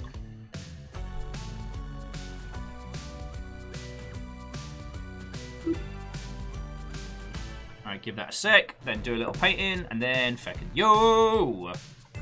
Ozine says there's room for a chunky industrial punk sci-fi that doesn't need to be connected to 40k. Yes. I'm really hoping that we'll see some, at least in the miniature space, some competitors really start popping up. And Reader Remember is saying that putting together a single large model was always more their speed. What killed them at 40k was that they were always too much of a perfectionist, so painting a whole army would take months. Yeah. Well, I mean, that's why my friend Christian started No Grey in November, was to get over the perfectionist side and just get into, like, right, how am I going to paint 100 minis between now and November?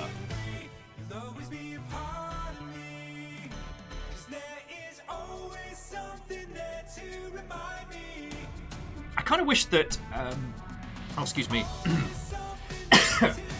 I kind of wish the OG Battletech minis had been, I don't want to say better, because that makes me sound like I'm being a bit of shite, but I do wish there'd been more high quality minis with the OG Battletech stuff. For those of you that don't know, Battletech as a board game initially shipped with paper cutouts. And honestly, I think knowing what we know now about like miniature Kickstarters, people love dope minis. Shocking, I know.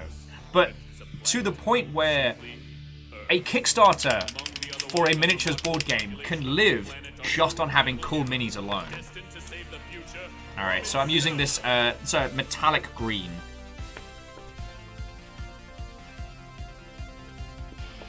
Hey Ninja Brian, I made a time machine spaceship. You want to go on it? Yeah. Okay, cool. Cool.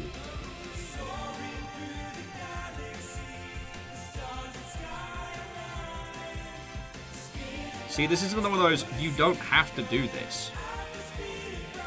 I choose to because I prefer it to the stickers. I think it gives a better finish. Yeah, this song goes out to Some Numbers, who has been repeatedly putting it back in my head all week. Alright. I'll put that over here to dry.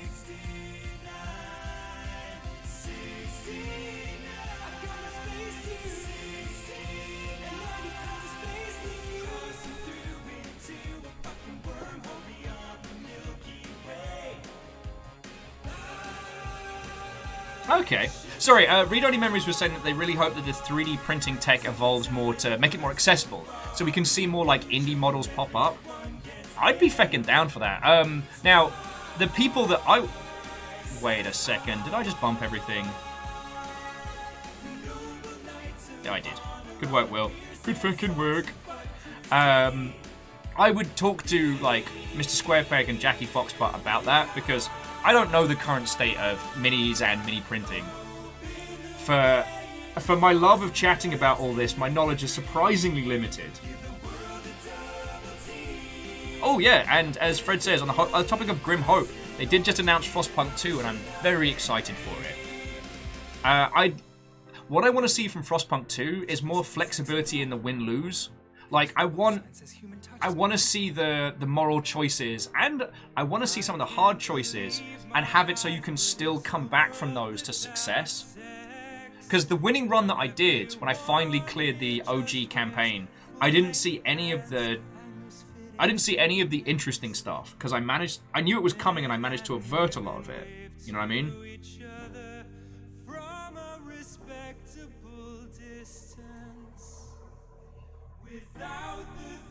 Okay, so friendos, I'm going to get myself another little coffee and maybe a spot of water, and then let's keep going on this.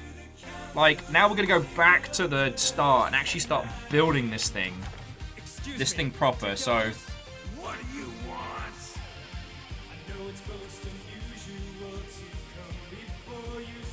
Gotta put the little tiny pilot in and everything. Yeah, so this will be our little challenge mode. So friends,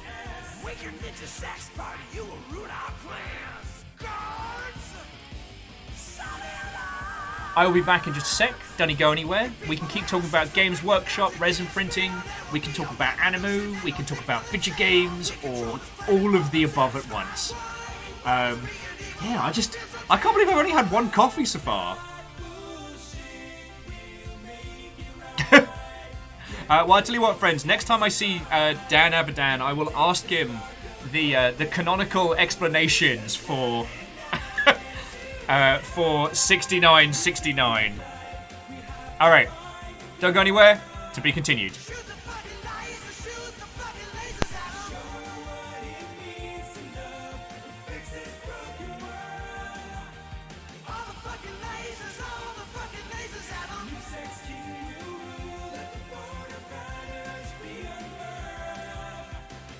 Ninja Brian.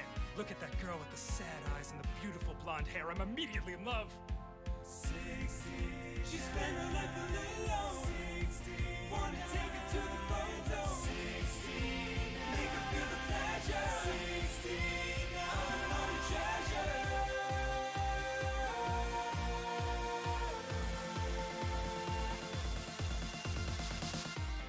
I can't believe my eyes, but you're the girl of my dreams. Let's both tear all of our clothes off like two pants hitting Wolverines. The love we make will save the earth from this oppressive dick regime.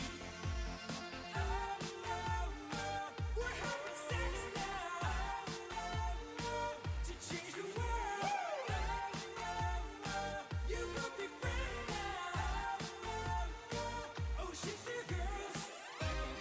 I think it's obvious that people liked our sexy show.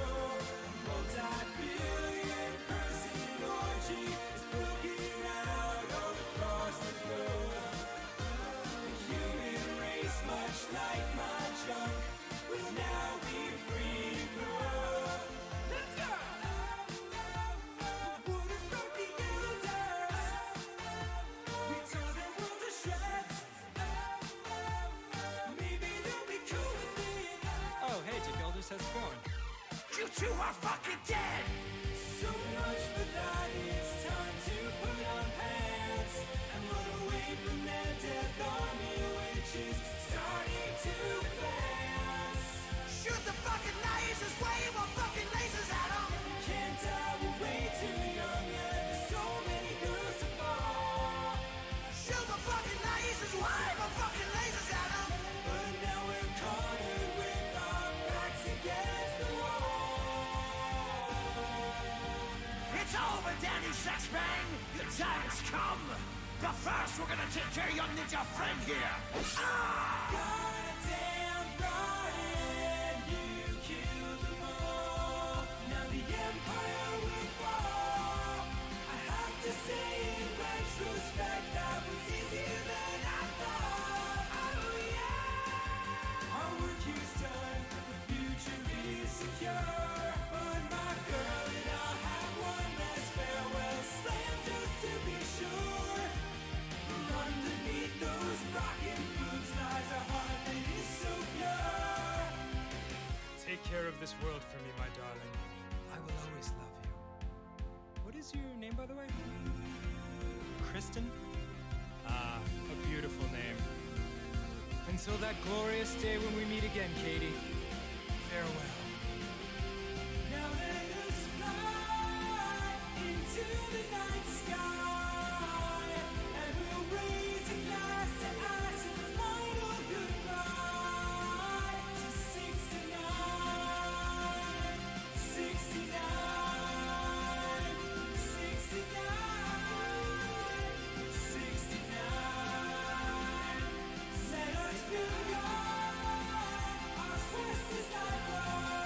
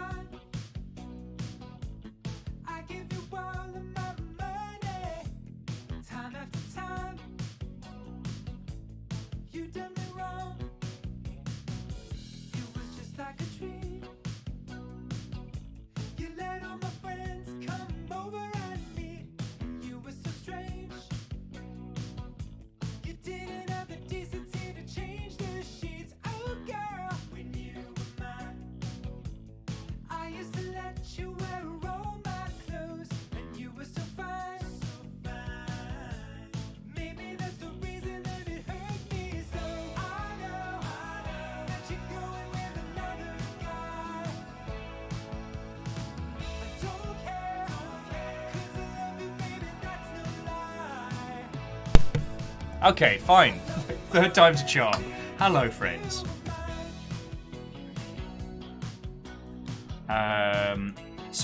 Read-only memories. I don't know if you're still chilling and illing, because I hope you are. Biakuaz, I wanted to ping yourself and your lovely other half an invite.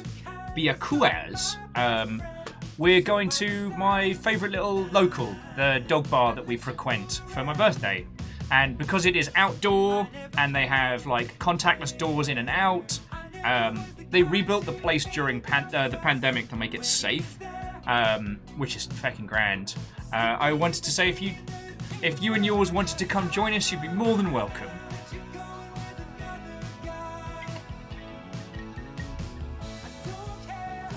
Okay, so I need XB and XD and XC. Okay. Mr. X, I've only just met you. Okay, so there's torso pieces. Coffee goes over here. When you were mine, you were all I ever wanted to do. Now I spend my time following him whenever he you. I know. Lovely, and on the other side of the world. The other side of the world part does add a certain crimp into planning.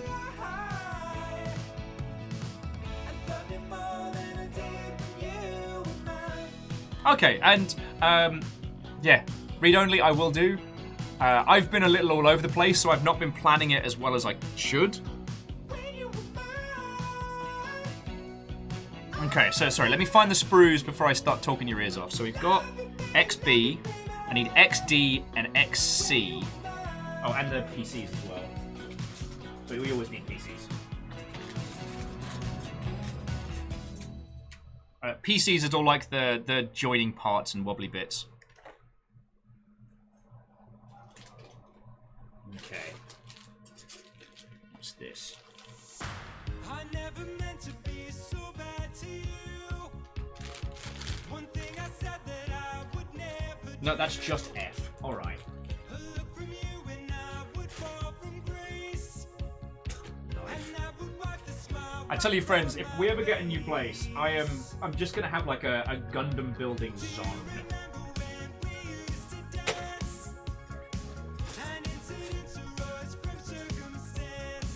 That's GX.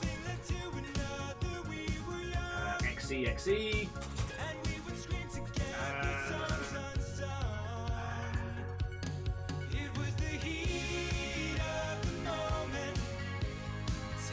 E. That's E as well. So what's this? This is XI2. It's not XF. Oh, XD. Did we need a D? We did need XD. Although XD is just the tiny bloke.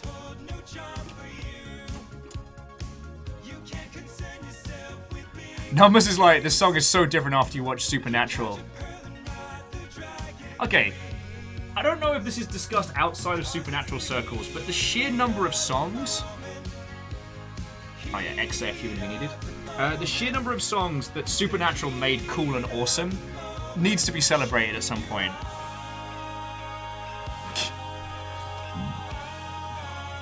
Okay, and read-only memory, you joke, but I love the idea of being able to have my little spray painting station, like a little vent and stuff.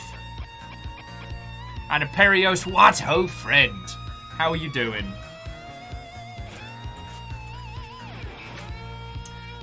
X.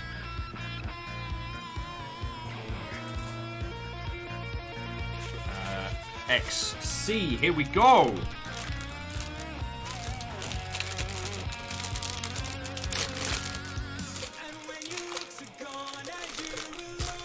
I mean, it's kind of cool having this like little setup that I can just unfurl as I'm building stuff, which is nice.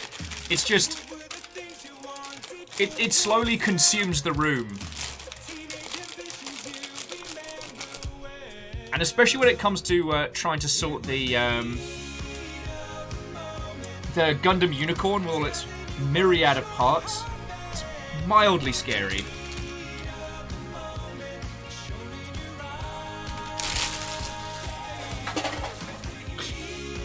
beer cans thrown asunder. Right. XB, XD, XC. And we'll grab the rest as we need to. Alright.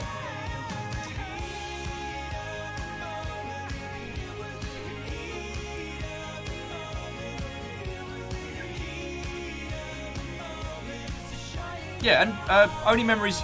It does make a lot of hobbies feel better when it's got like a dedicated space.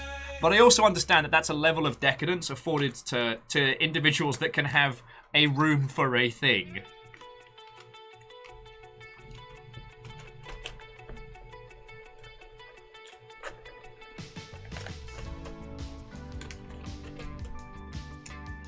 Numbers. NSB has not covered Carry On My Wayward Son, and I would be very, very happy if they did.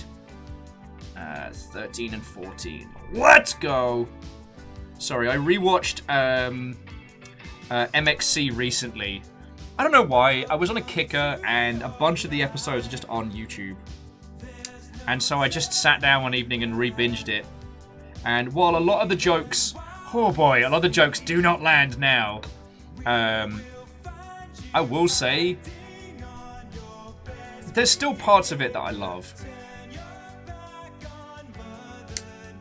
I mean, talk about like the OG abridged dub, if you will. Oh, sorry. If you're not familiar with it, MXC was an American show that took Takeshi's Castle and redubbed all the characters for good and ill.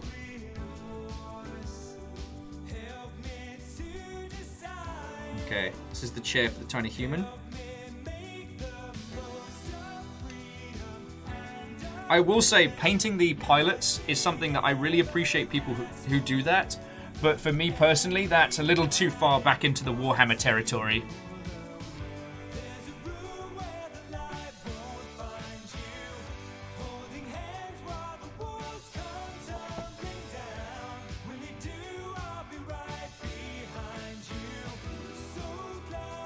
Oh, Indrid, I'm so sorry you're going through the ringer, friend, but you're doing good. Stay strong.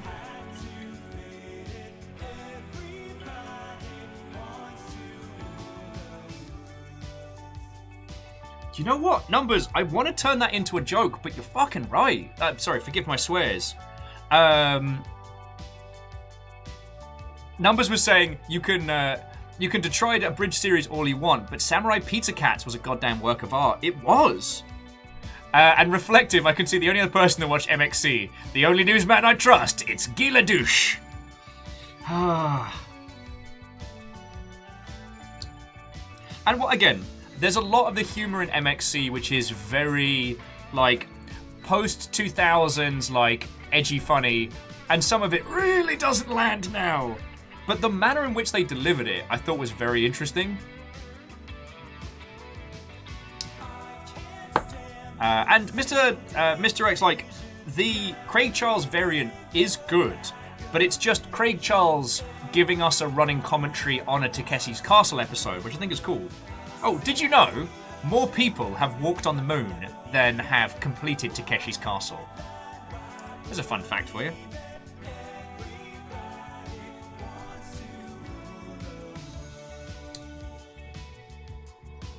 And when all the cuts come through clean, all right, we need our tiny person. There they are. So I gave them some inking so you can kind of see the detail, but I'm not going to bother with like trying to do a tiny paint. My gin-soaked shaky hands. Yeah, Miyaki Discuro, we talk about this a lot. Ghost stories. A failed anime turned internet legend. Another one where, while the jokes don't land like they used to, I guess because we've all grown up a little bit, but the manner in which it was created, I really appreciate. This whole, like, improv VO flavor of nonsense.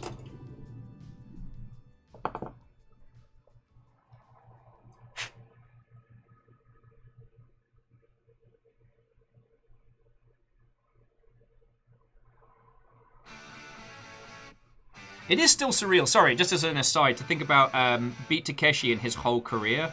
Like, the guy known for playing gangsters, yakuza, and cops in serious po-faced movies had a game show, a video game, and a successful career in a myriad of different ways. All right.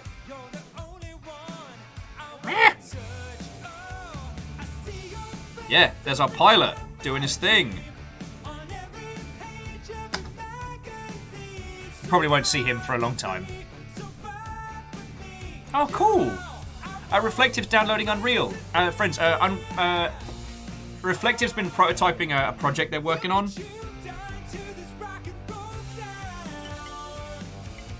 Oh, excuse me.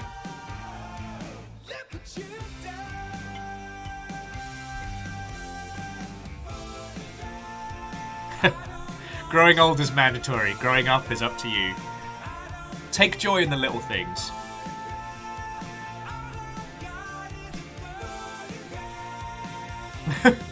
Sorry, read-only memory is saying B. Takeshi is one of those people that's just somehow done everything, which 20s me can relate to. God. I used to drag myself over the coals constantly. You know, I was reaching 30, I hadn't made a video game. I hadn't written a book. All the things I said I was going to do, I'd done none of them. Now I'm like, today we're going to sit and talk and play Gundam, make Gundams. That's great. I will say, it did help. This is, I know I tell this story a lot, but I think it's a pretty inspirational one. It's like, the guy that made PUBG, he didn't start getting into games and development until like his late 40s. And the amount of companies that turned down PUBG before Bluehole was like, yeah, alright, we'll get into this, continues to make me smile. He's made a couple of dollars from that project.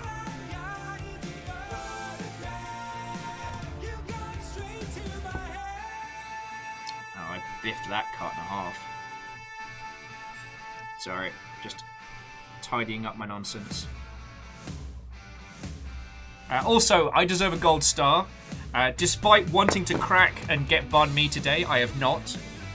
Because I am an absolute terror when it comes to days like this, where it's like, I want a sandwich. Oh, but I want the kind of sandwich that the person brings me. And I don't need it. Like, I'm having a good day, there's plenty of food. Like, I can sort myself out something fierce. Oh, Number says you want an inspiring story. You're listening to one. Yeah! I tell you what, on the subject of like covers and things, NSP has caused me to fall in love with a bunch of old rock again. The kind of stuff that I did not like when I first heard it. But I guess, especially with Africa by Toto, that was always a meme song until I started hanging out with you lot.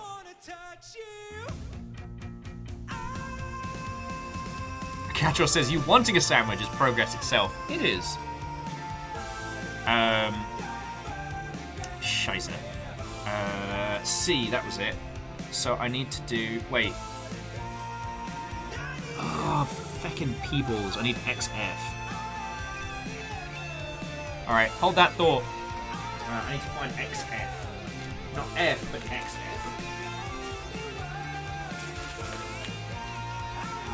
A,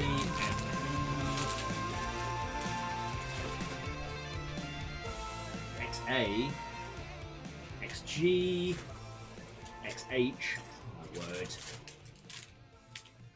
What are you? You are just J. This XF?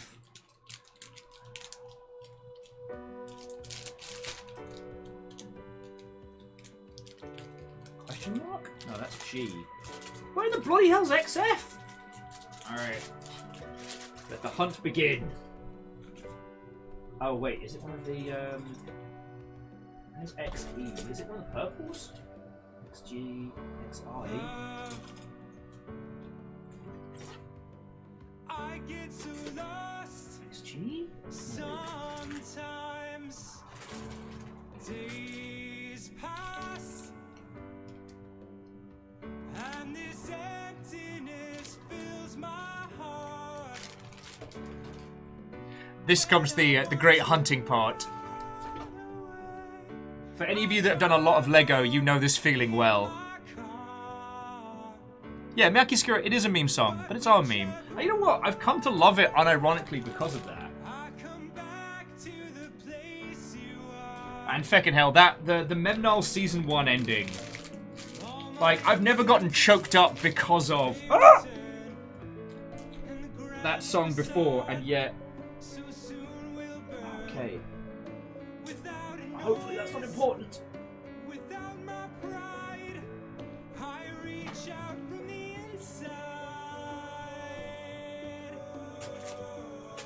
Okay, okay. So it's not regular F. Alright. Wait, don't tell me I found it already and I'm just being... I found it already! It was on the Sprue Runner! God, I'm a dingus.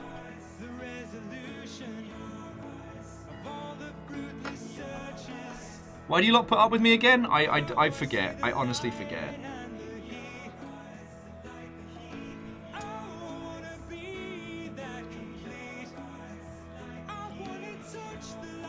Mr. X likes the cool hair mostly. I'll take it.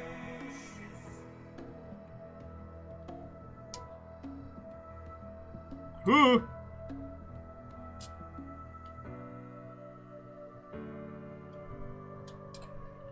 Okay, this is a little too somber.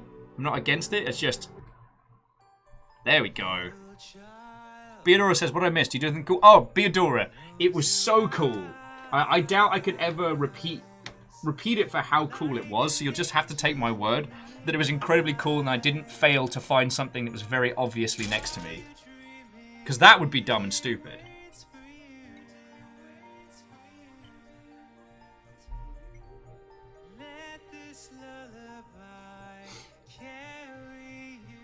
Okay, so I need C9 and 2. Something cool. Something cool, Beadora. Something feckin' cool.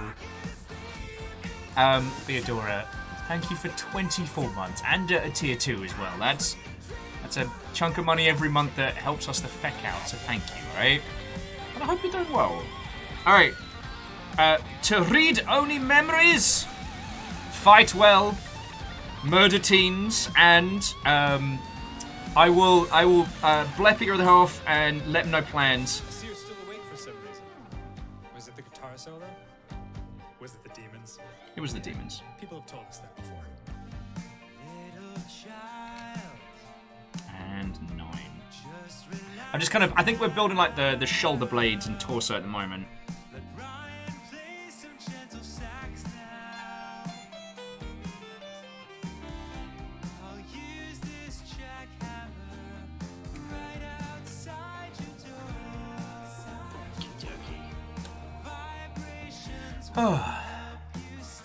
Beadora, I'm not old, you are. Beadora, you found me out. All along it was I who was the old.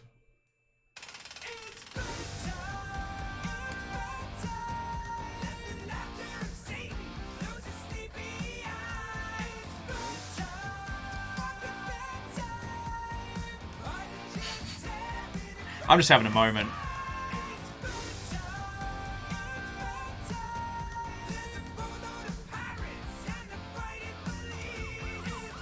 Alright. I know, drastically excited.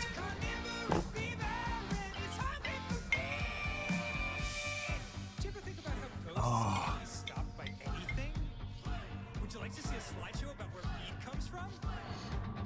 Apparently lots of venomous snakes can open doors. Okay, so it's that into that.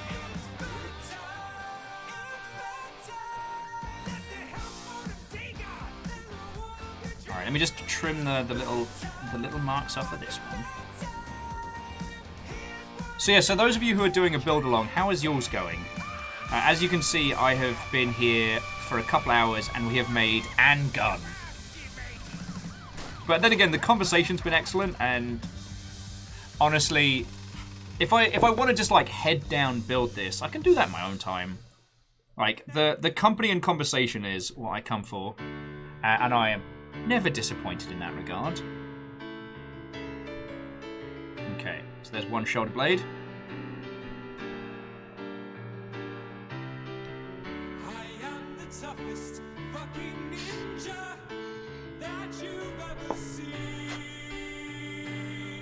will say, I did enjoy doing a round of recommending people Gundams. I may have to do that another time.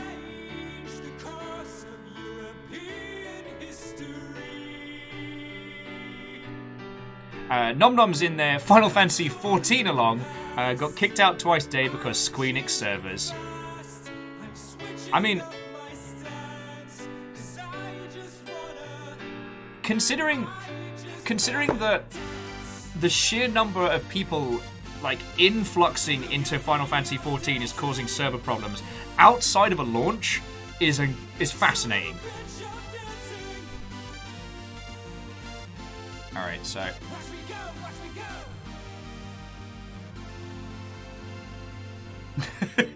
Mr. X says they're chilling and doing some art while listening and occasionally making sarcastic comments. I wouldn't have it any other way.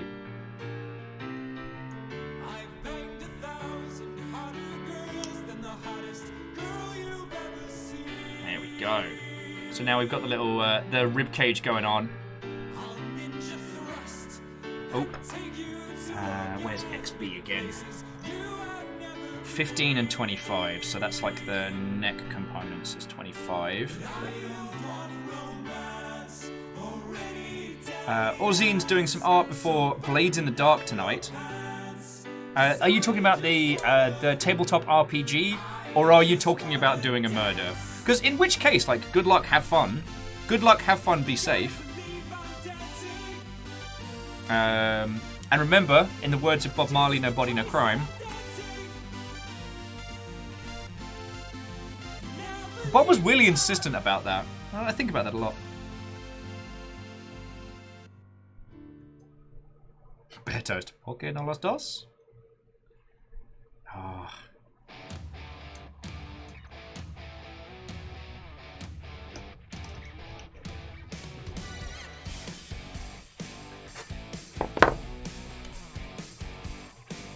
Oh, sadly, Orzine says it is the tabletop RPG.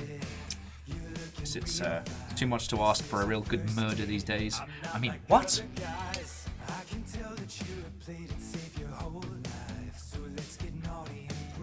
Alright, so this is the neck and torso here. Ah!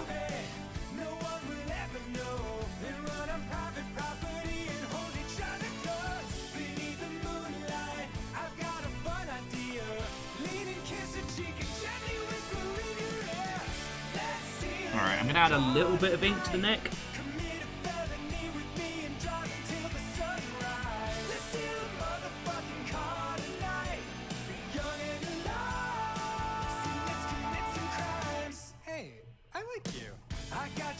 These are sins easily covered later on. My hands will stop shaking.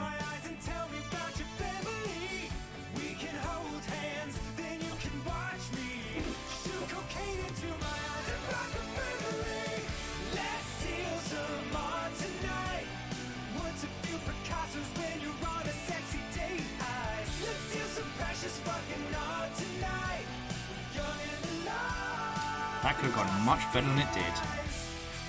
You know, we could go a little more traditional. Go for a walk, watch a movie. Actually, there's a really that could have gone a lot better than it did. Okay. Brian was just telling me about that last The neck goes in there. Front of the torso in there. You know what? Fuck it. Let's kill some guy tonight. Alright. And you can kind of make out the pilot just hanging in there, doing his little thing. Good news, I fixed his Nagamus's pest problem. Bad news, Nagamasa became one of the pests. Even better news, Oda Nobunaga was pleased by me saving his sister Oiki. Even worse news. Even worse news, he wants a friendly duel. Help me. Good luck. Same thing I said to to Orzine. Good luck, have fun, be safe.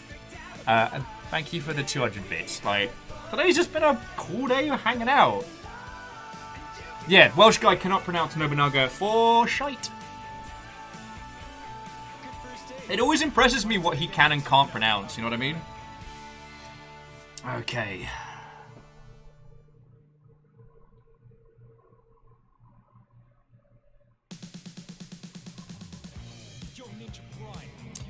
Okay, what do we need? DX, DX, XB. Alright.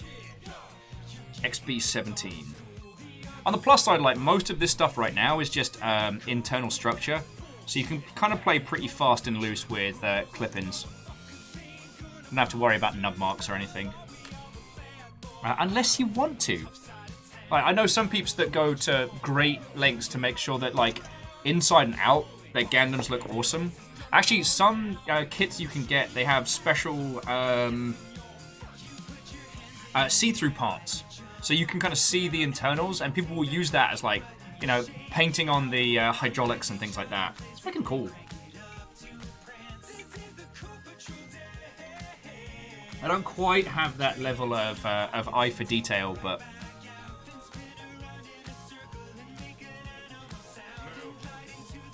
What was I doing? XD, 13 and 14. Where you at? XC. XD, 13, 14. Here we go. That wasn't actually very helpful. That was just like an instructional dance. Oh, yeah. Okay, so this one is actually outer armor, so I've got to pay a little bit more attention. Let's see if Welsh guy can pronounce the New Zealand version of numpty that being will over God. He can! He can!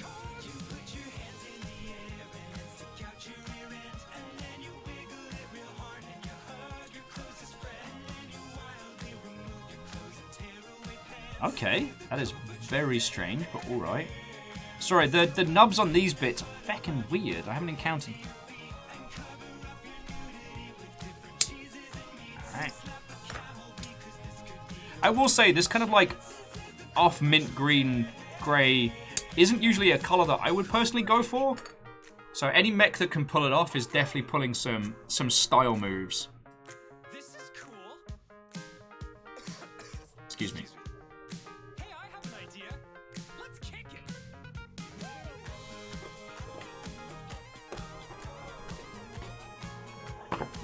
Oh. Bird's like, it's a nice colour for a toilet, and yet this mech is able to rock it.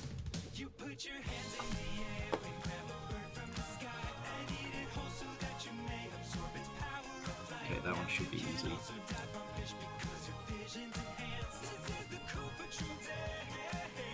Like I said, I've actually got to focus on this one now.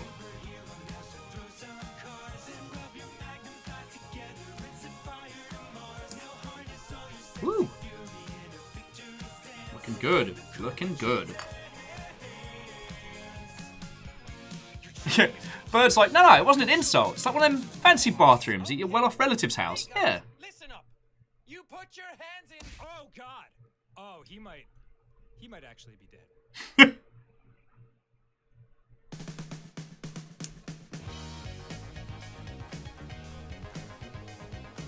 Nom Nom says, scare bits for Gundam streams when? Hey Will, how did you put an entire crafting knife through your hand? Funny story. On the plus side though, was a big donation. Did that cover the medical bills? Lord no. And PCS.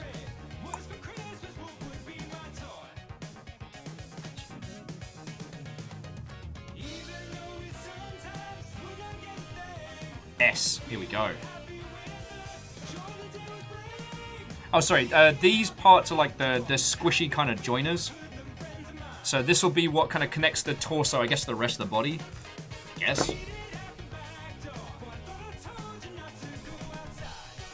Oh yeah, no, Bird. Like absolutely top tier relative bathroom. Like soap dish.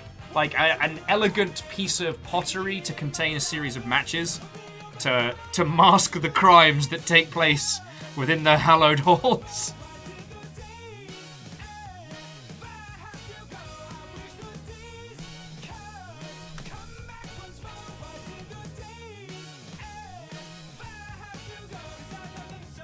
Like, I did not like the original version of this song, but give me the NSP cover and I'm like, fucking wee! Nom nom, that has not become a term. And you can't make me say the forbidden snack.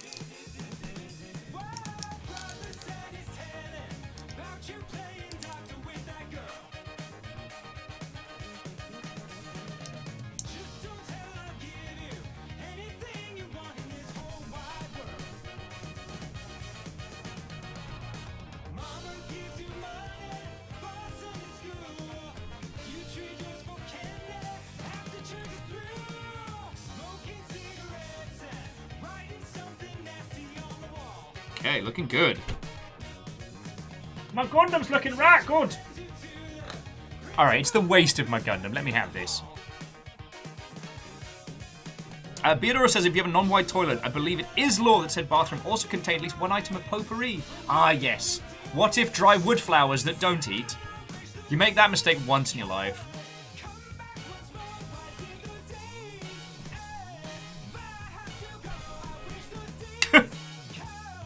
Well, Nom Nom, it is a... I do not think that is a thing I have to worry about today, but... I mean, it would make for a very interesting story. Exclamation Hand would have to become a saga.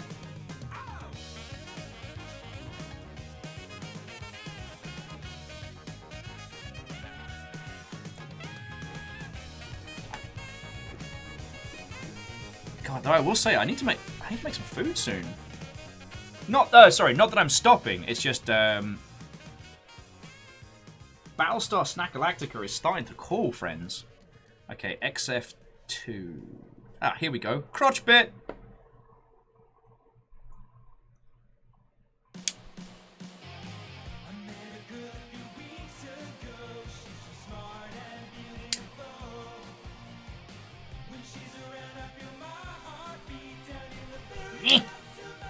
Shaky hand attacks.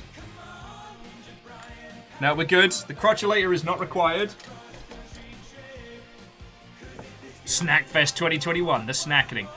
Yakizakura, I have not eaten so much as I've had coffee.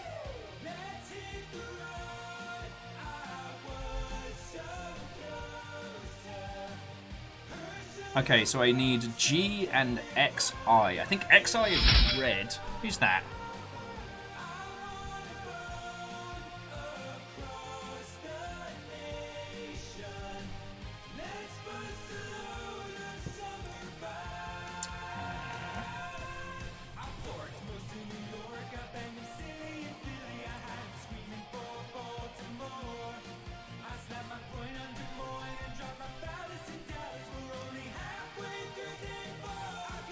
Murdered. Sorry, I just had to do a quick murder.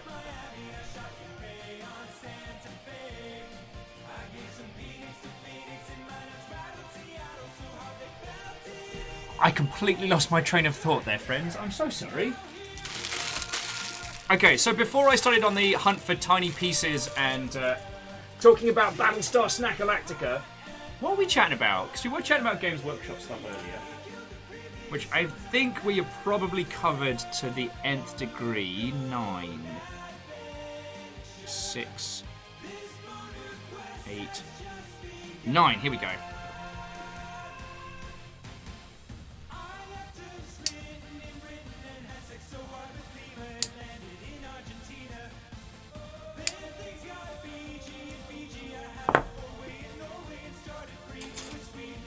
And then G6. Alright, bear with me a second, friends. I'm going to go into the box. Let me see. God, I'm a child. I still laugh at I banged Ladesh.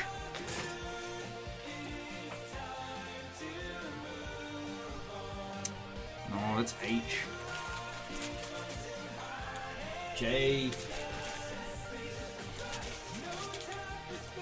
Aha! G has been found!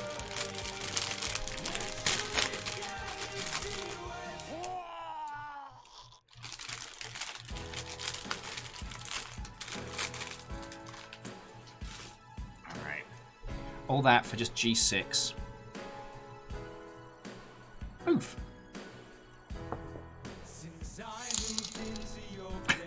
Trying to get the bot out of the leaderboard on stream, so have a joke. Have you heard of the Italian chief who died? He passed away. No, I had not heard that one. No, thank you.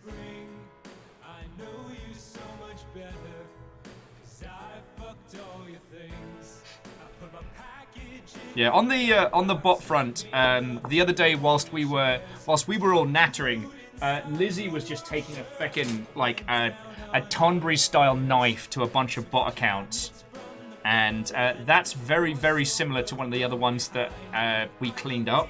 Plus, it didn't exist until yesterday, and I'm like, nah, it's gotta go. Dead.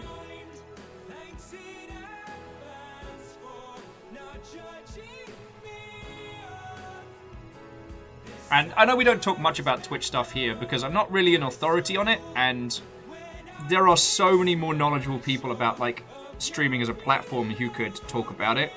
But there has been a rampant bot problem, like, the last week and change. And a lot of people have been having a bad time.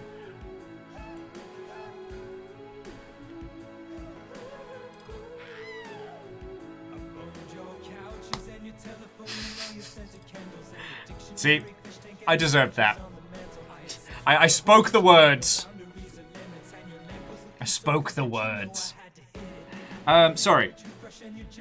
What in the bloody hell are we talking about? I've managed to derail myself. It might be food time very shortly. I mean, all I'm going to do is wash my hands, make a sani, and just kind of sit and eat with everybody. My day today, I have nothing planned other than spending time with you lot. I do want to get a squad together for Unfortunate Spachimin, but I don't think tonight's the time to do it. Because I don't think we'll have much of the crew just because of time zones and whatnot.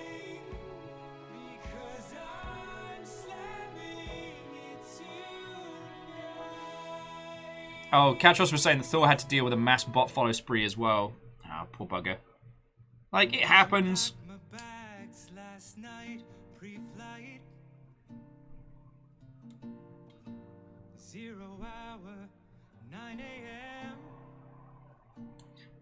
I'll check in with our illustrious mod team and just make sure I've got an extra pair of hands just in case. Ah, Lyrus, welcome back, friend. Welcome back.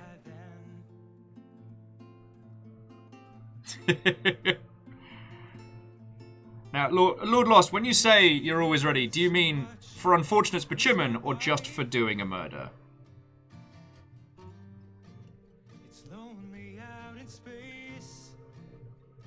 Because I feel like these are important questions to ask.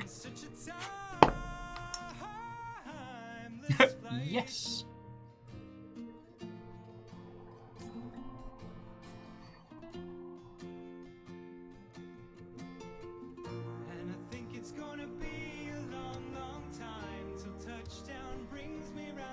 Orzine says they're prepared to bring nuclear science stick for the bot smashing. Yeah. I assure you, friends, if it is needed, we will bring the full thunder of the longship.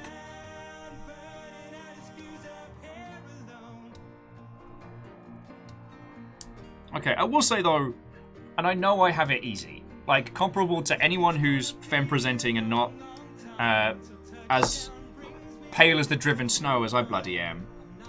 Like, I understand that I don't have any of the beacons that brings the bad. But as a place to spend my days and essentially, like, earn a living, I fucking love being on Twitch. I love hanging out with you lot. In the broad strokes, there are probably a lot of things that Twitch as a platform could be doing a lot better. But they're good to us. Doesn't excuse the bad. Just, I feel I only ever really hear about people talking about Twitch as a space when things are going terribly wrong. And, well, I've got you lot. And I probably wouldn't be able to do this without yous. Feckin', you know what it is? Rocket Man's playing in the bloody background, and now I'm all like, wow, why do I suddenly feel all the feelings? Feckin' yo. Mr. Twitch can't take credit for how lovely you lot are, that's for damn sure.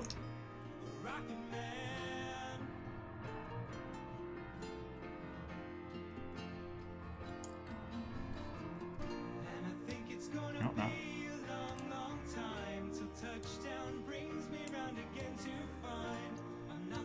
So we're building the hatch entrance for...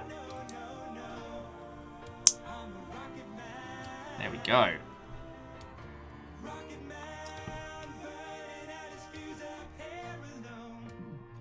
Oh, you know what? Nom Nom Fighter, I think that's a really lovely way of looking at it. It's like, so Nom Nom was saying that we love being here, but not in the main spaces of it. You know, we've got our cool little bar in the back. And Nom Nom was comparing it to like people who go on Reddit but look at like /r and the cute stuff.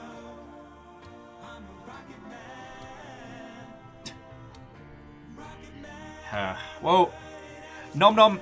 Sorry, Nom Nom. Lord Lost. Like, what was it my friend would say? Morals are for people who are well fed. If shit gets bad and I've got to get a 9 to 5, then I get a 9 to 5. Right. Back during the last big recession, I was very arrogant, and I kept expecting to be able to go back to exactly the same kind of job I was working. Ended up being out of work for like a year and change. And so I just had to suck it up, get a min-wage retail job. Okay, well, it wasn't minimum wage, but it was limited hours per week, so I was making very little money. But sometimes, friends, if you don't move, then you don't eat. But yeah, like, I would be very sad having to go back to a 9 to 5 because it would mean I would get to spend less time with you lot. Does that make sense? But again, I'm very, very lucky. Like, I've got a ton of experience in a lot of different industries, and like the last games industry job I worked at, I was a director. Like, I was not a quirky little somebody.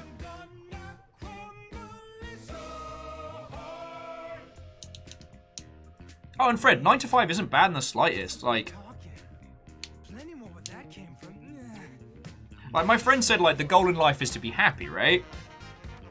And if you can achieve that happiness, like, working a day job and having your free time is just yours, that's grand. I work all the time. If it wasn't for alcohol, I probably wouldn't stop working. Oh, wow, a guitar solo too, alright. Lord Lost, like, you think you can escape us? How naive. Look, Lord Lost, the only reason I would take a games industry job again is if I get to bring you with. Like, the longship is my make and break clause. I mean, once the GDD's finished and I can show it to Eric and we can start pre-production, like, we might be doing game dev streams in the future. Because why not bring you lot along on our little adventures, you know? I hope I can make a game that is good enough that you all actually want to spend some time in it.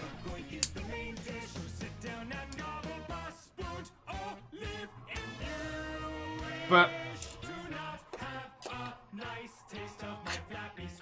God, this tune's so good. I should say that I did an initial viability pass with Eric, who thinks the project is viable.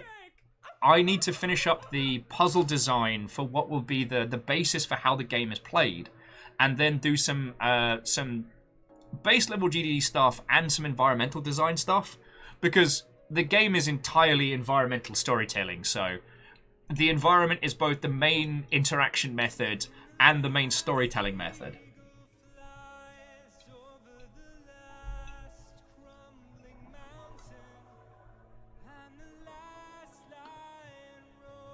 Fred says, I totally play the make Will eat food at regular intervals minigame. Yeah, it's a counterintuitive system. To consume the nutrients that I need to continue spending time with you lot, I have to spend less time with you. Can you not understand how that system desperately needs a redesign?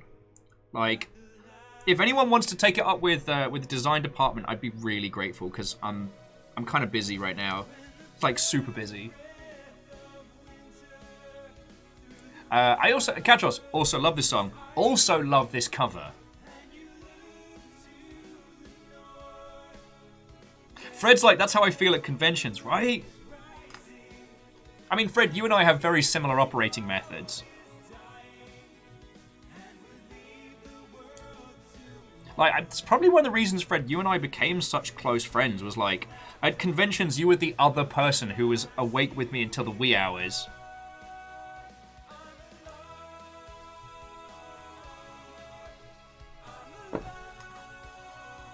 Okay, so how does this go? Alright, it's like this.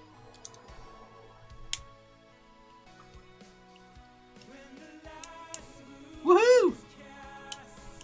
That wiggly hips.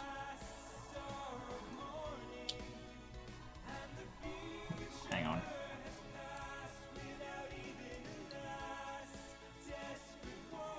Alright, now that's better. That's better. Get that booty looking good. Gotta have a good Gundam booty.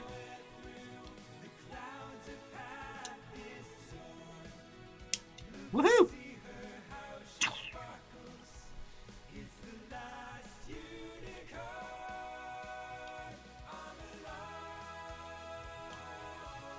Alright. Oh, and I need to put... no, that's XD, XF? Here we go, XF. We need to put the blue face paint on. Sorry, friends, I went out to space for a second there.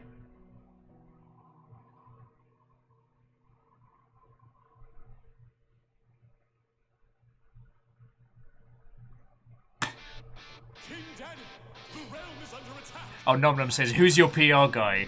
Will, and about 500 other people he insists on bringing in. Okay, you know what? Joking aside, I sent out a really good press release. For the launch of Heartbound, and it did not get picked up at all. But the amount of times where I've just talked to people like this, and these conversations are drastically more successful for indie devs than going the traditional PR route sometimes. We must now unleash the monster. May God forgive us. Release the Kraken. Hey guys. The toilet of the Iron Man. Release the Kraken. I'm the Kraken. You know what? That makes me genuinely happy. Sorry. Catastrophe was saying that they've started to think of going to space when they zone out, and it doesn't translate well to Swedish at all. Think of it like astral projection. Fred was saying, spent a day or two after con desperately rebooting body systems. Yup. Although I tell you, the one thing that LARP adds on top of the exhaustion and all the elements, not having a sword on your hip. I don't know if Favor 6 is still chilling with us, but anyone that's done like a fighting LARP where you have your weapons on your person, you get so used to resting your arm on the hilt of your sword that for days afterwards you find yourself putting your hand there and then nothing's there. Like, I can totally believe that when people come back from space, they get so used to being able to leave something just in the air and continue talking and then grab it. Like, they must get so used to being able to hold something in the air and putting almost no momentum on it. Because, like, even after a week, it feels weird not having weapons on my person, you know? Oh, this isn't going to be good. Let me see if I can limit the amount of plastic stress. Oh, I made it much worse. Good work, Will! You've fucked this one. Oh. Might have to bust out the...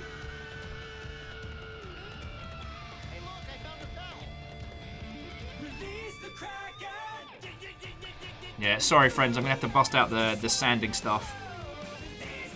I biffed that cut real bad. And so now there's this like really busted ass edge. Oh, where's the sanding sticks? Alright friends, bear with me a second.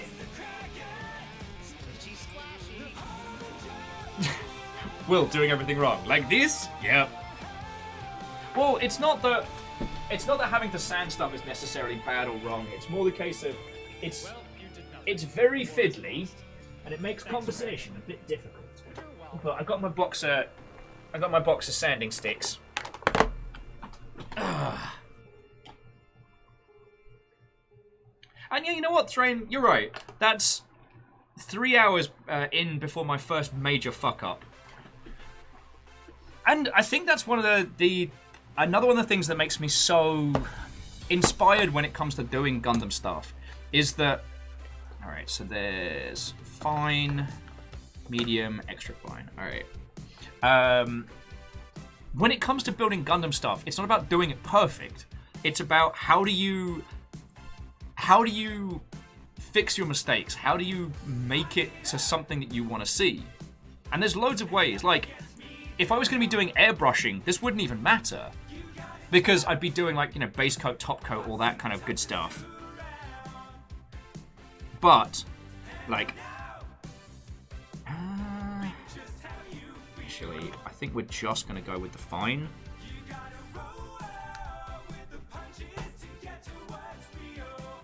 And so we can kind of round off the edge on the armor.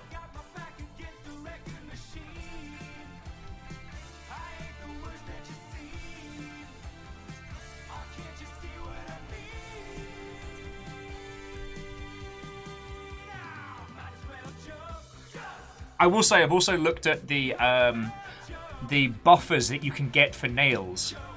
They're basically like a spinning Dremel, but instead of it being a drill bit, it's like the extra fine plastic just for like smoothing out. I've genuinely considered that.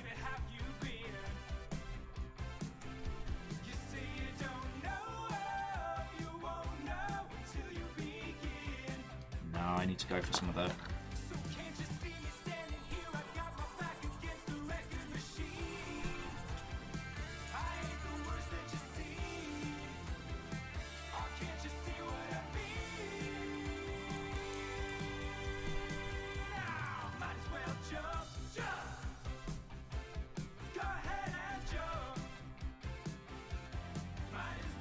Alright, so it looks like trash right now, but I should be able to rescue it in a sec. Yo! Reflective, congratulations! Sorry, Reflective just hit Mythic 4 in Magic Arena. Go you!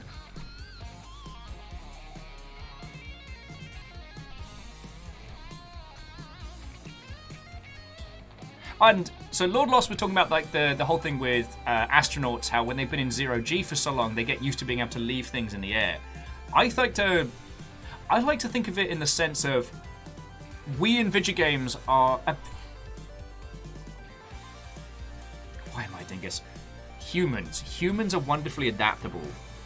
And if a person can learn how to live and operate in 0G, like, I like to think that that speaks volumes for us as a species. But I'm also an idealist. Being both an idealist and a realist simultaneously is a very strange way to be, let me tell you. God, I'm wobbling everything because I'm leaning my arms on to try and balance it all out. Okay.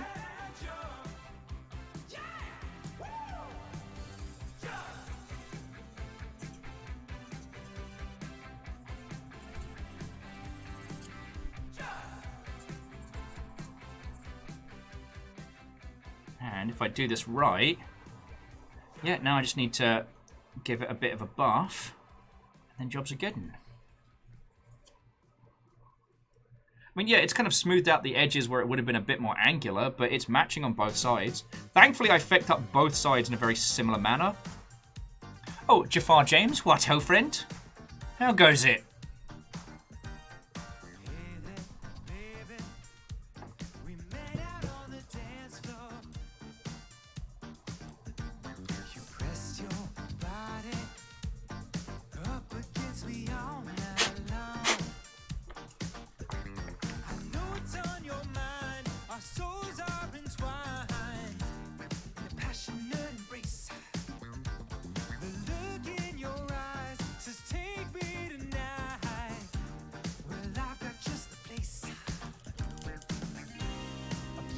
There we go.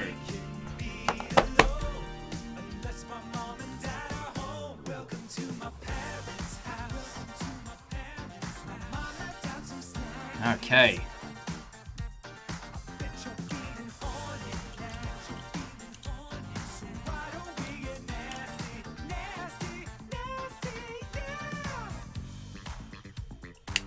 There we go.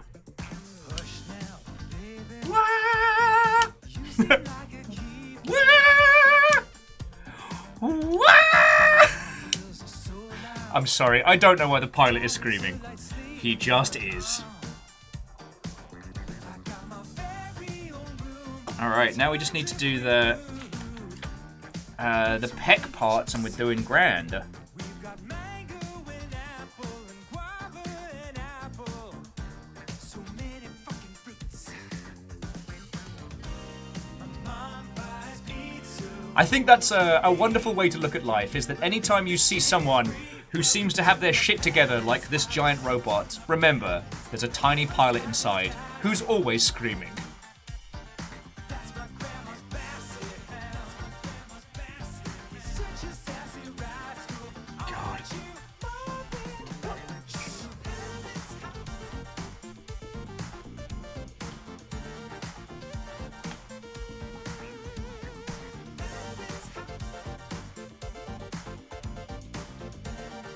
Okay, so we need XF7 and XD16.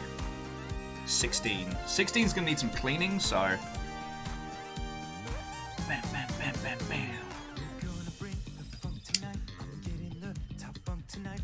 Drop and thump that jump tonight. Like a 360 dump tonight. Mom's cake is chocolate chunk tonight. This party's getting crunk tonight. We're sparking up, let's go tonight. Cause I know disco hot tonight. Danny, Mom, sorry. Everything's fine. you need to Oh go. wow, I actually did the inking on this really cleanly. I won't need much clearing at all. Go well! And there's something nice about seeing my previous handiwork not be terrible. It's just really inspiring. Sometimes my mom just hangs around to make sure I make good choices. Oh, Regina thought the pilot was practicing their opera. A viable read of incoherent screaming? I guess that means that I had... I'm supposed to have the downstairs to myself today. Get out of here! I said I'm on a date. You always do this. There's that coming over. You had all the ham in the fridge and you said you would.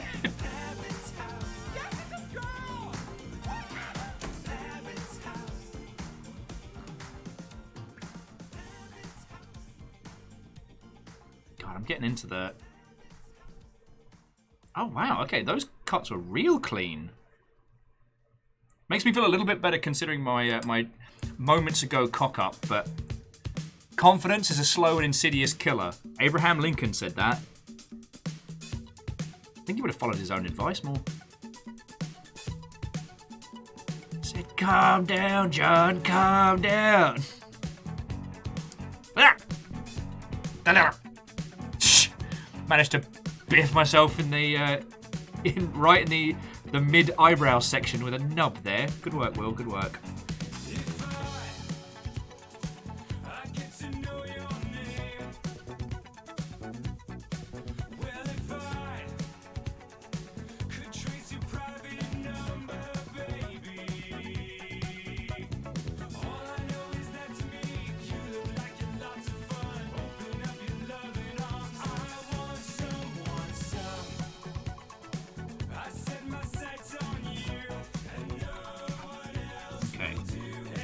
Wow, okay, I'm getting real intense on this one.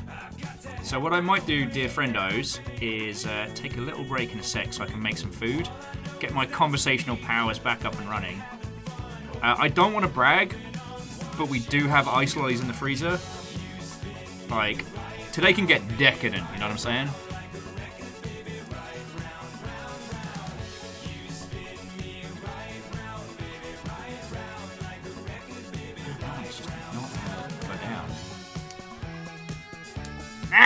Again?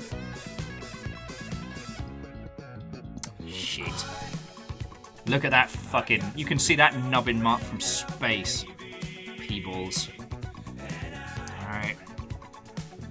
Bring out the sander!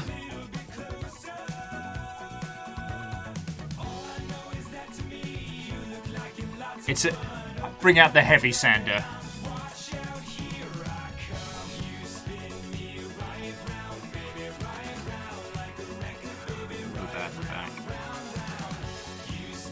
God, I wonder if it's just this blue plastic I'm just not getting on with. God, I affect that entirely. Sorry, friendos. I mean, I did great with the neck.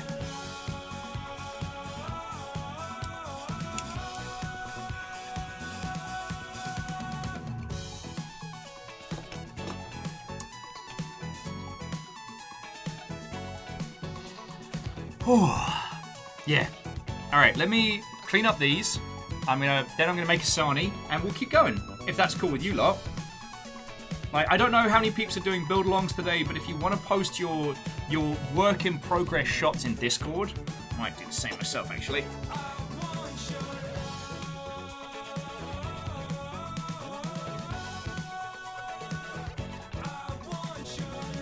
Alright. Actually, friends, I tell you what, give us a wave. I'll get a photo of you lot in the background. Alright. Give us a wave, friends. You're gonna be in this one. Whoa! There we go. Nom Nom's like, Mum! Mum on TV! Mum, get the camera! I see you, Regina. Getting the good pose in. Alright, one more. We'll put this one on the album. This will go out. Yeah. I always love those shots that musicians take when they do like a big selfie with everybody in the crowd. I've always loved that. A friend of mine said they weren't so keen on it because it felt like there was a certain grandizing to it. And you know what? That's not how I feel about it. It feels like more of a shared experience, you know?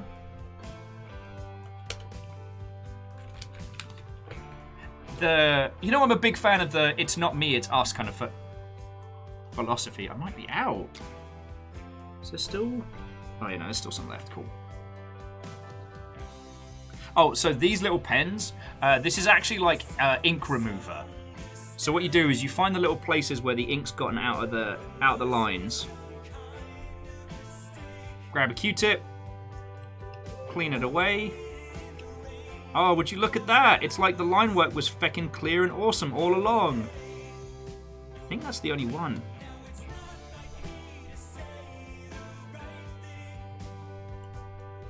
God, and it's very rare that I don't biff the inking.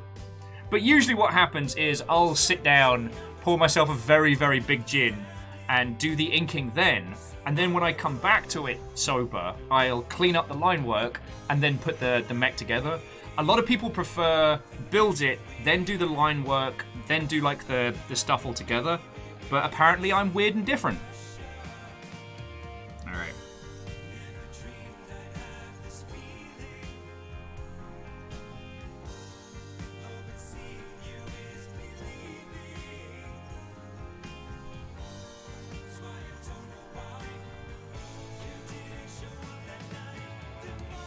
Okay.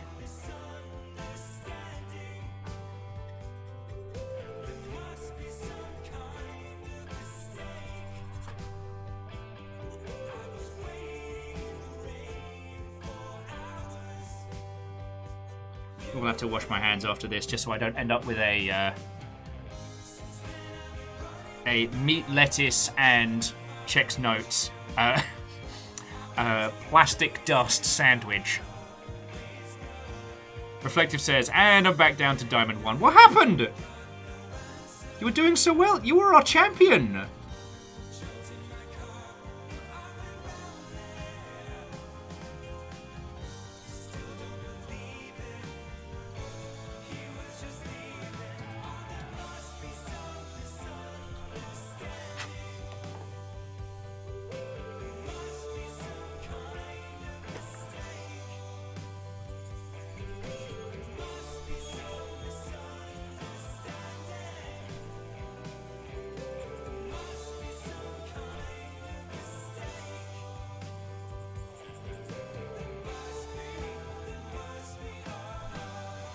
And Nom Nom Fighter, I tell you what, if I get to that point, I'll let you know. Sorry, Nom Nom was saying that as someone who's stood on stage for 600 people acting their muffins off, they can't fathom the grin you'd have when thousands of people are there for you specifically. Same. Like, I've been on stage in front of very large crowds, but it's always been for a game that I'm, a part of or something like that. I've never had a situation where it was, here is a large number of people that have specifically come to see you. And I can live my life happily without experiencing that, Despite my talkative nature and lack of lack of stage fright. I'm not as so egotistical to think that everyone should know of me. You're a very attractive young lady. I'd like to ask you out on the I did get attacked by friendly dogs. That was very entertaining. gentleman suitors. And one of my previous birthdays as well, we went to our local cocktail joint. Sorry, it was in Horsham. Our local steampunk-themed cocktail bar, the Dead Parrot, which, by the way, was always awesome.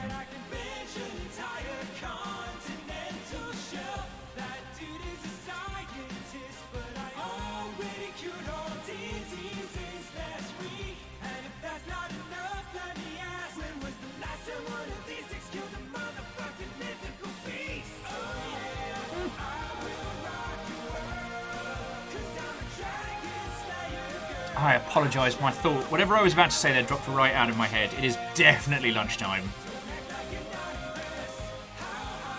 Oh yeah, so God, I'm trying to think, what have been my big ones?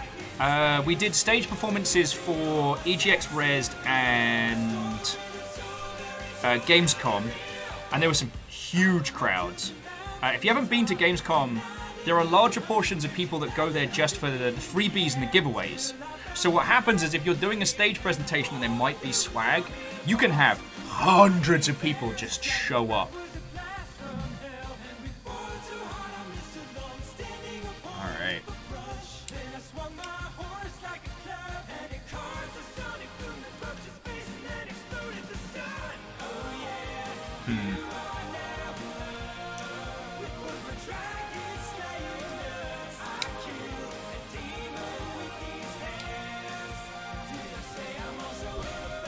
Okay, looking good. That's actually looking good. I unfecked it. Okay. Fred's like, remember how you and I thought we'd scored when we got Artifact beta invites? You know what? It still felt like we did, because it was a side stage thing at a PAX, and it was like a friend of a friend contact, and we got goodie bags as well. Little did we know. I still have my Artifact shirt, which, while faded, I like the design. And you know what? And this is a smug bastard thing, but the Longship has survived longer than Artifact, a video game made by Valve. I won't lie, feel pretty good about that. Okay, friendos. I'm just gonna wash my hands and make some food, and I'll snack over here. And then let's keep building some Gundams and hanging out. Like, that's honestly, friends, all I want to do with my Saturday. Friends like, lies, Valve don't make video games, except for when they do. Yeah, Half-Life Alyx being as good as it is kind of messed with my perceptions a little. And the scientist. You know what I mean? And apparently the weightlifter as well. And the dragon. And Ninja Brian. And the Manticore, he wasn't even in this song. Oh, hang on. I need to... Okay, before I get food, I've biffed one thing. I need to correct it. The green paint thing from earlier, I didn't cover enough of it, so it needs another coat.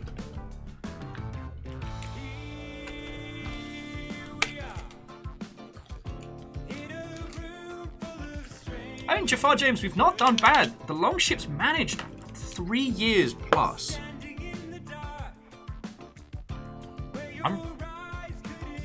I know. I get all feckin' feelsy when we start talking about this, but...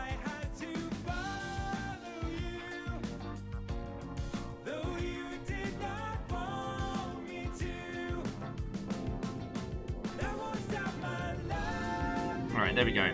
Shiny green! Definitely need to get if we continue doing like good time Gundam streams in the future, I'm definitely gonna need to look at getting a better setup for how you lot can see what I'm working on. But you know, that's one of the grand visions for the future. Okay, I mean it this time, friendos. I'm gonna go get some food. Even gonna use the big BRB needs tea. Actually, we'll use the small one. People can see how much or how little I've done. See, arrange it, make it look all neat and tidy. Friendos. Yeah, This is fucking glorious, thank you. I clearly need food as I am clearly drifting off into weird nonsense conversation land. So, to be continued, don't go anywhere. I believe we have fresh jams.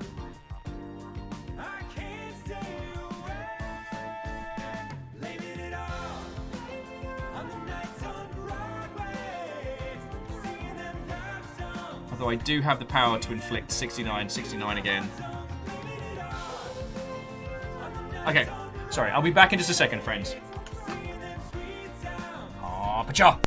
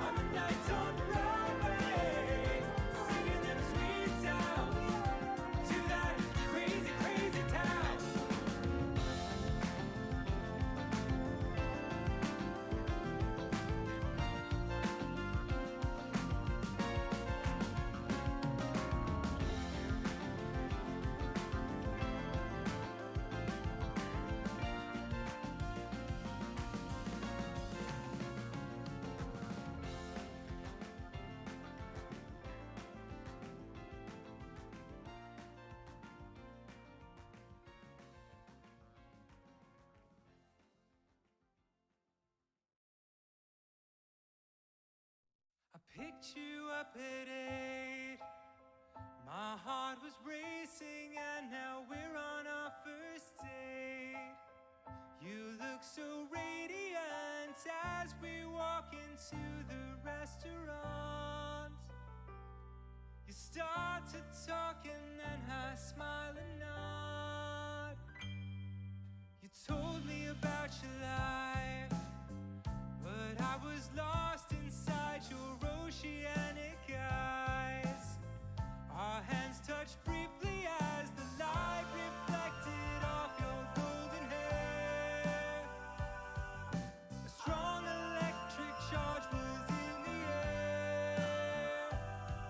Now it's 10 o'clock and the meal is done, but the conversation's just begun. You're fascinating, I feel blessed, but I have to be honest, I don't know what we're talking about, and I haven't for a while.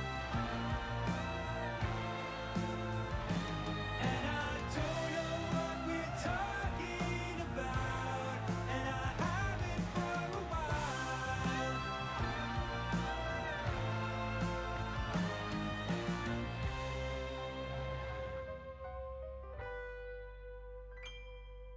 My eyes are open wide. You speak with passion, but I'm panicking inside. 'Cause I've been daydreaming about a pterodactyl named Lamar. When he is tired of flying, he drives a car. Feckin' muted. Fiona is making me some mac and cheese with some fancy stuff in. So I've got food on the way. So I thought I'd come say hello with me and Perun before I tuck into some stuff. Peckin' you, how you doing, little big man?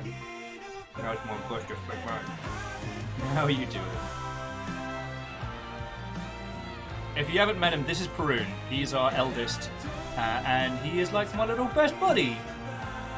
Mainly because when Fiona got to go to the last proper PAX, we got left at home, and it was just me and Perun. So, him and I formed a very special bond. Yes. I'm pretty sure you're telling me about your new Yes. job. I'm not absorbing anything. Smile. Is it hard being so cute? Is it hard being so cute? If I tell you, is that hard? Is it my turn to Oh, Wolfgrad's with me. focus, focus. First his little noggy. How many Draculas are hiding in this room? Marlon Brando was so very handsome in his prime. Nom nom. You've done it. You've come up with a pun that did me the damage. Please report to the Shadow Realm at your earliest convenience. Yes, that was a terrible pun, wasn't it, big man? More little big man. I don't know if he's even still the biggest nugget we have, but he's still my little big man, you know? The bar is gonna have to go back to night school. Am I the only one who cares about this? Nom Nom's like, it's only 2:30, I should go to sleep. Hey, I keep terrible hours. I'm not going to tell anyone else when to crash. I'm actually thinking of starting a YouTube series called Will Hours, of just making dumb videos at 2 in the morning when I'm awake.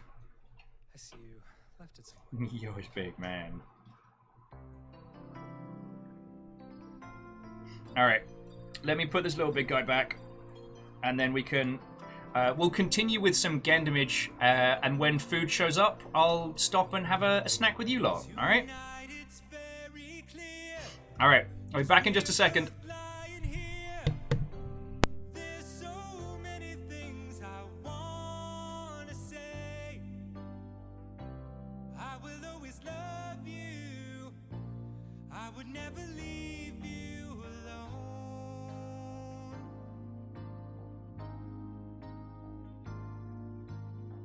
Sometimes I just forget, say things I might regret. It breaks my heart to see you crying.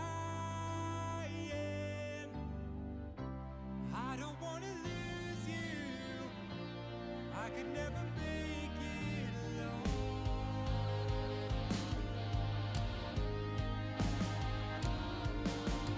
I am a man who will fight for your honor. I'll be the hero you're dreaming of. We'll live forever, knowing together that we did it all for the glory of love.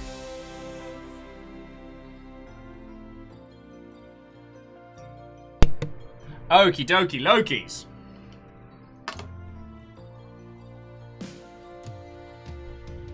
You keep me standing tall. You help me through it all. I'm always strong when you're Gonna keep going on that one.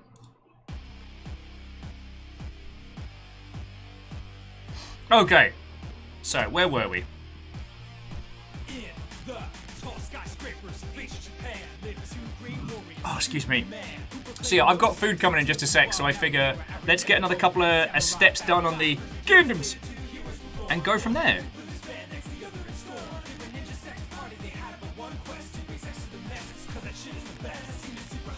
Okay.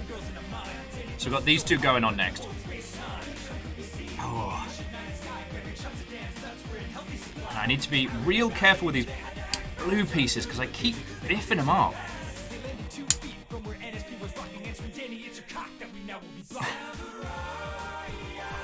Also, friends, I do reserve the right to put on the Everhood soundtrack after this because since Floydo's been playing through it, God, it's good. When he called Through the Fire and the Frog the Megalovania of Everhood, that made me so happy. Because that's what I thought. And that was one of the reasons why I wanted him to play it, was because...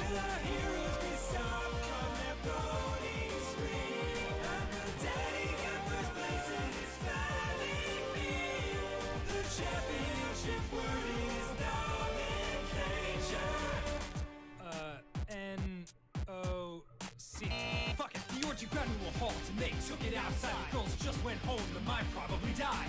Brian ran at Aaron while Barry started screaming. Could we really have a future in a world without creaming? All hell broke loose with the insane war cry. Aaron soared through the air, apparently he can fly. Davey French kissed a girl like he was king of Versailles. And Brian steps a random guy with a different guy. The battle raged on till the sailors rest. Okay. I didn't biff up that cut. Go me. God, I apologize. I do keep going right off into space. Ceasefire ended and the battle resumed because Danny whipped out his nuts and the alliance was doomed.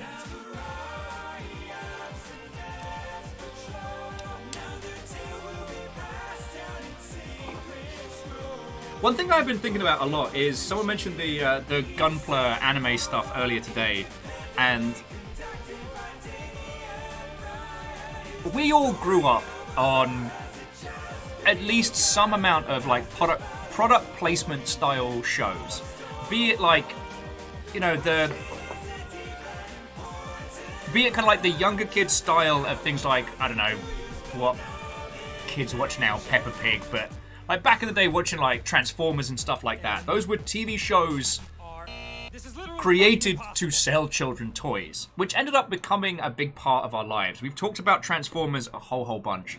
Usually when it comes to talking about Transformers the movie, because like it's a huge talking point. I'm not a fan of this track. Hang on, I need to pick this out in my bloody nippers. The thing that's interesting about Gundam is that, well, Gundam wasn't conceived to sell toys. It was tweaked and changed to sell toys. And the toys didn't sell. But the model kits did. And so the model kits and the overall popularity of Gundam would continue and become a national thing in Japan and a global thing eventually, right? There we go. The fascinating thing is that the designs for the original Gundams were changed to make them more appealing as toys for people, right? So the iconic bright color design of the OG Gundam. Thank you, Danny. The OG Mac Daddy Gundam was originally pure white and then was redesigned with the iconic primary colors to... Oh, food. The timing couldn't have been better. Here comes the pizza! I got mac and cheese and bacon. Alright, so I guess it's time to snack and chat, friends. We'll come back to Gundams in a sec. I mean, I guess we're talking about Gundam, so it still counts. OG Mac Daddy Gundam was originally designed to be more militaristic and more like plain white. The primary colors were added to make it more appealing to kids, and would then become part of its iconic signature look. The model kits ended up doing very well, so the toy philosophy carried into the model kit philosophy. But then further on down the road, there is a show about those very much model kits. So they have a whole line of new kits coming that are this like, I don't know, like how many degrees of separation? The make thing look like toy, make model kit of thing that look like toy, make show of model kit of thing that look like toy, create thing for show for kit that about kit that toy that. You see what I'm saying? I think about this a lot. I would also say I think a lot, which is probably why sleeping is so difficult.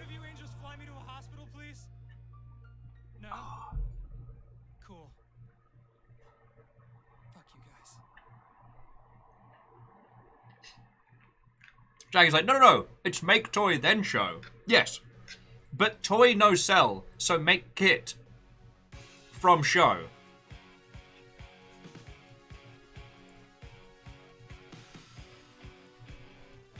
Anyway, what I find so fascinating is that we're getting into, well, there's going to be a live action Gunpla show about people making the minis and having them fight. Making the model kits and having them fight.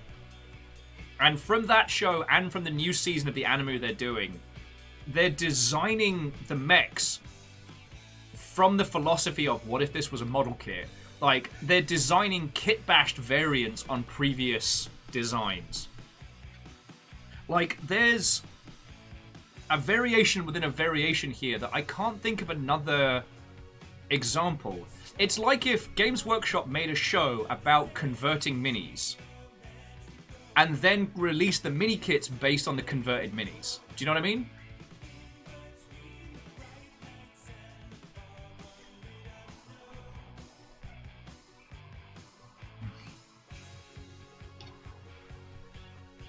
Also, this is glorious.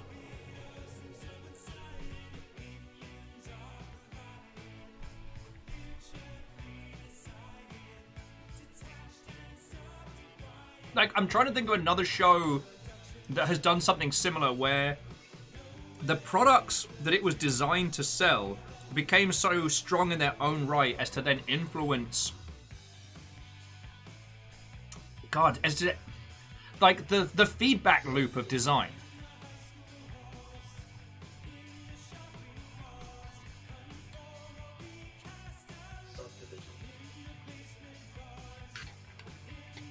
Also, the thing is, the kits that they're designing for these new shows are fucking cool. One of them's like a Centaur Gundam Barbatus style thing. A few of them are like recolors of existing designs. But some of them are like full conversions of some really cool concepts. Because, and I don't know if this is going to earn me some hate here, and I don't mean this to sound as brutal as it's going to, I really didn't like Gundam Seed. And I found that the incredible Gundam designs were far above the shows themselves. And I'm not saying this to dunk on people that have loved it and enjoyed it. I'm genuinely not. I just...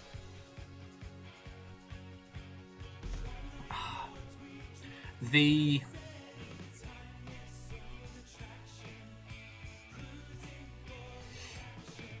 designs definitely came from a different place than the quality of the show.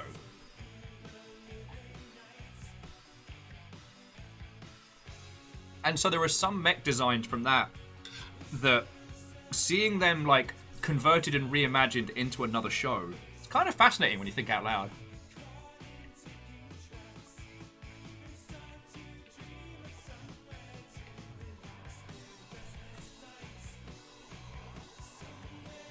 But yeah, I'm racking my brain and I can't think of another property where the merchandise got folded back into the series in such a way as to then create more merch. I don't know if any of you can. It could be because I'm just getting some calories into my system now and I have brain dead brain.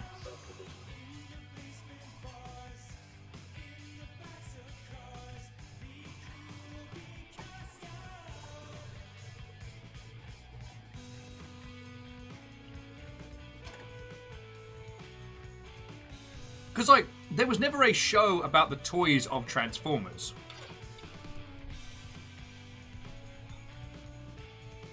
Although that does remind me I do need to rewatch the seminal movie Small Soldiers.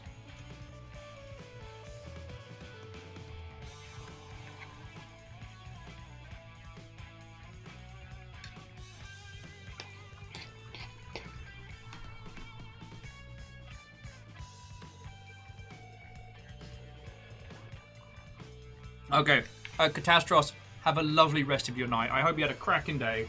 Because Catros is saying, several Sengoku heroes have been subdued, and Catros' samurai girl has been showed off in Discord. Now it's time for sleep. A happy Gundaming to all, and a good night to you, Catastros. It only took me about 3 years to learn how to say your name right, consistently. Oh, and I reserve the right to have a look. Yeah, she's looking heckin' badass.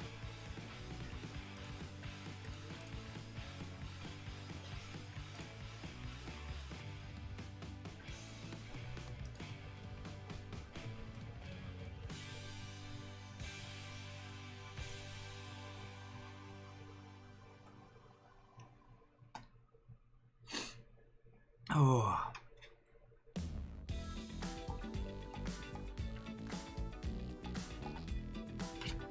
Theodora, that is a sensible idea. hanging out with me is not a process that helps anyone's sleep pattern. Sorry, Beadora was saying they should head to bed as well. Then sleep well, have a lovely rest of your weekend. Because, yeah, if you stay here, I'm going to be here until the wee hours. And then after that, who knows?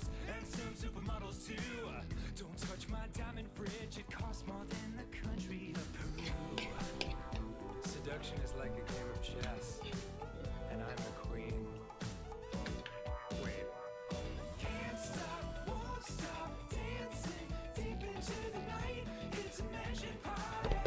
Know that time is super tight, and if you're feeling naughty, we'll smoke champagne by candlelight. It's a magic Food. You've really got to agitate the pandas to get them engaged in combat. They're very No, like I said, I'm still rocking my brain. I'm still trying to think of them. I'm still trying to think of another, like, property that had the same kind of, like, toys into. Because Zoids, I guess, is the other one that springs to mind. Rather than, like, the action figure-centric stuff of, like, Turtles and G.I. Joe and whatnot. Take an upside down left at the MC Escher stairs.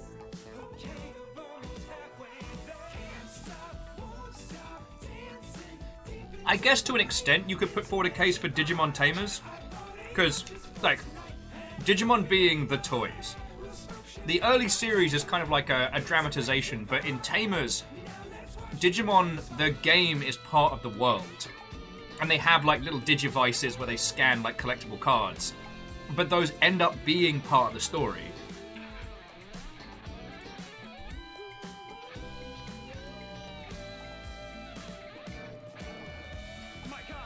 Oh, wow. I think I just woke up 3 people there. Jackie Foxpot, yeah. Well, I'd have to check the family tree of it. Because I don't know if it was part of the same company or if it was just at the same time. But it did come from the Tamagotchi craze. The hook with Digimon was that, unlike Tamagotchi, you could connect one to another and have a fight.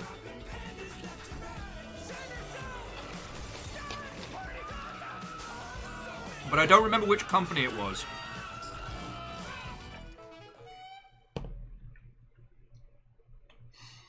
Oh yeah, numbers. Digimon Tamers was so good. I do need to do a rewatch of that one.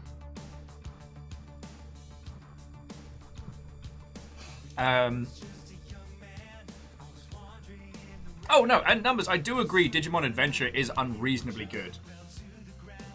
Like, in a sphere where everyone was trying to catch and grab that Pokemon money, Digimon was good enough that even though it didn't take the crown, it still has weight. And I like to believe that it's because of the amount of effort they put in behind the scenes, you know?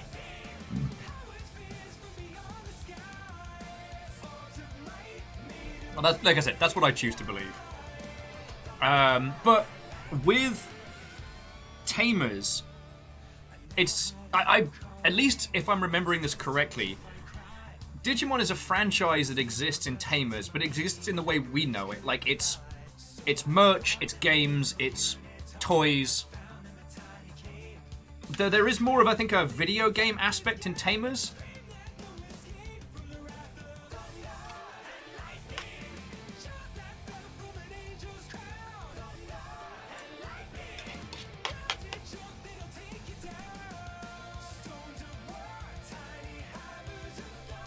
Oh, okay. Number says with Tamers, it's specifically a card game.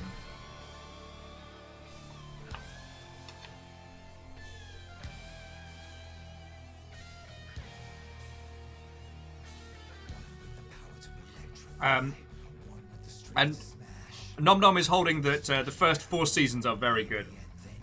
God, I don't think I saw Frontier. I think after Tamers... I think Tamers was the last one I sit down and watched. I've got the remake series waiting in my queue for Animu-ness. But I haven't hit it yet. And the speed at which I watch Animu is much slower.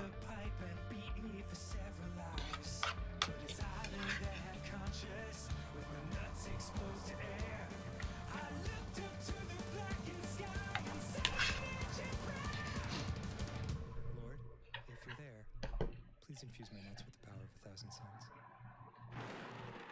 Holy Numbers is saying I need to rewatch Frontier. I would be happy to rewatch it with you at some point. The when is the question. And Fred, you're right. At some point, we do need to do a watch party of Turtles Forever.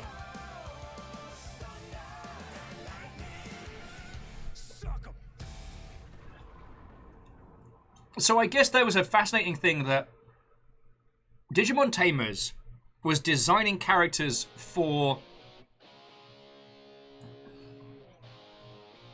Yeah. So it's a show that came from toys, that had multiple seasons and multiple merch, that had a season based around the stuff itself, that ends up becoming more. Okay.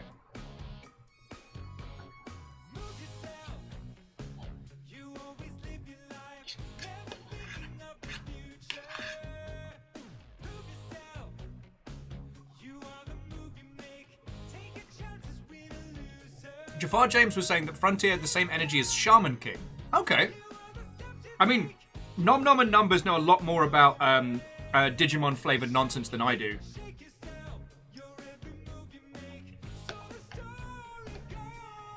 Tamers was the last one I watched proper.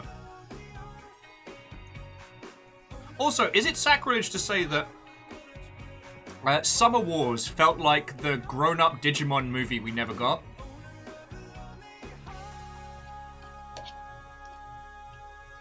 Does that put me in the crosshairs of opinions?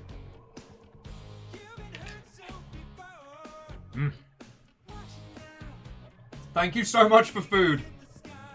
I live once more. Shiny and chrome.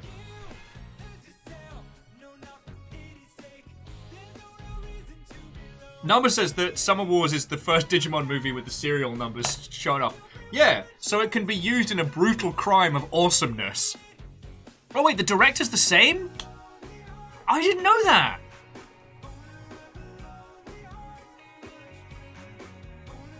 Oh, okay.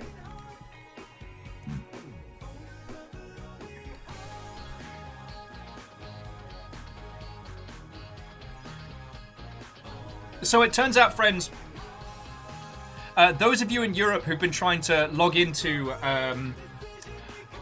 Final Fantasy XIV today and have been having problems, it does look like they are legitimately under DDoS attack. And EXO, it's not that I didn't necessarily believe you. It's sometimes people will report like high traffic as DDoSing, and I try and make sure that I'm only like, I wouldn't say reporting, but discussing stuff at a certain level, you know? If it's confirmable. But yeah, Numbers, I had no idea. And it makes so much sense now.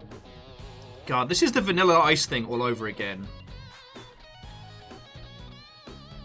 Sorry, if you're wondering what I mean, Fiona and I were rewatching the Teenage Mutant Ninja Turtles live action films the other day. And we had I had the weird realization during our rewatch that, wow, Vanilla Ice's Ice Ice Baby sure does sound a lot like Queen's Under Pressure. And, I don't know, something I thought out loud. And Fiona kind of gives me that, are you being serious right now, look? And I was like, yeah. I had no idea there was a huge lawsuit about it and everything back in the day.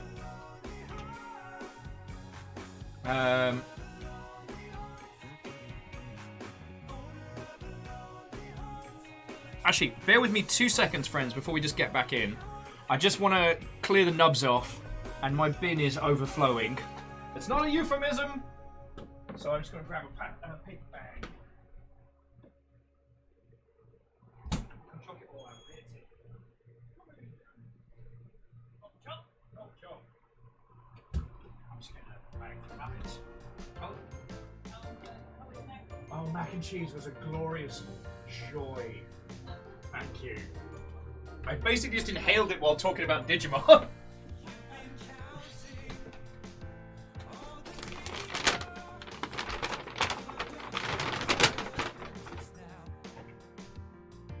Oh yes, Reflective. Reflective was mentioning the Taco Bell giant robot commercial, which is unequivocally excellent. It's almost upsettingly good, you know? I was also, I got to be the person that informed a friend of the Johnny Cash Taco Bell commercial the other day.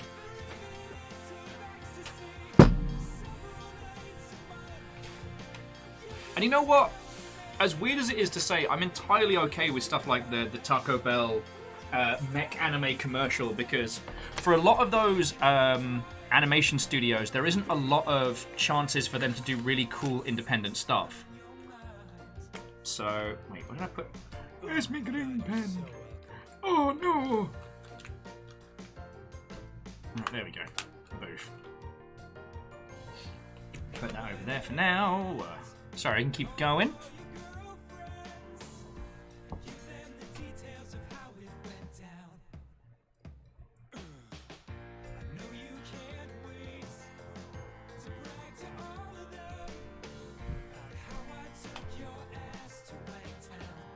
Huh. Numbers, that's fascinating. Now, friends, Summer Wars is an incredible piece of art. And it always seems horribly redactive to describe it thusly, but... Oh, excuse me. Alright, I am going to switch to Everhood after this, but God, I love this track.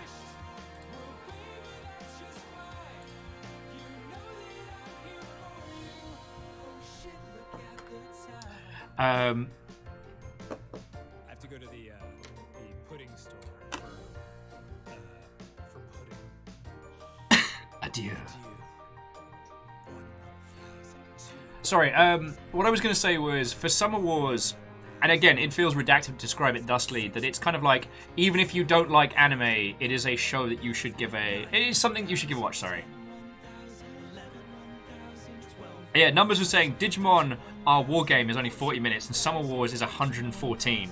It's a proper feature-length look. Maybe it's starting to sink in. Just Like I said, I haven't had the chance to watch the right to the end. 179,000. the stuff they've done with like the kids being all grown up and the next generation of Digimon trainers. I'm drastically behind. At least I think I am. And I think, okay, not to bring this back to the Wendy's parking lot of points, but I think this does come back to the Transformers angle. Because those of us that are desperately obsessed with Transformers, we really got spoiled. We didn't know it at the time. But like, for all its weirdness, like Transformers the movie is incredible. And for a thing that was just financed to sell kids yet more toys, like, holy crud, it was good.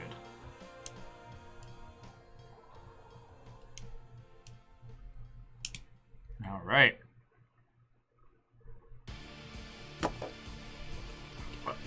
Get me pen back. No, we're going over to Everhood, because...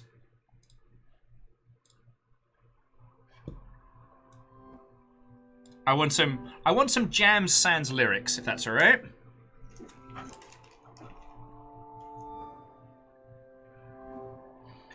So Number says that they didn't like two from what they heard. Adventure Try and Dalek are awful. Oh god.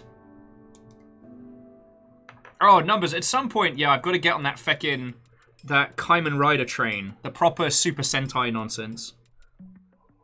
Because it's kind of like... It feels to me the same way that, like, K-pop and stuff feels. Like, I know I wouldn't hate it, but there's so much to it.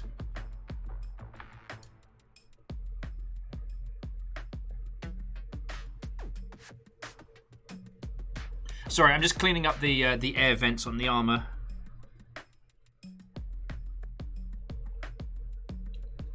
There we go. Looking good, looking good. Now, XH1 and XH2. We do not have XH up here, so I've got to go on a little hunt.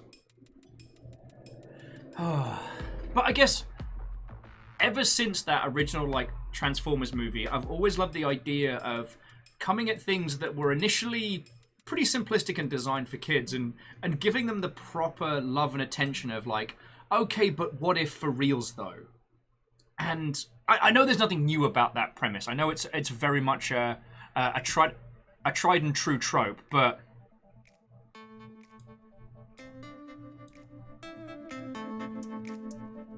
there we go.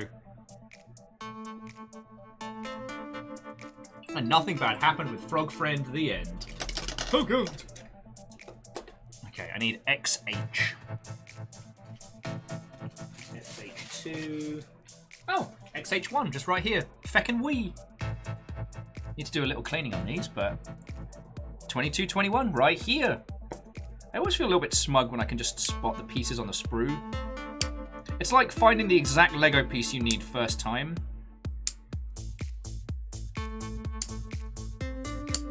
Gives a mismatched sense of accomplishment.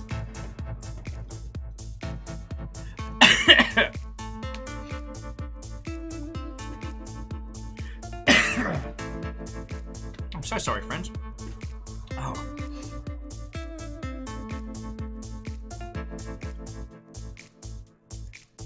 But yeah, some of the excuse me, the Kamen Rider designs and the Super Sentai designs are feckin' incredible.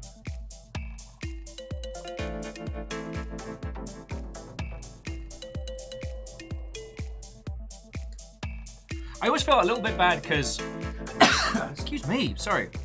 Let's mute microphone.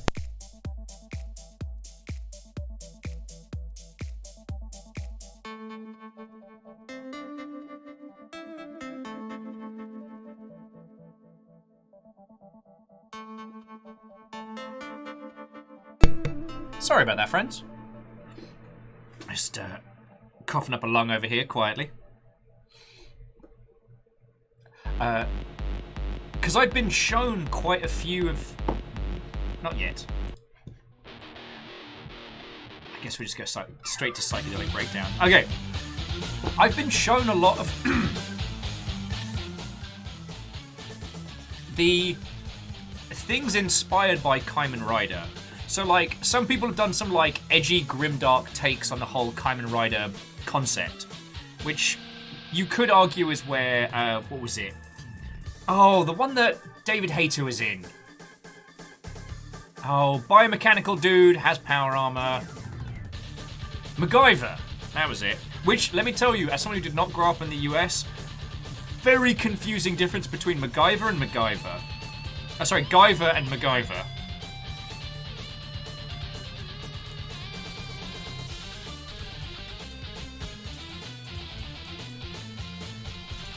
Guyver was one of those shows that was never... Sorry. MacGyver was something that was one of those shows that was never really syndicated in the UK, so we didn't see it. I wasn't even aware of how big a deal it was that he was the guy that played Jack O'Neill. But that's another story. But yeah, so I saw a lot of the like edgy, grimdark takes on the Kamen Rider stuff before I really understood it.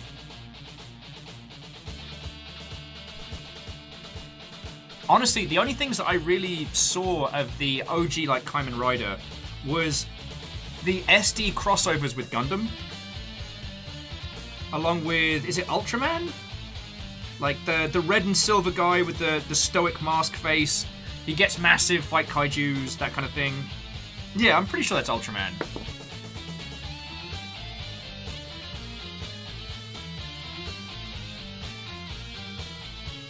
Oh, Fred says that they love about Super Sentai in general is it can veer from super silly to super dark. Yeah. And I know it makes me sound like a feckin' 90s edgelord where I keep being like, I want it gritty and grimdark! Oh, there we go, see? Opens up real cool now. I just have a real obsession with that trope. The idea of, okay, but for reals though. God, the Power / Rangers bootleg is still, like, I'll go back and rewatch that. It's still so good.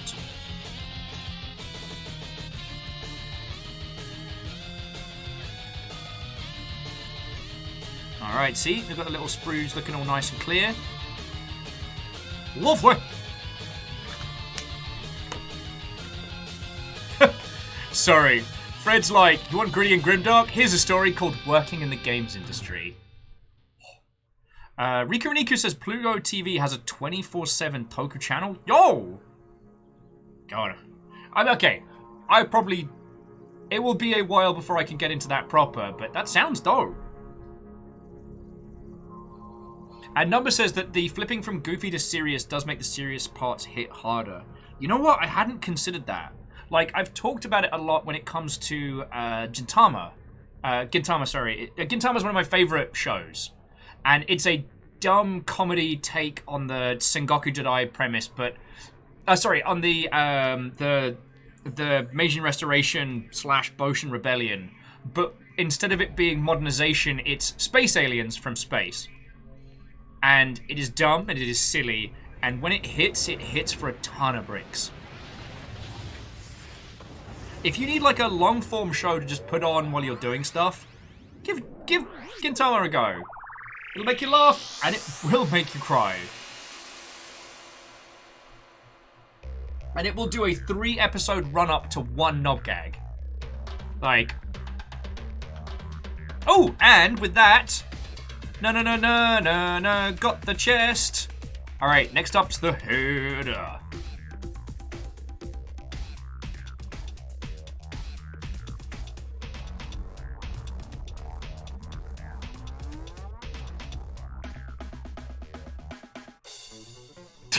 Fred saying I should ease in gently with Japanese Spider-Man. Fred, why are you like this?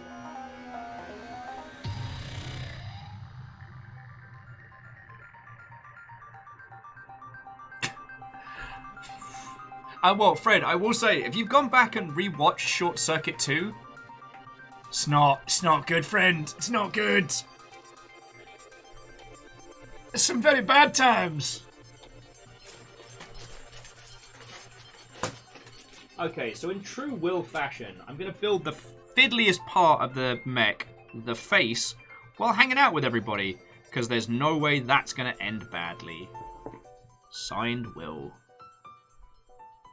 I accidentally clipped this part off earlier, so I'm just making sure there's no, like, sprue lines. I think XA is C2, isn't it?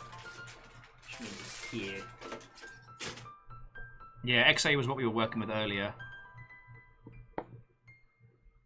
Will ruins a face.exe. Hey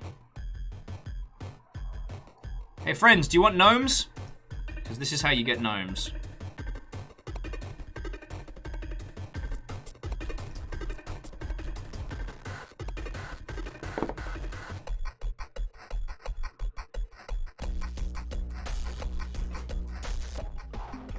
I'm sorry, I really like the idea of just going hard Raven out to this track.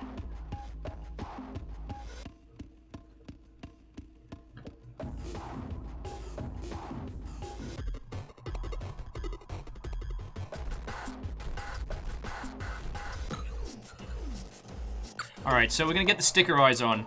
I still haven't mastered doing eyes outside of stickers, so... for good or ill. Though I haven't got the spritz bottle out, so you know I'm kind of being a bit casual today. If you get one of those, like, perfume misters, you can spritz the surface with a little bit of water, which gives you more time to lay out the eyes in the correct places before trying to secure them. So you don't end up what I'm doing right now, which is having shaky hands versus tiny details. Although, looking good. Now secure it down with a just to get the detail together.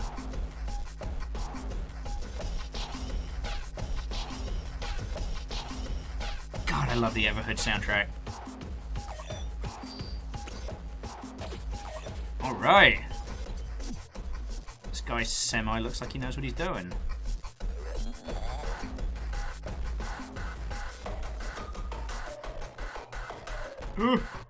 Oh, feck. What just happened? Ah! My chunky fingers! Ah, my face! Piss!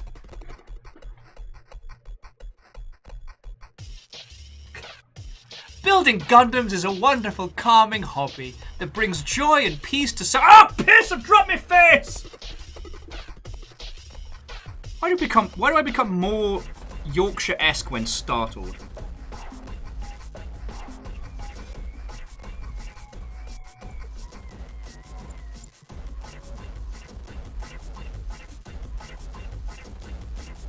Fucking piece of garbage face nonsense. It's the new knees. Sorry.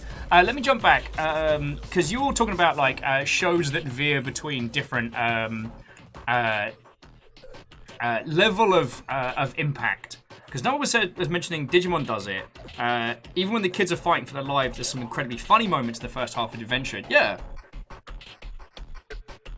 I tell you what I love is going back to situations like that, rewatching them as an adult and seeing there's actually some really awesome moments to it. That it's not just like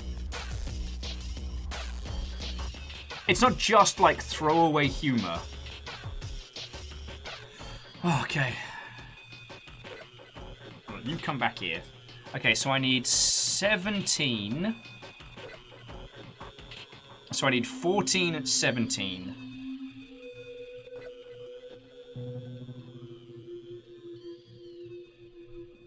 Okay, 14's the red detail. Oh. Don't drop it. 14. 17's at the back. And then that all clips into 12, which is here.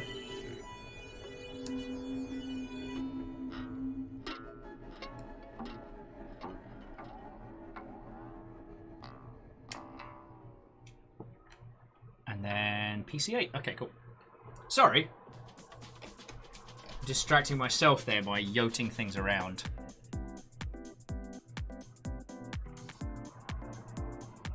Oh, Fredwa says that pro wrestling does it very well as well.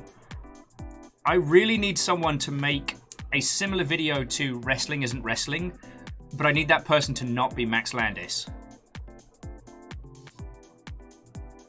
Because, like, I feel like we have this conversation of fair wedge, Fred, and the only reason I understand that, like, that wrestling has these great storylines is from hanging out with you and from that video. And the irksome part of it is that the guy that put it together, he's not good people.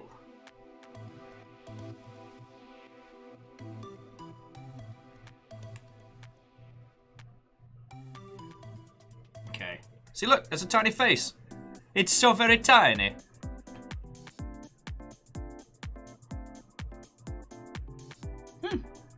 Bird, I have no idea what that is, but it sounds delicious.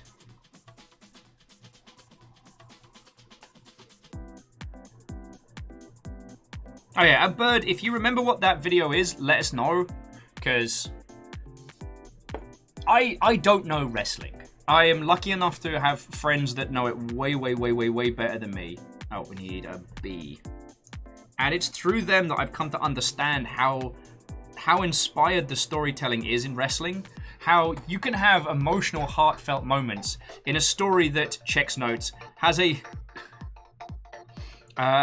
literal necromancer with a shovel.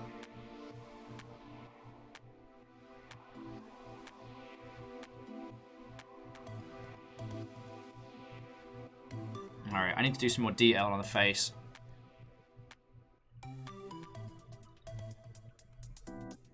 And, oh, feck you! Okay, the eyes are really grumpy with me right now. Why? What did I do to you? I gave you my full attention. I stuck you on right. Grumbly eyeball bastards. Sorry.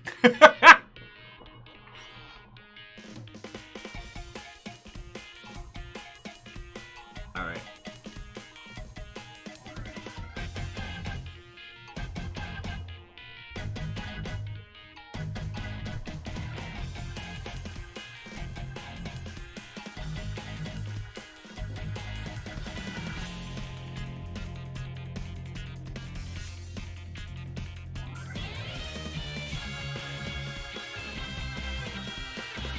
Give that a sec to dry.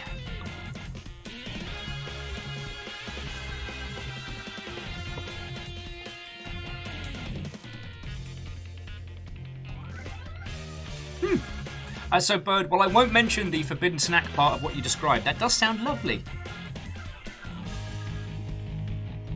Oh, and Bird, thank you. If you do find that, yeah, do chuck it in, because I'd be very interested to see that.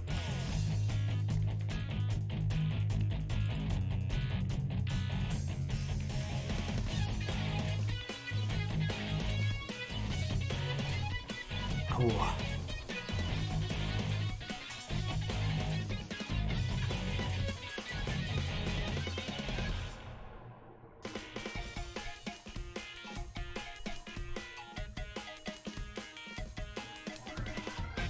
And I guess Jafar James, I can't really comment as to how people have been treating like wrestling storylines and whether or not they can or can't be comical, because I feel like there's a certain disconnect between myself and people who know wrestling. I'll take your word for it. I can't comment to any authority.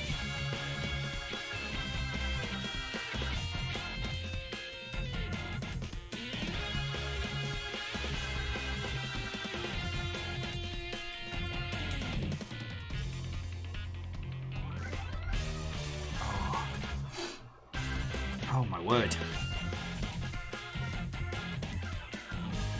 Does anyone else feel like, despite being the smallest part, that the face of this Gundam is probably going to take me the longest amount of time?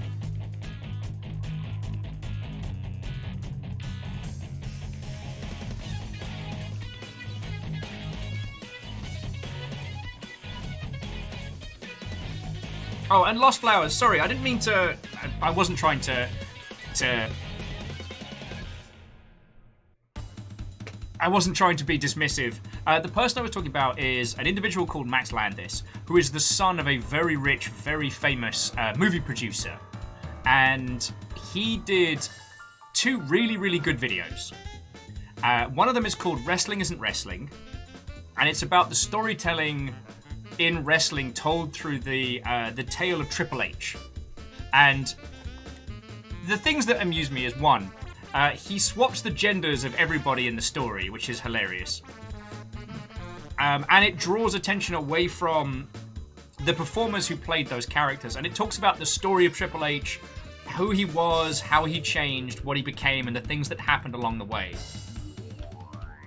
And it's a great thing to point to used to be, to point to for people and be like, yo, if you want to understand why wrestling is a great storytelling medium, have a look at this. However, enough stuff has come out about Max that I don't feel confident recommending people watch his stuff because he'll get money from it. Plus, when you stop and think about it, like he's the son of a very, very well-known, very rich individual.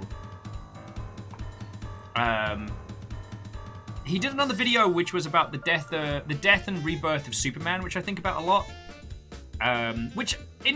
Honestly, we can actually sum it up here amongst ourselves very easily. It doesn't really need him.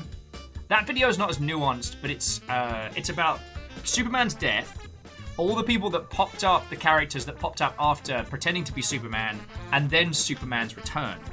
And the overall point being is that it changed the stakes in DC Comics forever, because it meant that the dead don't stay dead. Superman being able to return from the dead, to come back, essentially removed that fear, that threat of what might happen to your favorite characters. And ultimately, I think that did a lot of damage to comics as a whole, because there isn't a threat when it comes to when it comes to the New 52, none of them are dying forever.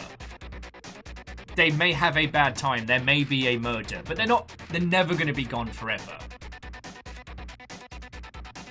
And anytime they try and introduce a storyline that has something like that, one can't help but think that it's almost a little disingenuous.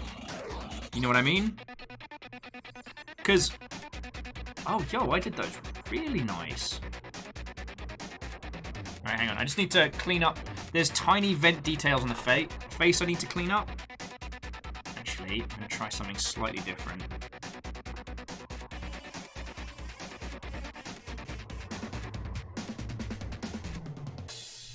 Just just really gently, just really gently cleaning up the excess so I don't accidentally get rid of the detail.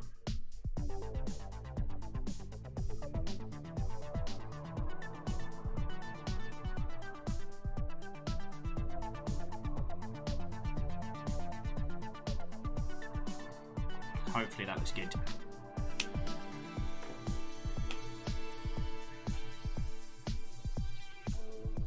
Oh, and oh, Lost Flowers. Thanks for dropping that in Videodrome. I'll give that a watch later on. But like I said, most of my knowledge I get about cool wrestling storylines is from talking with people like Fred. Like, I'm real lucky to have friendos that know that space and make it very accessible for my dumbass, you know?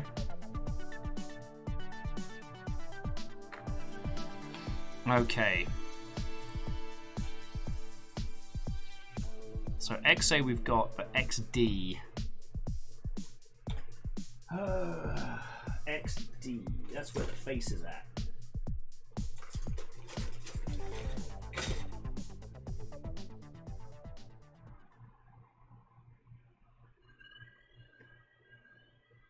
Excuse me, have you seen a Gundam face round here? Ah, there it is. Already had it. Alright, so let's see if I can get through without biffing this one sideways. God, you can see on here my shaky hands from before. Alright, well let's get these clips and...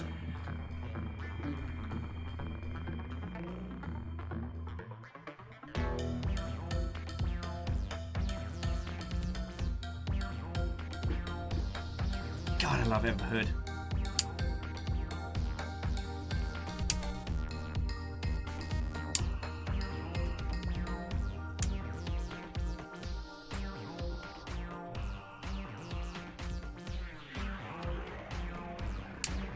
I always feel like the face on the Gundam is where the maximum amount of my attention ends up going.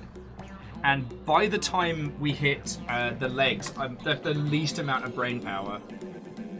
And 13. Alright, 13's here.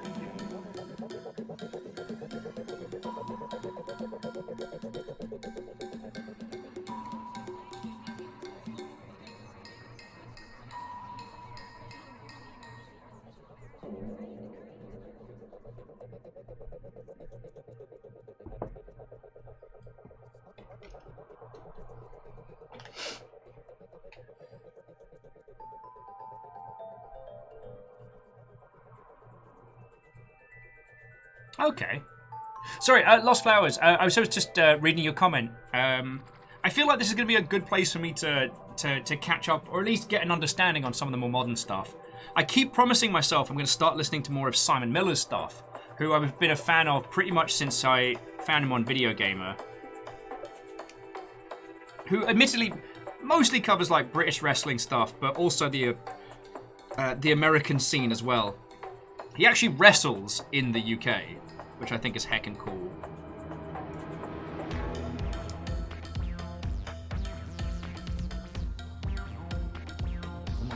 Come on, come by. Cut with the plastic, not against it. Oh, beautiful cut there. Beautiful cut that is.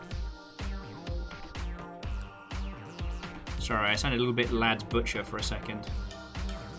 However, my inking on these has been heckin' dreadful, so that's going to need some cleaning up. Okay, so Fred's saying that watching the series of videos by Super Eye Patch Wolf on wrestling. Okay. The Super Eye Patch rings a massive bell, but I'm drawing a blank on right now, so I might have seen their stuff prior. Whoa. Oh, good cuts all round, my friends. Good cuts all round. Alright, let's see if I can keep this spree going. Ooh. Not bad at all. Whew, don't mind if I do say so myself.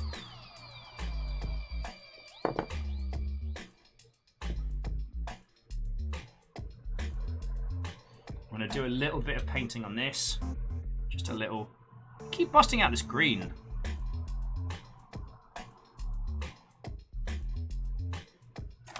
round do you go? You go around that way. Okay. Excuse me, I need that green pen again. I don't even know why I put it away. The fool that I am! Oh, Sea Witch, hello. What ho, friend? How is your Saturday going? I'm painting some Gundams! No, I'm having a lovely little day. These lovely Mother Hubbards are putting up with me for some reason. Okay, you're gonna go for Lurk? Well, Sea Witch, thank you for stopping in and saying hi, and the Lurk is thoroughly appreciated. Ooh.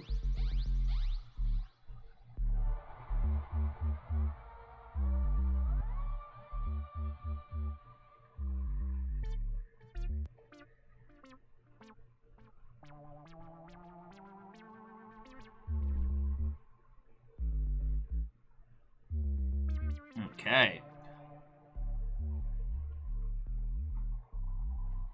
Because it's mild... Okay, sorry. I'm not explaining anything of what I'm doing. I'm just doing it. I'm being a terrible host. So, you can't really see it because it's, well, it's see-through.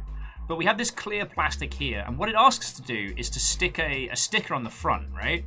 But the thing is, if you use some of the paint ever so lightly, you get to keep the gem-like quality, but add the colouring desired to it. Now, some people are able to do that with, like, the eyes really well. I'm not one of them.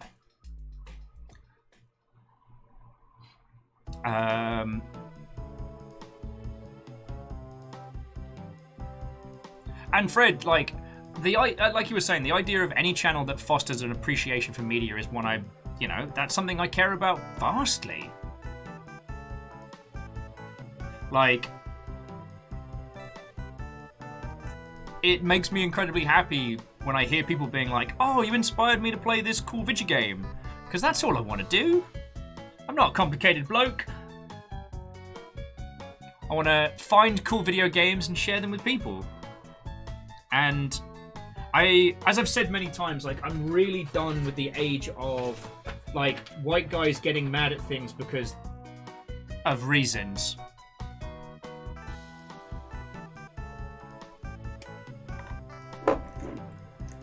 I feel like there's something seriously disingenuous now with I'm gonna get mad about thing because of reasons.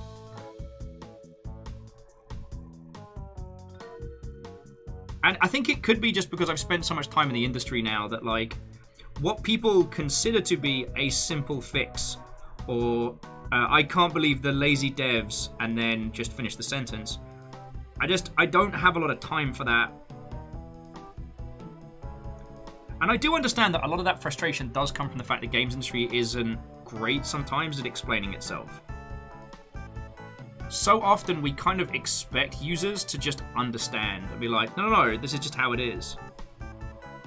But we then don't provide them with the context to get it properly.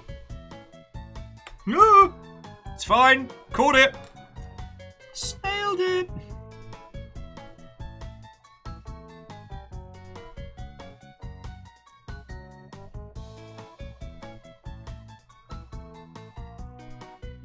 And, like, Bird, to an extent, I do agree with you that just getting incoherently angry is kind of a cop-out. And I think that might be why we've gotten such we've become very, very criticism averse in games media. And I think it's because people are so used to something being critiqued as an attack. And I do think a larger portion of the, angry video game nerd, nostalgia critic, cinema sins crew was responsible for. And I know to an extent that's kind of unfair for me to put it on them, but, they made a large empire out of just getting angry at video games. And at least the video game nerd put out 2 video games of his own volition. I do not remember if they are good or bad, but, props to someone who will take the time, rather than throwing stones, to try and make something their own.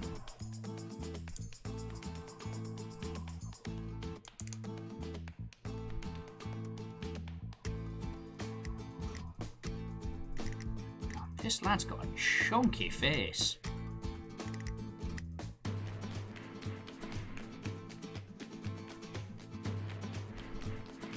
I tell thee, this is a big lad with a big face. This is one big-faced Gundam.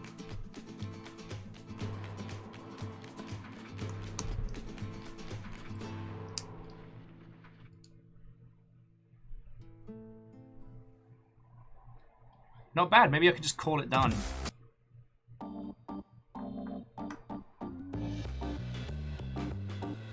Oh, yes. I mean, Fred, that's also another thing. The Nostalgia Critic turns out was a piece of shit. Huh. I mean... I will say, though, I have guilt enjoyed the Nostalgia Critic's breakdown of Pink Floyd's The Wall. Go watch Foldable Human. Watch Foldable Human's, is it called Uncomfortably Doug or Comfortably Doug? I forget. Just give that a watch. That'll tell you all you need to know.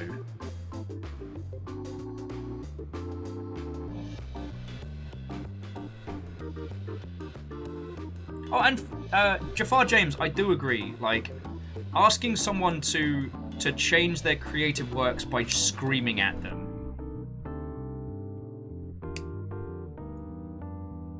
Like,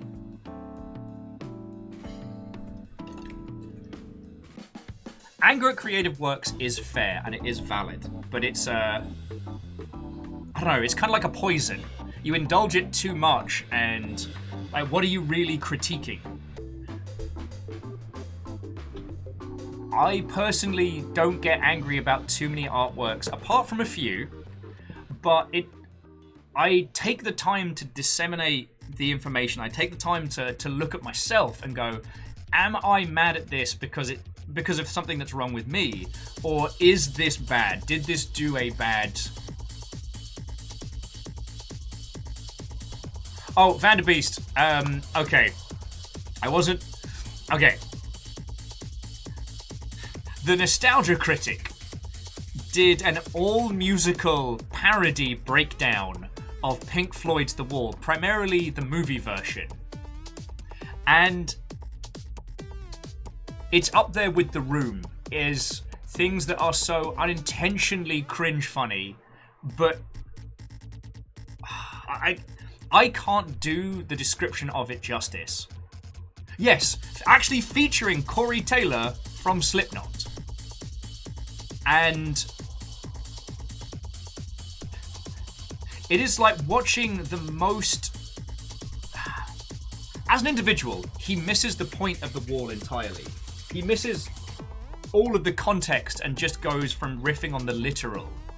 And, like, seriously, Foldable Human, an exceptional channel on YouTube.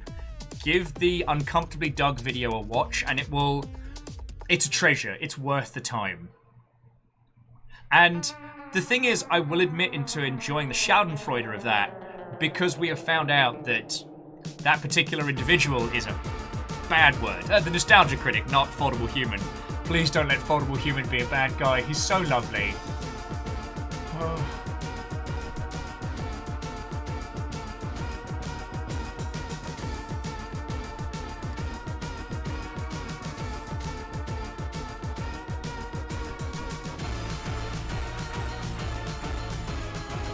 Okay, this needs a little cleanup, but not much.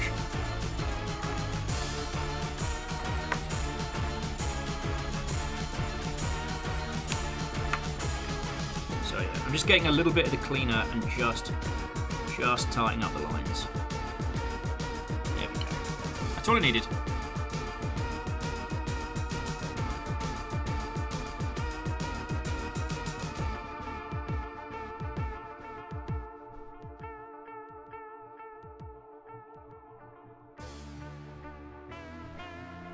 Fred. Linkara? I feel like I should know that name, but I'm drawing a blank.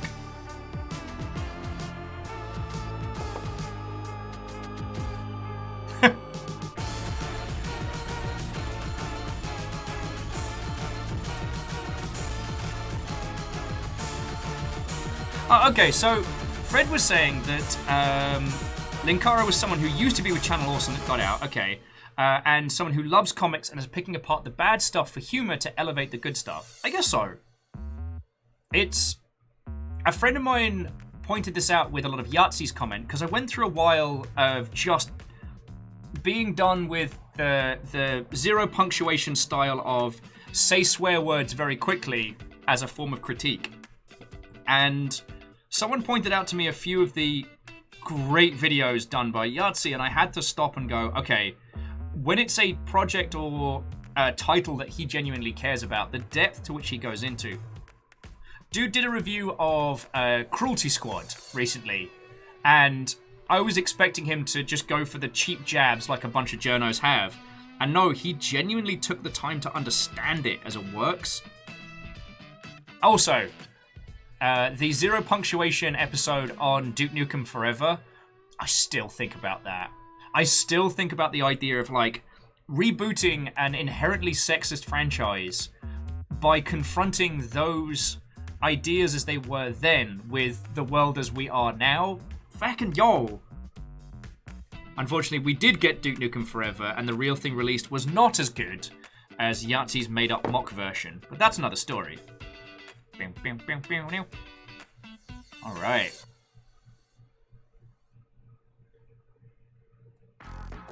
Oh, hang on. Peebles. Oh, I knew this was going too well.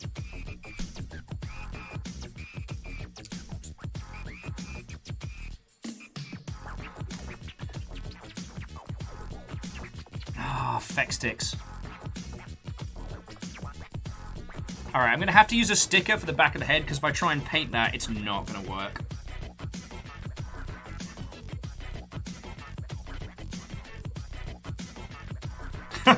Oh, Fred was saying that his channel is called Atop the Fourth Wall, where bad comics burn. Yeah.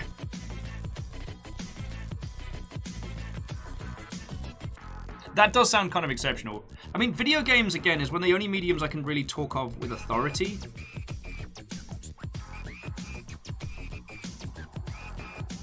So I try not to go too hard into discussing comics and stuff, because I'm no different than any other civilian when it comes to comics discussions. There was a time when I was very involved in the indie comic scene, but those times are long past. Okay, and Fred says, if you ever hear me stop ranting about exploding communion wafers, I can know where it was. Okay.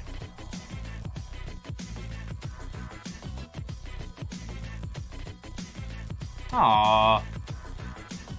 So, Fearless, what was the barbecue again? I'm sorry, I've been a little brain dead today.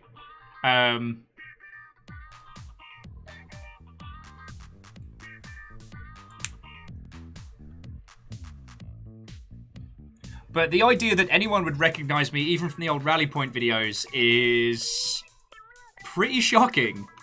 Every now and then, very rarely, someone will pop in and be like, "Hey, are you Will? Didn't you used to do like Total War and stuff?" And I'll be like, "Yeah, this is what I do now." And they go, "Cool." And I never hear from them again.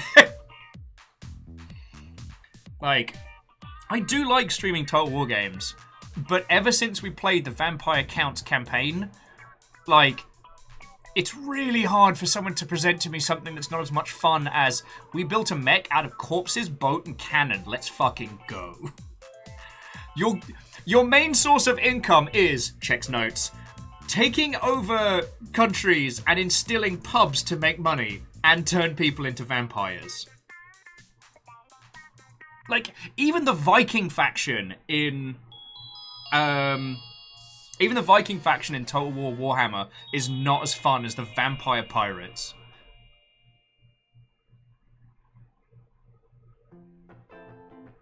Oh, way cool.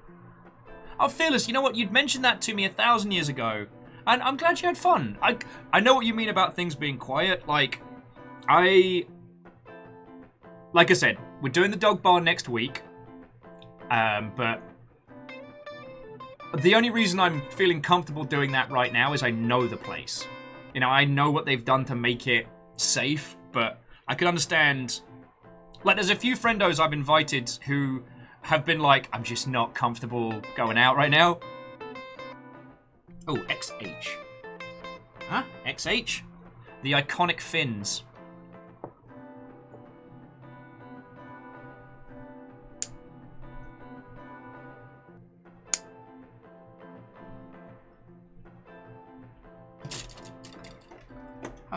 Anyway, Phyllis, how are you doing? Are you going to be joining us for a spot of building, or are you just chilling and illing post-barbecue? Both are valid.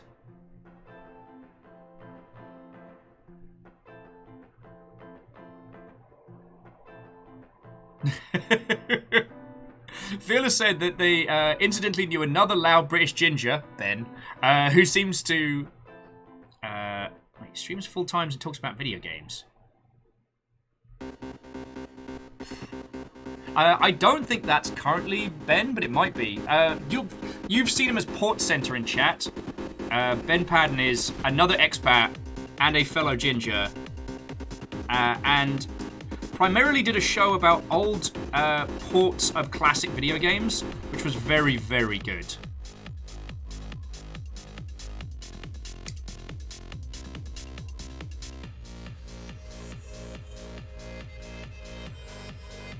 Oh, good clean cuts on the fins. Don't mind if I do. We need XF11. That's XA. XF, here we go.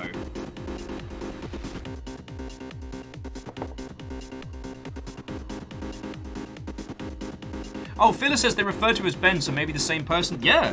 Like, I can't imagine there's another ginger British Ben kicking around. Ben's actually going to be, assuming, touch wood, everything goes ahead and is safe for PAX. Ben's actually down for that one, so feckin' we.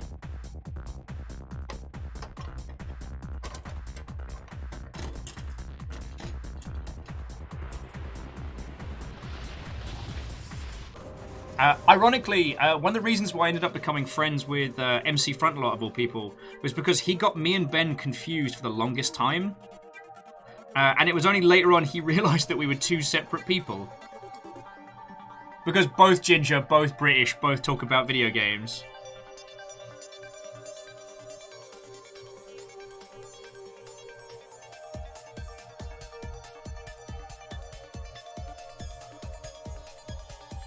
Okay, you know what? It is whatever this blue plastic is what's kicking my ass today.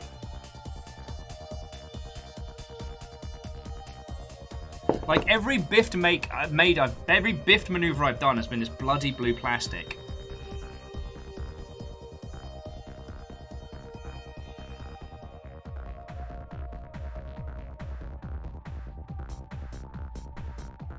Ah, my tiny fingers! I will fight you.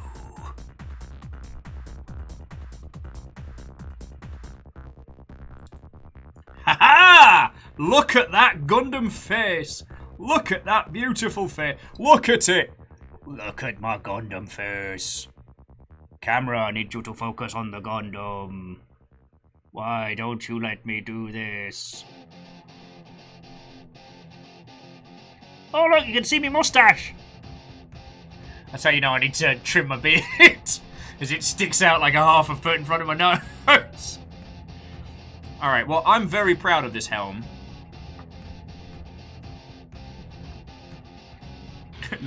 Cue Lady Gaga's Gundam face. Alright. Hey up, you glorious mech. Looking real style in there. Woo! So next up's just arms, legs, and a massive backpack. Jackie's saying plane tickets to Seattle are pretty cheap. Right now, okay, firstly, right now, if you're in the United Kingdom, you're sadly not allowed to fly here. The irony, of course, is that someone from the US is allowed to fly to the UK and back, but people from the UK are not allowed to fly in, because that's obviously how these things work! Not salty. I'm not salty. I'm not salty. Alright, and let's get the gun looking swanky as well. Oh, okay, the painting it was a great idea. So I'm just going to clean up some of the ink on the gun before we continue.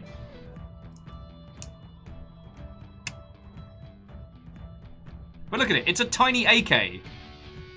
Just such a bizarre concept. And considering that it's actually quite a swish-looking Gundam, like, aside from the AK.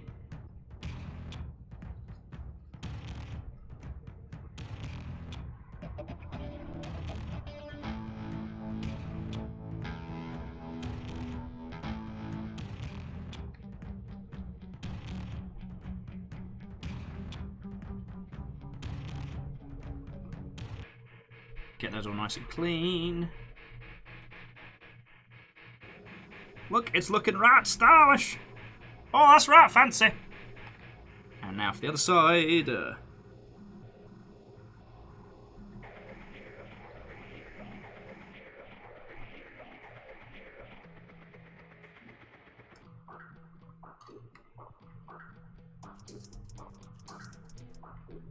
Oh no, spillage on the barrel. Thick.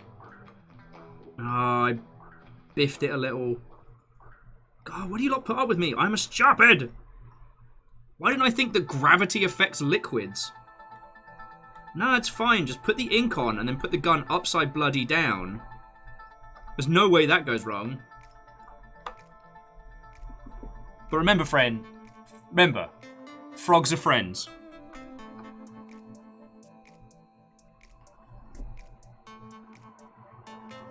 Alright. I'll clean up the main barrel, but I'm quite happy with that. Got it looking real nice.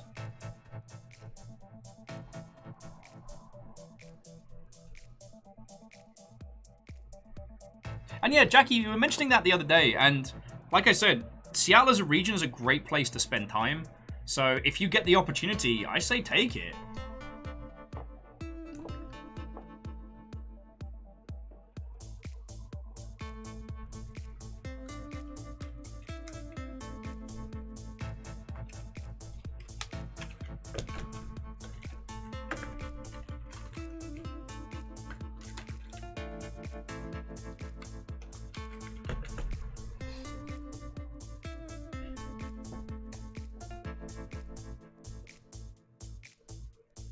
Oh. I mean, Fred, I won't argue that it's a little pricey, but like if you've got the full-time work that can cover it. Hang on, let me just clean my board off for a second before we continue.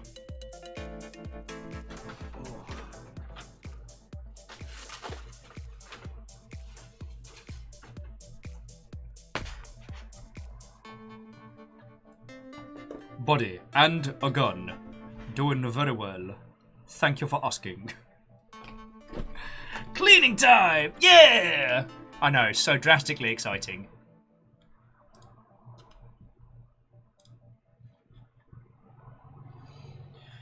Okie dokie. Right.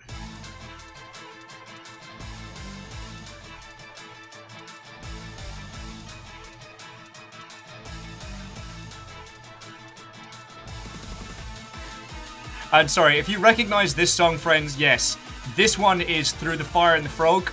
It's okay, the song's name is actually Revenge, but we called it Through the Fire and the Frog because of the multiple guitars levitating around in a corona of vengeance. And it's a lot of notes. TLDR, don't make enemies with frogs because frogs are friends.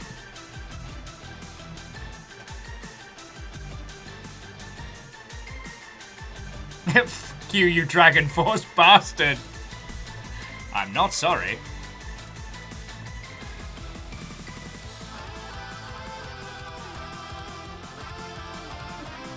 Ooh, feckin' yo.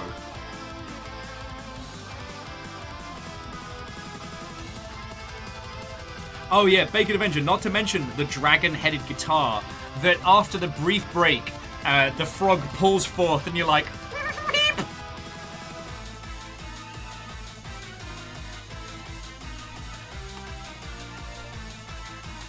Alright, how are we gonna clean this? I'm just, you know what, it's gonna bug me if I don't do it. I'm just gonna clean up the AK before we keep going. Numbers like, guess I should start playing Everhood. I mean, I really loved it, Numbers. And the thing is, if you're not good at rhythm games, you can turn the difficulty down on on the titles, but you don't lose anything. Like, the game doesn't take any narrative points away from you. You just get more recovery time if you mess up. You get more health and more time to recover. But you can still do the no-hit challenges on the easiest mode. I love that.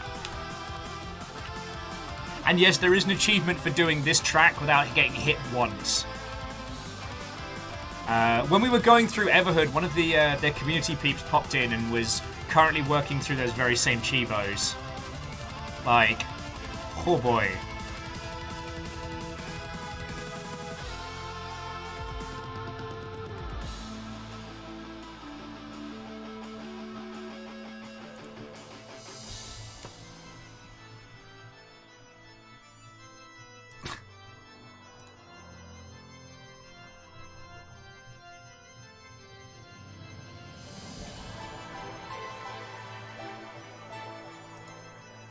Sorry, bear with me a sec, dear friendos.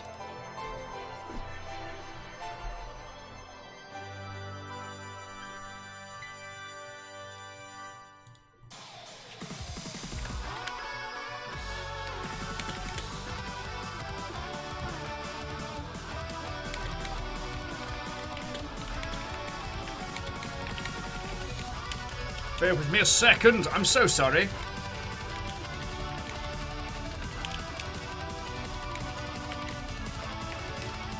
Alright, I'm back.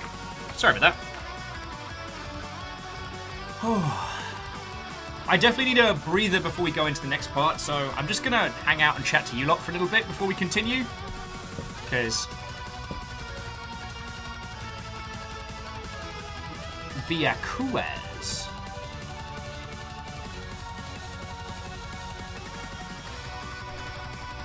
I really am enjoying working on this one, but oh boy, the intricate elements of this particular armor setup I love, but it's very fiddly. Like, this is a proper 1/100 scale kit, if you know what I mean. Feckin' love the design of it.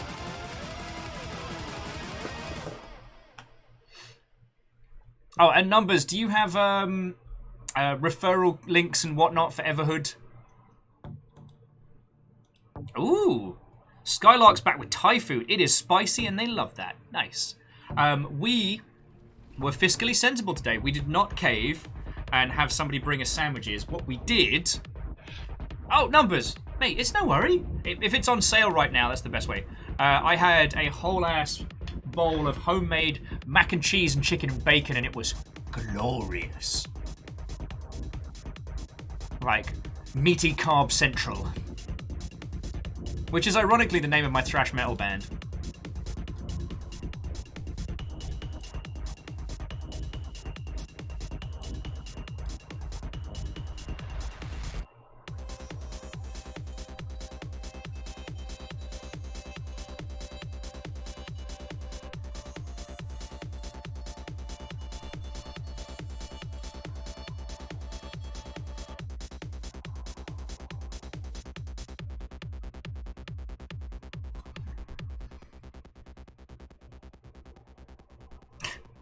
Hey, Numbers, I'm just happy I'm going to get to hang out with you, you know? Like, we can do it in a way that's safe, I can see everybody. Because, Numbers, what I was going to do before the world decided to throw us a bunch of curveballs is I was really looking forward to... You know what? I'm going to add some more ink to the AK sides. There's details on the wood that are not coming across, and I want it to. So, Numbers, the plan was I was going to invite you and Fearless and Bacon and... like, all the, like, Longshipian and Friends of peeps that I haven't seen during lockdown, and we're going to go hit Skull. And considering the amount of people that we'd end up having, even if we were in the outside area of Skull, as things as they are right now, I'd feel... That place makes me a little nervous for a group more than, like, larger than 4. And so, I was umming and ahhing, and then I met the bloke who runs the dog bar while we were getting beverages ourselves. And I don't know, it felt like...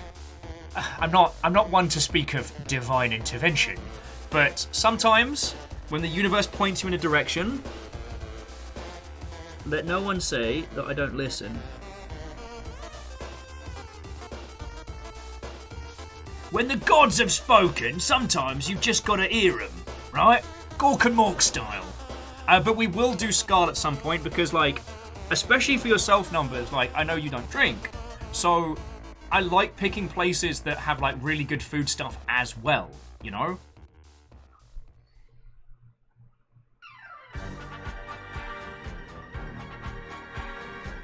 Also, once it's safe, we will hit GameWorks again because both Sean and Molly make incredible drinks that are non-booze filled. When Tarly's was over, she wasn't drinking, so she got in a bunch of stuff that was feckin' tasty. Didn't have an ounce of booze in it.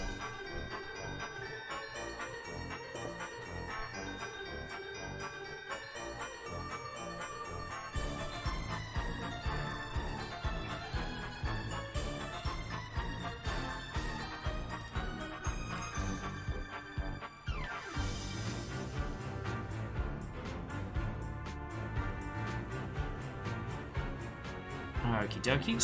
Sorry for going off into space. Sky says they're excited to visit Seattle Sunday. The Sister Jeans moved up there, and we need to make their way up at some point. I feckin' love this part of the world. Honestly, I really wanted to be out here, and whilst the methodology by which I made it out here wasn't the best, and I did leave a feckin' a crater behind me with my poor life choices, I'm glad I'm here.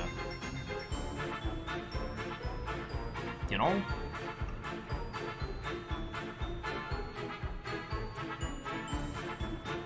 Okay, so, Numbers, I will say, if you ever want to try drinking, do let me know, because I'm happy to do what we did with a friend of mine, or we can talk to Bart Nender, and he can do you like a little like sampler set. So like he'll make some drinks and you can try a bit of each ones and see like what you like. And that way you're also with a group of people where you don't have to worry about like getting whoops drunk. So Sky says they live in the San Francisco Bay Area, and it's pretty, although super expensive. Yeah, there are parts of San Fran that are just gorgeous. I couldn't tell you what it is, Sky. There's just something about the Seattle region that I've always loved. And when the opportunity to work out here came, I leapt on it. Little did I know that would be the start of a series of unfortunate events. 50% of my making, 50% of carnage.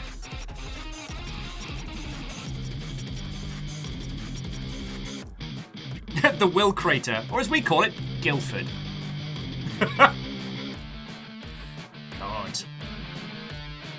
You know, the last time I went to Guildford was for a wake. I do not remember a lot of that night. Oh, Fred, have a lovely rest of your evening, dude. I don't know if I'll still be going when you get back. And I have no idea what the rest of our evening and weekend is going to look like.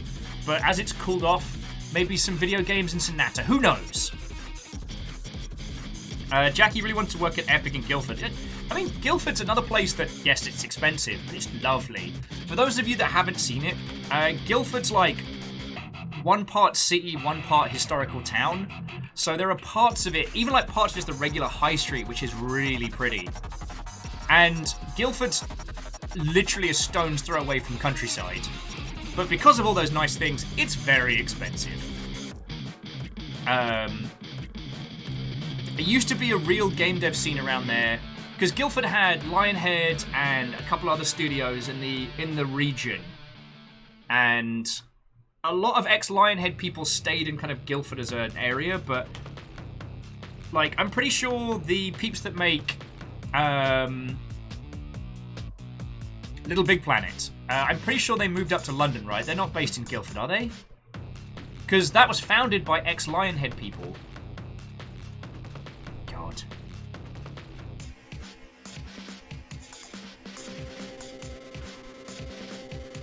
Well, again, numbers, just as an FYI, like,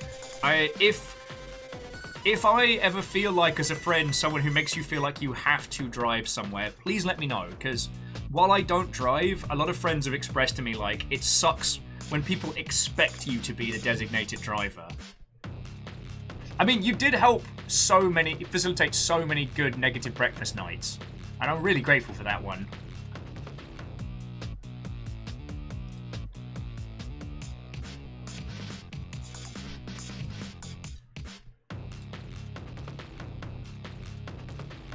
Sorry, I just need to...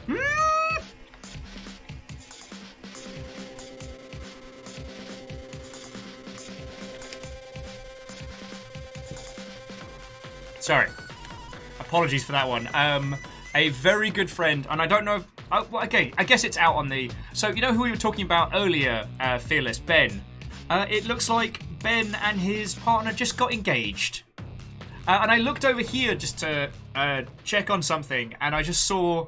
I saw a bag of Haribo Star Mix, and I was like, well, that doesn't make a lot of sense.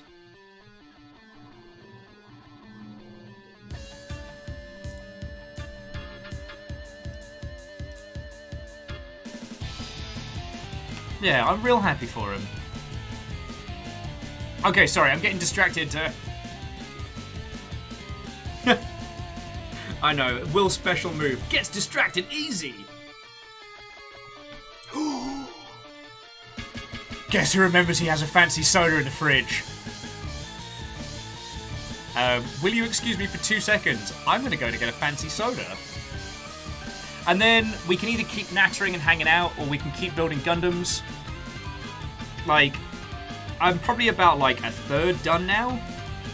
Though the wingspan's the complicated part. See, this mech's got a really simple kind of like leg and arm configuration. But then you get to the backpack, which is this huge, like, transforming... Oh. Yeah. Completing the body and legs is only like... It's just over half the book. MC Catmaster is asking what makes the soda fancy. Because when I was in the UK, those particular sodas were really, really, really expensive. And you could only get them at like... You could only get them at like Mexican restaurants and specialty burrito places. And they cost like 2-3 quid a bottle. Over here, they're only a few cents. Because they're the Mexican style sodas. But my brain still associates them with decadence and fanciness. So in my head, they're still fancy sodas, even though I could buy a pallet of them without breaking the bank. Yes, Skylark, those ones. Which I always mispronounce.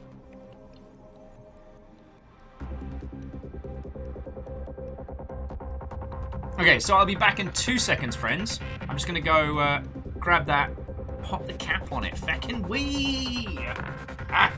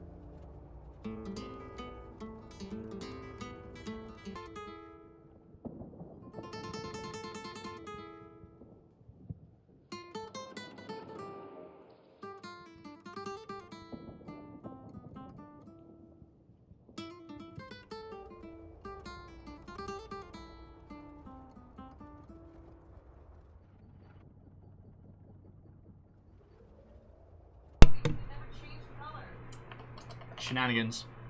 Hello, hello. I have a fancy soda.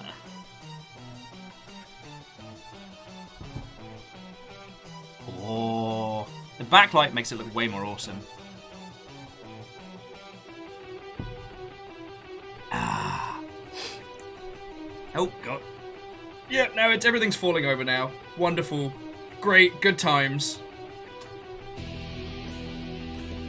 Oh.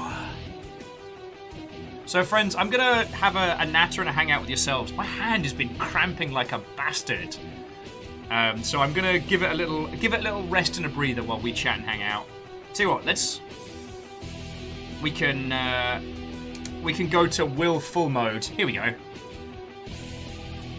I'm actually not feeling this one. It's a good track. I'm just not feeling it.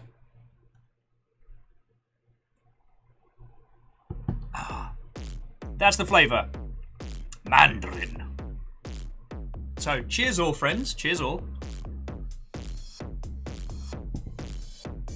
Oh, lovely. God, why did I have to become, like, ultimately obsessed with a hobby that has me actually using my hands properly? None of this just clicking and typing nonsense. I have to actually physically do stuff. Shenanigans, am I right?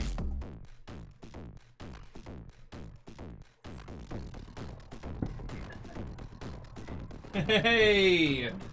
Your timing is perfect, big girl. How are you doing? How are you doing? You come say hello, everybody?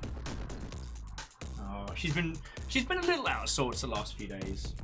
But she's definitely enjoying her new diet of freshly cooked chicken and rice. I take her out.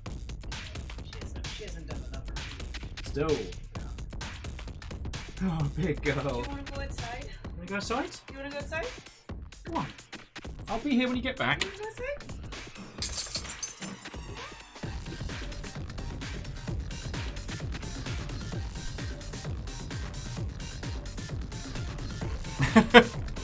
Hey, Numbers, that sounds feckin' cool. Sorry, Numbers was saying they want to get a Zoid kit. And the Zoids kits are expensive, but they're feckin' cool. And they have like an engine and a motor for some of the cool ones. No, Numbers, that sounds feckin' rad. And I've got a ton of like kit and tools and stuff. The secret, Numbers, is buy the stuff from Japan, because the shipping is surprisingly cheap if you don't mind it taking like 2 or 3 months.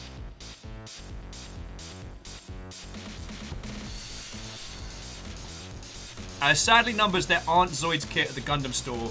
There was once, but when me and Kenley went in there, God, start the summer, it was picked clean. There was only a handful of kits on the shelves, and mostly the ones based on the new movie.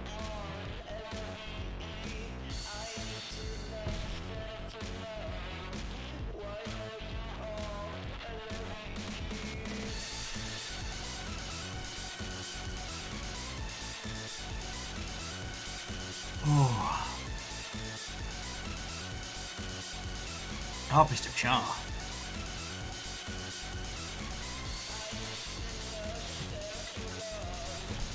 I was just looking at New Type to see if they have Zoids, but I think for Zoids, I think it's God, I think it might be Amazon might be your best bet. Which again, I loathe recommending Amazon as a place for one to acquire stuff. I've been mostly using Amazon as a bookmarking tool. So like I have a wish list on Amazon, but it's just as a way to like keep track of all the different kits that I hear of, because a lot of them are very expensive on there.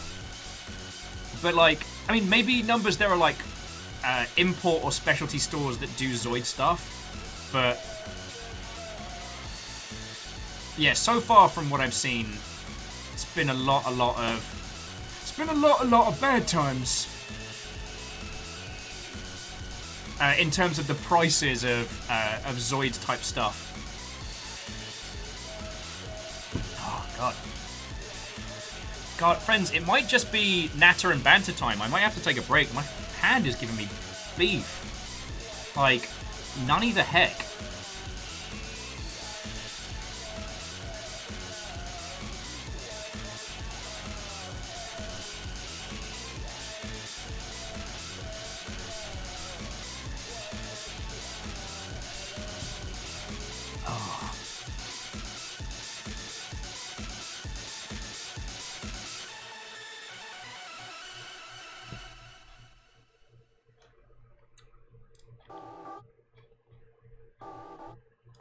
Sorry about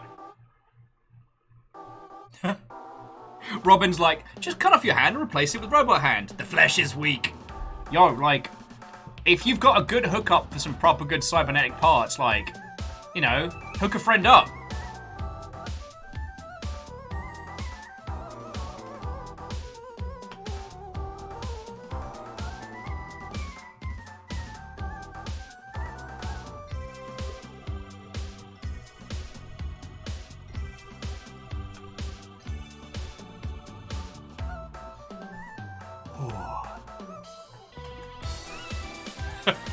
God, I love this fight.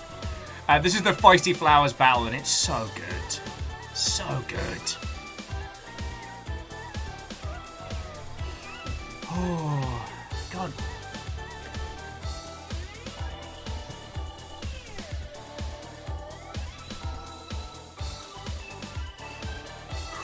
Friends, I think I might have to admit defeat. I know it's only been 6 hours, but I think I've hit my little limit. I was hoping after getting some fancy soda in my veins and some food I'd, like, revitalize, but I might have to admit defeat.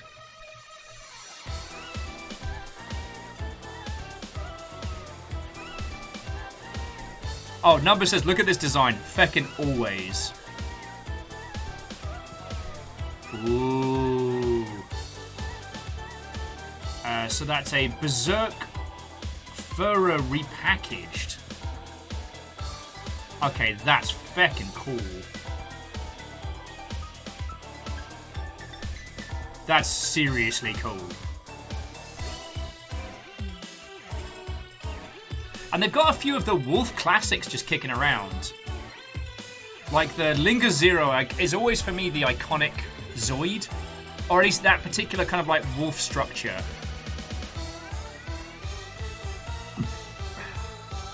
Oh yeah. The fact that it is 2021 and Amazon has not found out a way to shorten its links from being bastard size. Now, if we... Hang on, I think if I can copy everything past the question mark. No? Oh wow, that's all link. Wonderful, great. So numbers. This one, Holy Toledos. Please forgive the bastard-sized link. As Will and Numbers just throw links back at each other on twitch.television. Excitement! Adventure! Long strings of URLs! Like, that thing's like... It looks like Heavy Arms' cat. And it's got like the two configurations of like the big artillery and the... Even the paws have little dig out claws to help set it in as it fires. Ah, glorious. It is, however, $126. And as an individual surrounded by Gundams, I hope nobody thinks that I'm asking for these. Like, I am going to live vicariously through Numbers. Like a lot of you that do with the kind of traditional, like, wargaming style minis.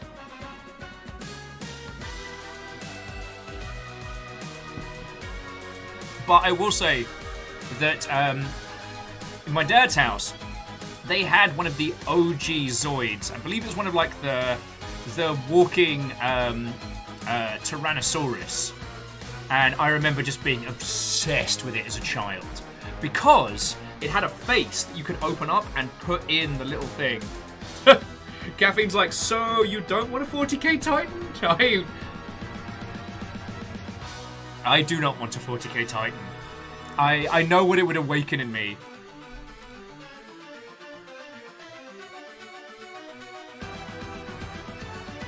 Alright, and Numbers, I'll keep that link to one hand for later. God, this track is so good.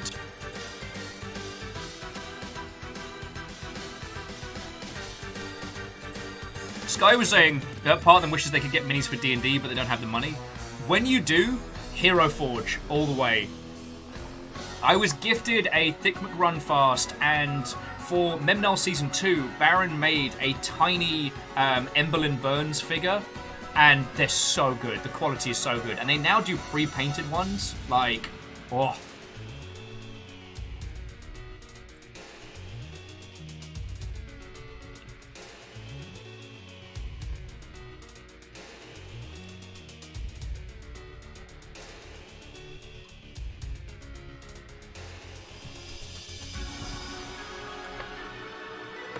Sorry, bear with me just a second, friends.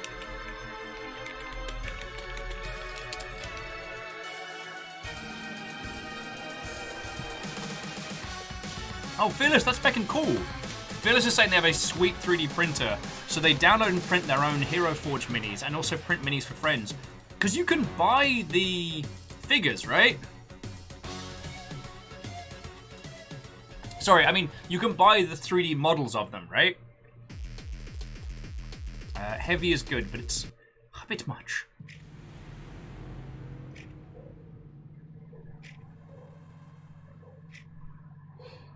Oh.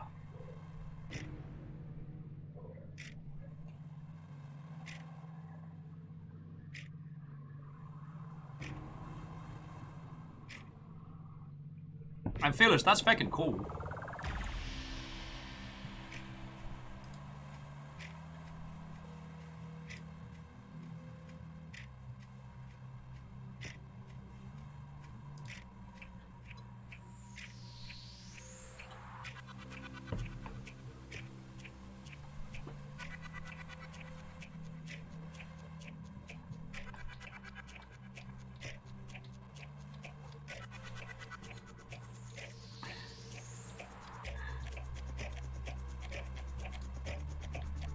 Oh, but I will say, Caffeine, on the conversation of Titans, there's one behemoth Gundam that one day I will have the know-how and funds to tackle.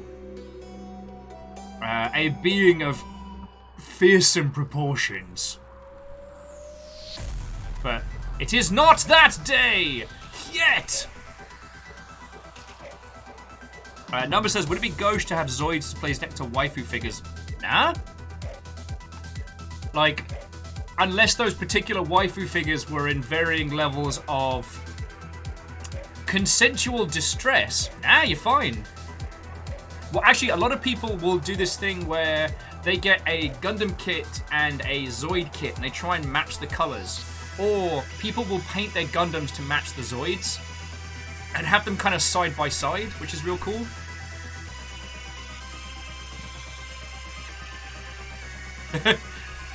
Caffeine says, don't forget space. Know-how, funds, and space.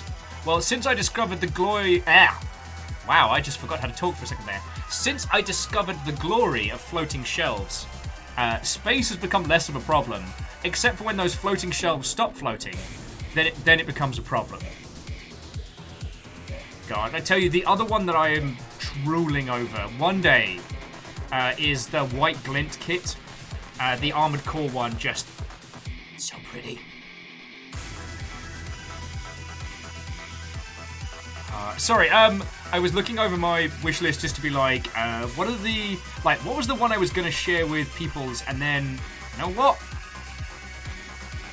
I'm just gonna stop looking. I am a person who has want for very, very, very little in this world. Friends, I have enough sweet Gundam kits to keep me going until well past November. And I hope none of you think that when we talk about kits and stuff like this that I'm like fishing for goodies, because you all spoiled the absolute rotten hell out of me.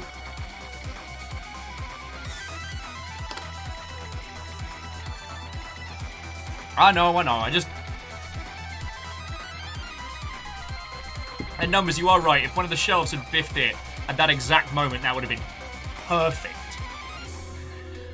Oh, yeah. I'm sorry, friends. I think I'm gonna have to tap out for the day. It has been a glorious day in that, but me hands are done. Me hands are done. And I swear, it was trying to do the fiddly little bits on the head. So in a sec, I'll roll some credits, I'll say some thank yous. I'm sure there's some lovely people we can go hang out with after this.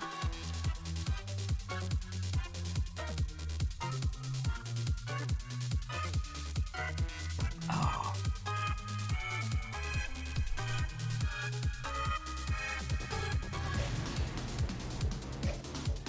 Sorry, Lost Flowers for checking the price for MG.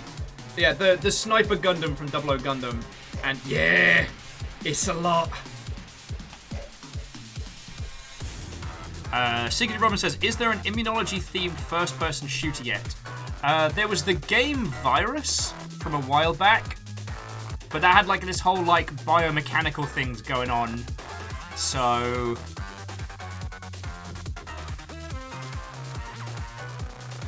nothing springs to mind right this moment.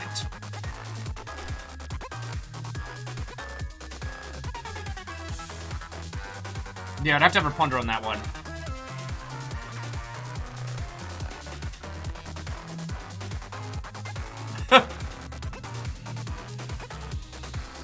Numbers, you are already...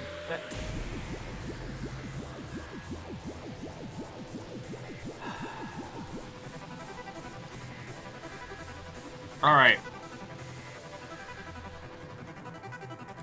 Boof. Gun Kitty is on there. Super Duper Gun Kitty is on.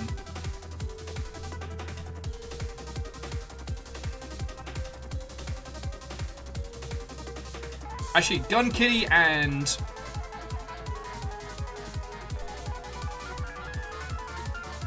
Gun Kitty and OG Kitty. Done.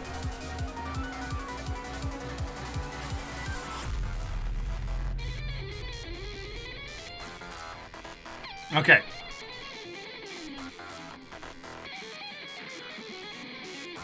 I am not fishing by any means. I am not throwing the wishland.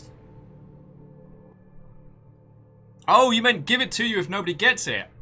Alright, I completely misunderstood what you were saying and just made a monstrous tit of myself. I will take them off. Alright. You know what? I am slowly drifting from this plane of existence into space, and I'm not going to be able to keep going with the Gundam builds for the time being, just because my hands are hurting. I'm only one block. So, I'm going to roll credits. I'm going to say some thank yous, and then you'll have a choice between some Final Fantasy, some Tribes of Midgar, or possibly even a spot of Phasmophobia if you're feeling spicy. Numbers is like, leave him on the list. Do it for me, Will. I've already made a tit of myself, Numbers. All right.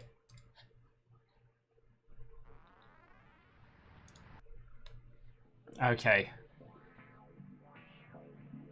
Friendos, thank you for your company, your conversation, and a lovely day.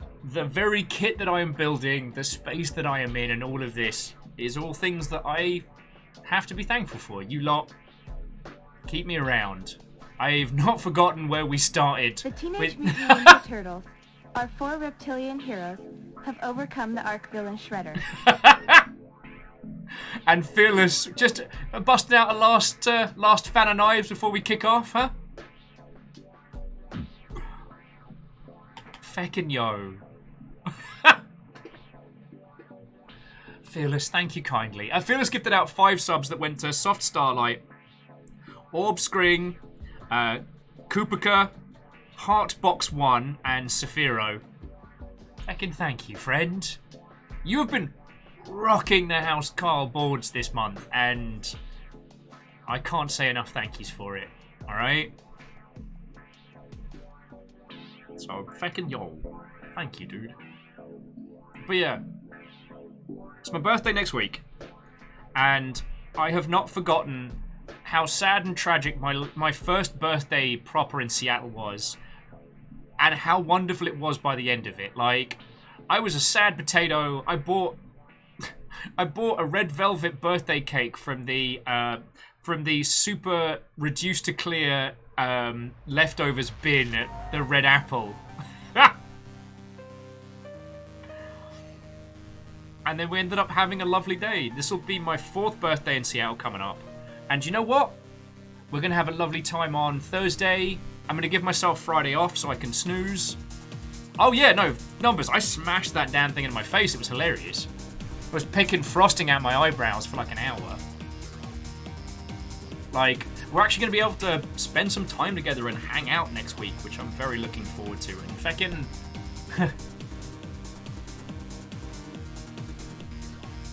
We've come a long feckin' way. And that's thanks to you lot. Alright? So...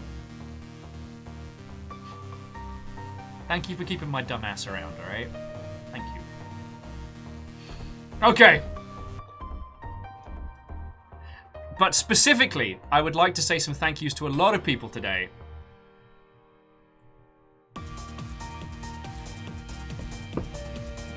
Oh yeah, and Robin, you are legally obliged to say that once the pandemic is over. So firstly, thank you to Nom Nom Fire for donating some cash monies. That's fucking cool of you. It's gonna go on food, so I'm super grateful. As I hope you know by now, like, Bit's the biggest thing keeping us upright. So to Thrame, Catastrophe, Lyris Dragon, Bacon Avenger, to Mary, Jackie Foxbutt, and Vanderbeest, thank you all. Logan, you're coming right at the end, but whoa and welcome. To Caffeine, Tarlicus, but also Rhymes and Moose and Lizzie T. Powell, thank you for being a bunch of wonderful humans that keep this thing going. To Acidor, Fred Link, and Liam Toos, thank you all for follows. You feckin' legends. And to DJ KN, TBC Thrill, Nathan Grayson, damn it numbers! Cabin, Neo Shadow, Beadora, Soft Starlight, Orbstring, Cooper Car, Box One, Sephiro, and Logan Skyrim, and numbers. Thank you whether you were celebrating or whether you were part of House Carl's hunts, thank you. To Fiona, Nom Nom Fighter, Riku Reniku, the hosts are sincerely appreciated. And let us not forget the 100-person raid brought forth by the power of Go Pirate Software. Feckin' yo. Feckin' yo. Okay. You lovely Mother Hubbards. Your choices are Tribes of Midgar. Okay. Tribes of Midgar, somebody drawing some art, or Phasmophobia.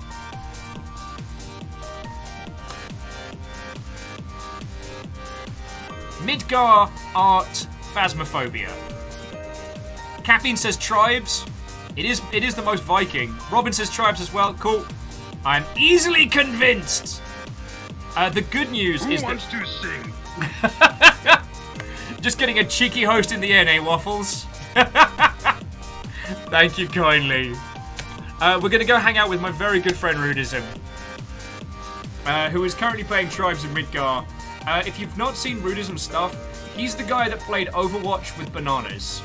And the last I saw him, he was playing Jump King by physically jumping. Now, it seems he's actually having a day off that doesn't involve hurting himself while playing a game.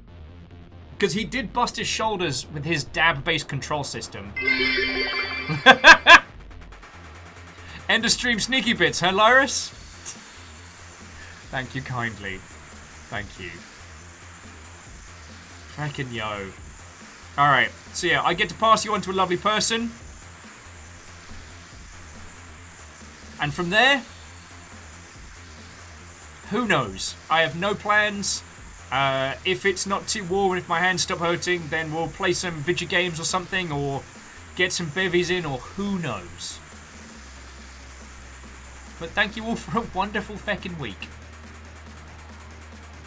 I get to do this because of you lot. Thank you. Alright, let's get out of here before I start getting all feelsy. Have a lovely rest of your weekend. I will talk to you on the Discords. Now let us ride! Fancy sodas in hand!